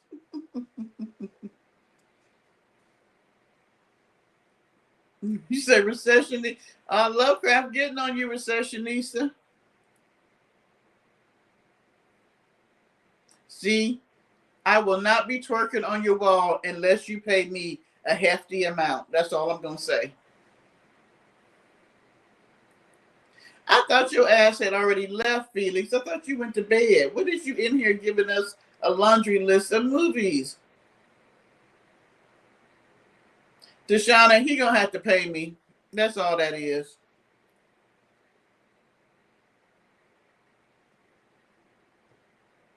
I tell you what, Paulie.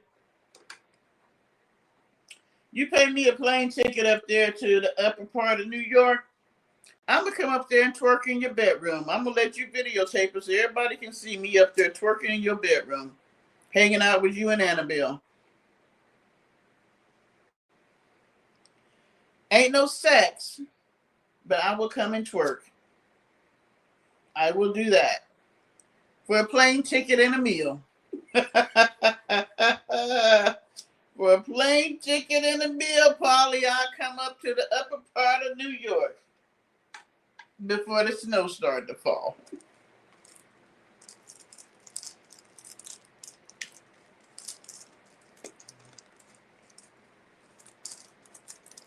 You're going to have to get all your duckies in a row, Polly. You might have to get a part-time job to be able to get me up there.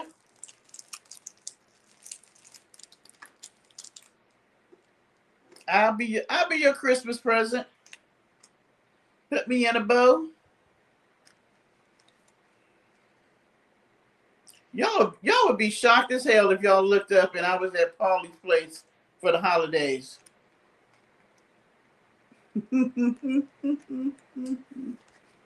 Do I want Burger King or McDonald's? No, I want you to cook a damn meal. What is you talking about?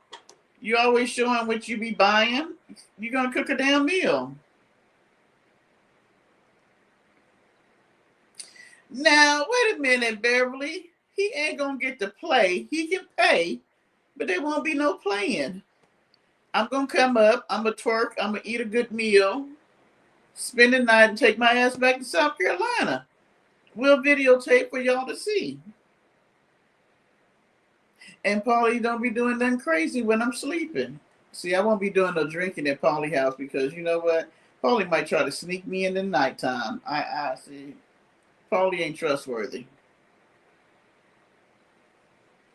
Paulie ain't trustworthy. You might try to sneak me while I'm sleeping. Deshauna, you said you would holler.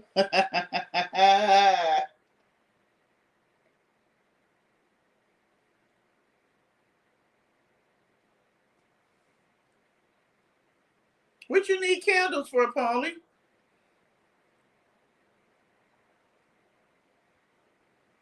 I'm trying to figure out what Paulie needs some damn candles for.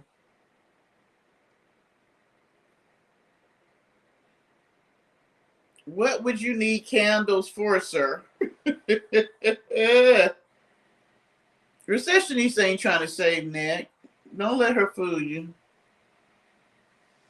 She ain't trying to give her no panties or nothing else. Oh, candlelight dinner. Oh, okay. All right. I can work with the candlelight dinner.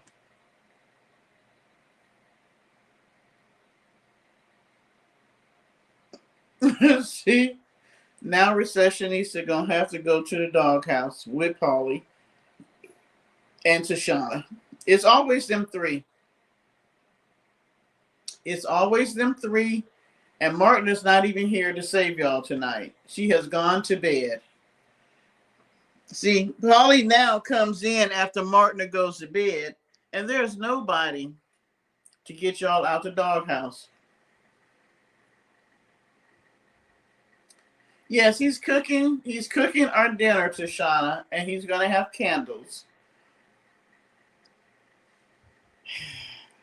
He's gonna have candles. He wants a candlelight dinner. Okay, we can do that. There's 2 bedrooms. He says he's a good cook.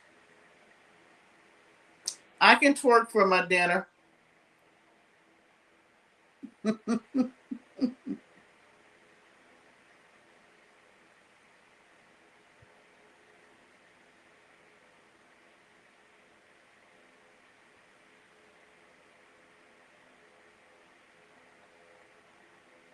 Okay, right there, Polly. That might end the visit. You got shit crawling on you, on your neck, in your room while it's dark, and it's fuzzy. I don't know what the hell that is. If it was a bee, it would have stung him. I don't know what the hell that is, but I'm gonna say that nah, I can't come to your house when you got fuzzy crawly things going on. I don't know what the hell you got going on up in there, Polly. Nick has some fuzzy crawly things in her van.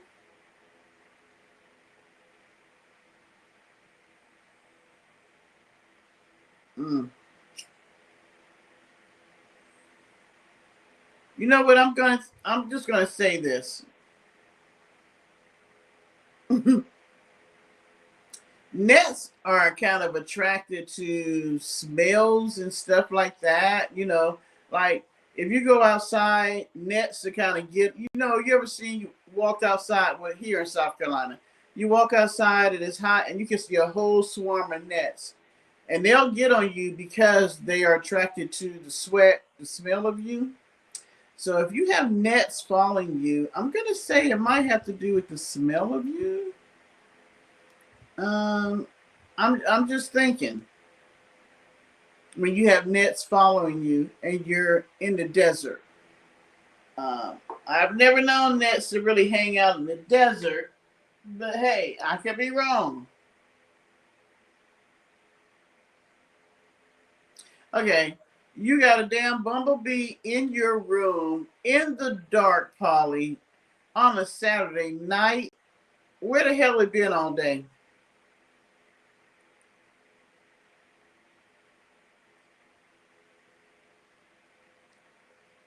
I don't know what them black bugs were that used to be in the shed.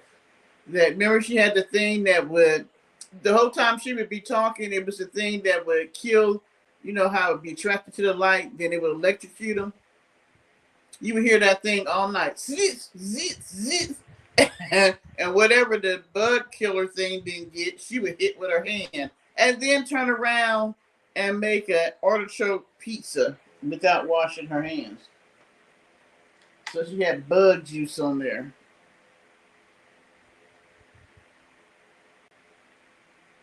Polly, see. Uh-uh. Uh-uh. Uh-uh. No, sir.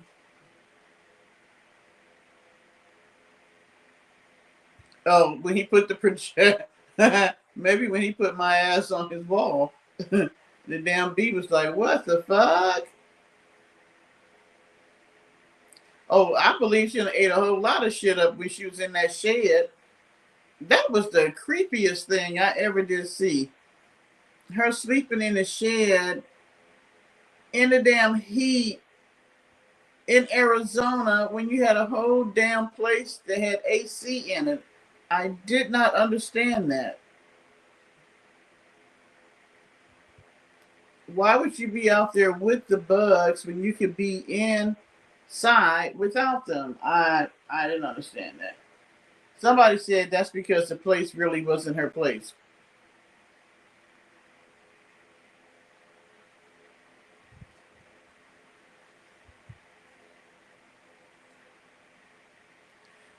understand why she was sleeping on the cot. Somebody said that the place really wasn't hers, that she decorated it for the people. And I always wondered this: as much as she's money hungry, she could be renting that place out because, like right now, everybody goes to Quartzsite during this time of the year for the big old, RV van life people. All of them meet up in Quartzsite this time of the year.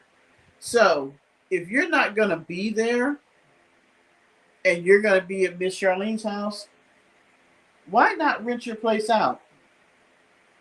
What the hell is in there that she couldn't rent the place out? She could have been making money for the last 3 years.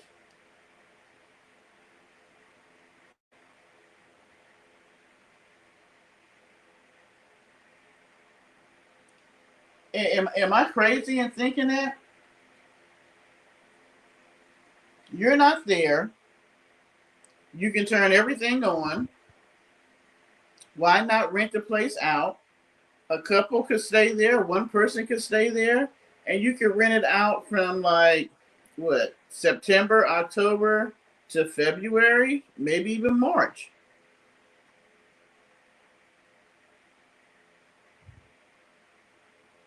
Thank you. Airbnb it.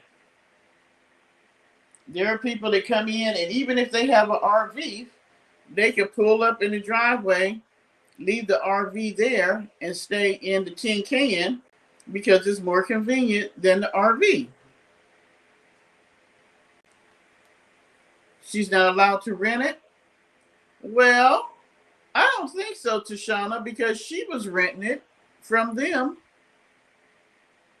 Or are they the only ones allowed to rent it? Because she says she could have people come and stay there.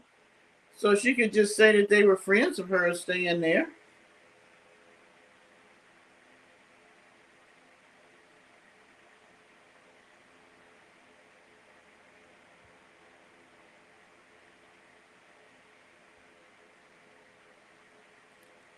I thought it has AC. Because when she's in there, she always talked about, let me turn the AC off so that it wouldn't drown out her talking. It has AC.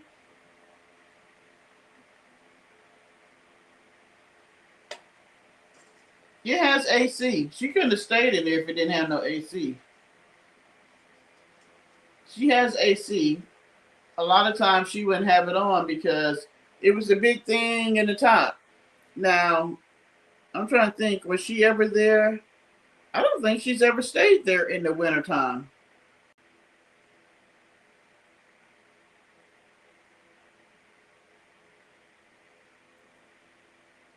Because she moved in there.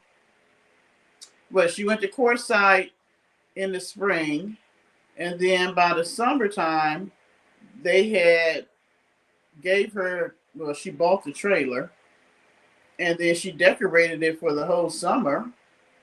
And then by the end of the summer, she moved and went to visit Charlene and never went back really to live in it.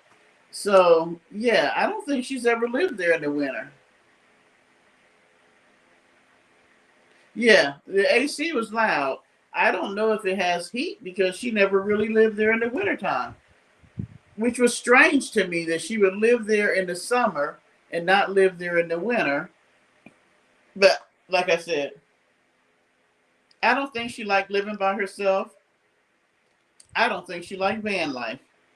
I think she likes the money that van life affords her. If you notice, that's why she's milking out this van bill. What we on? A year now? When did she get Big Yellow? Oh, they all better look at them free benefits that they're getting from because if they think that they're only gonna make men who can work, they're gonna make women who can work too. I don't know if Charlene doesn't really spend the night with her in the van. She has her own van.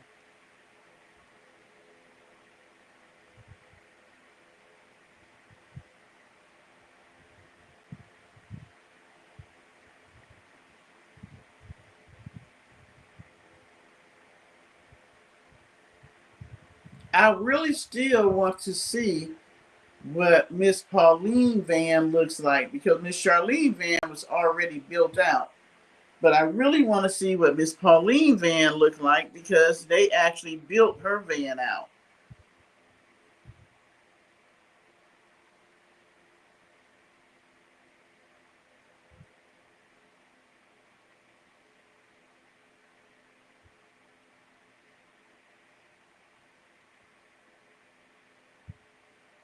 Thank you, Felix. Well, we know what Miss Charlene van looks like because she showed us her van, but she never showed us Miss Pauline, the one they built out. I want to see what Miss Pauline van looks like. May you what? Don't do it. No, you may not. No, you may not. You've been wanting to do it since the beginning, and I keep telling you no. Thank you. I know you really want to, but no.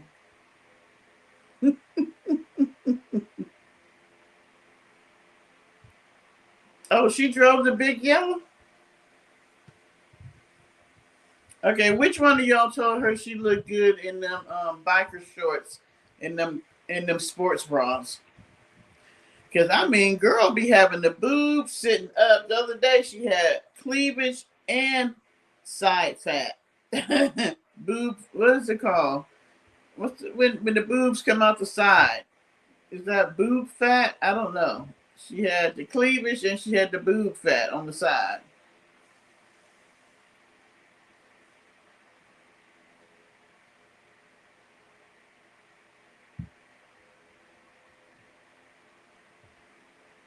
What are you talking about, Felix? It probably is a good fantasy movie. You said that we couldn't see it because it was too old.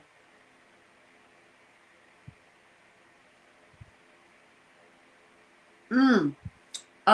Miss Charlene had her own van, remember? Charlene and Pauline followed her when Treasure fell apart. They were following her to Arizona. I think she was coming to Arizona to sell Treasure, but she wanted to take the stuff out of Treasure, but Treasure felt Treasure quit working along the way, which was a good thing for her that they were following her because they was able to take her back to Miss Charlene's house. Girl, she says she blind and fine as wine.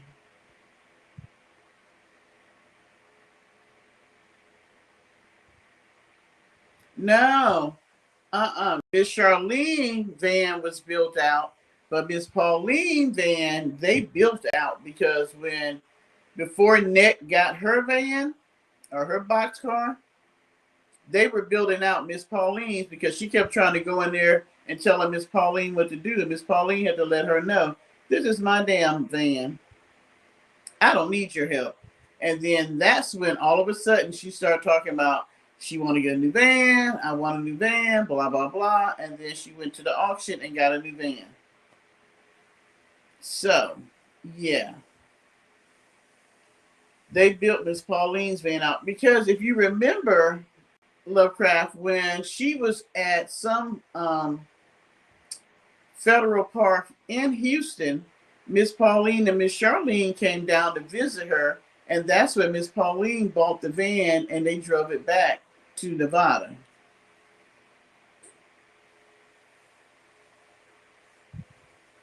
So yeah.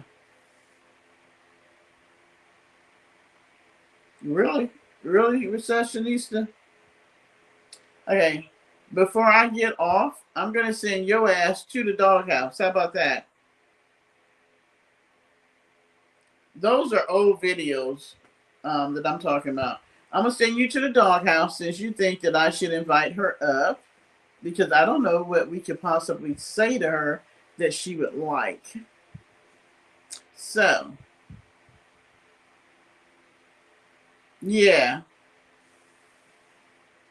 because they're gonna bring the dog. Well, Miss Charlene used to bring her dog everywhere, but now she don't have that dog anymore. She only has one. Is there another dog that lives in the house now? Or is it just that one? I seem like I thought they got another new dog to live in the house. And then you got Raven. Whew, y'all. I'm gonna get off here. I'm hungry, but I am not gonna eat because it's late. But I could really use, as Recession used to say, I could use some noodles, some oodles and noodles. Damn, I'm gonna have to order. I'm gonna have to get me some of those. Um, there's a shepherd that's tied up outside. I don't know where Raven is. She always swear Raven, because Raven tried to get into the van, one of her videos, and she was yelling at "Get out." But there's a shepherd that used to bark all the time that was tied up. Yes, but I'm hungry and I'm tired, so I'm probably going to just go to sleep. And I don't know, maybe I'll come on tomorrow. I'm trying to do better about the lives. Ugh, I I really am. I just be working so many hours during the week. I suck. I suck at being a YouTuber. I ain't gonna lie, I do.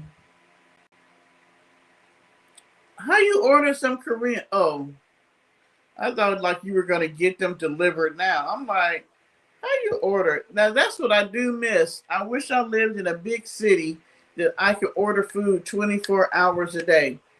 Because I would order me something to eat right now.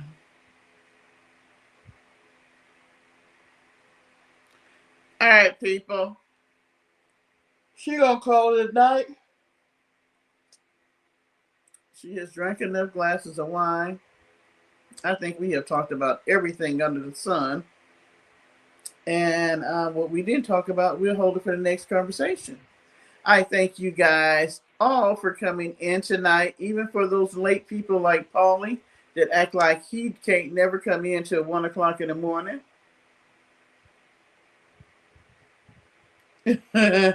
She's gonna be hot about Lovecraft message. She's probably going to screenshot that and hold it and what is it called? Perpetuity. So she can be able to sue us all for the comments. We all heard her say she disliked dogs in her videos.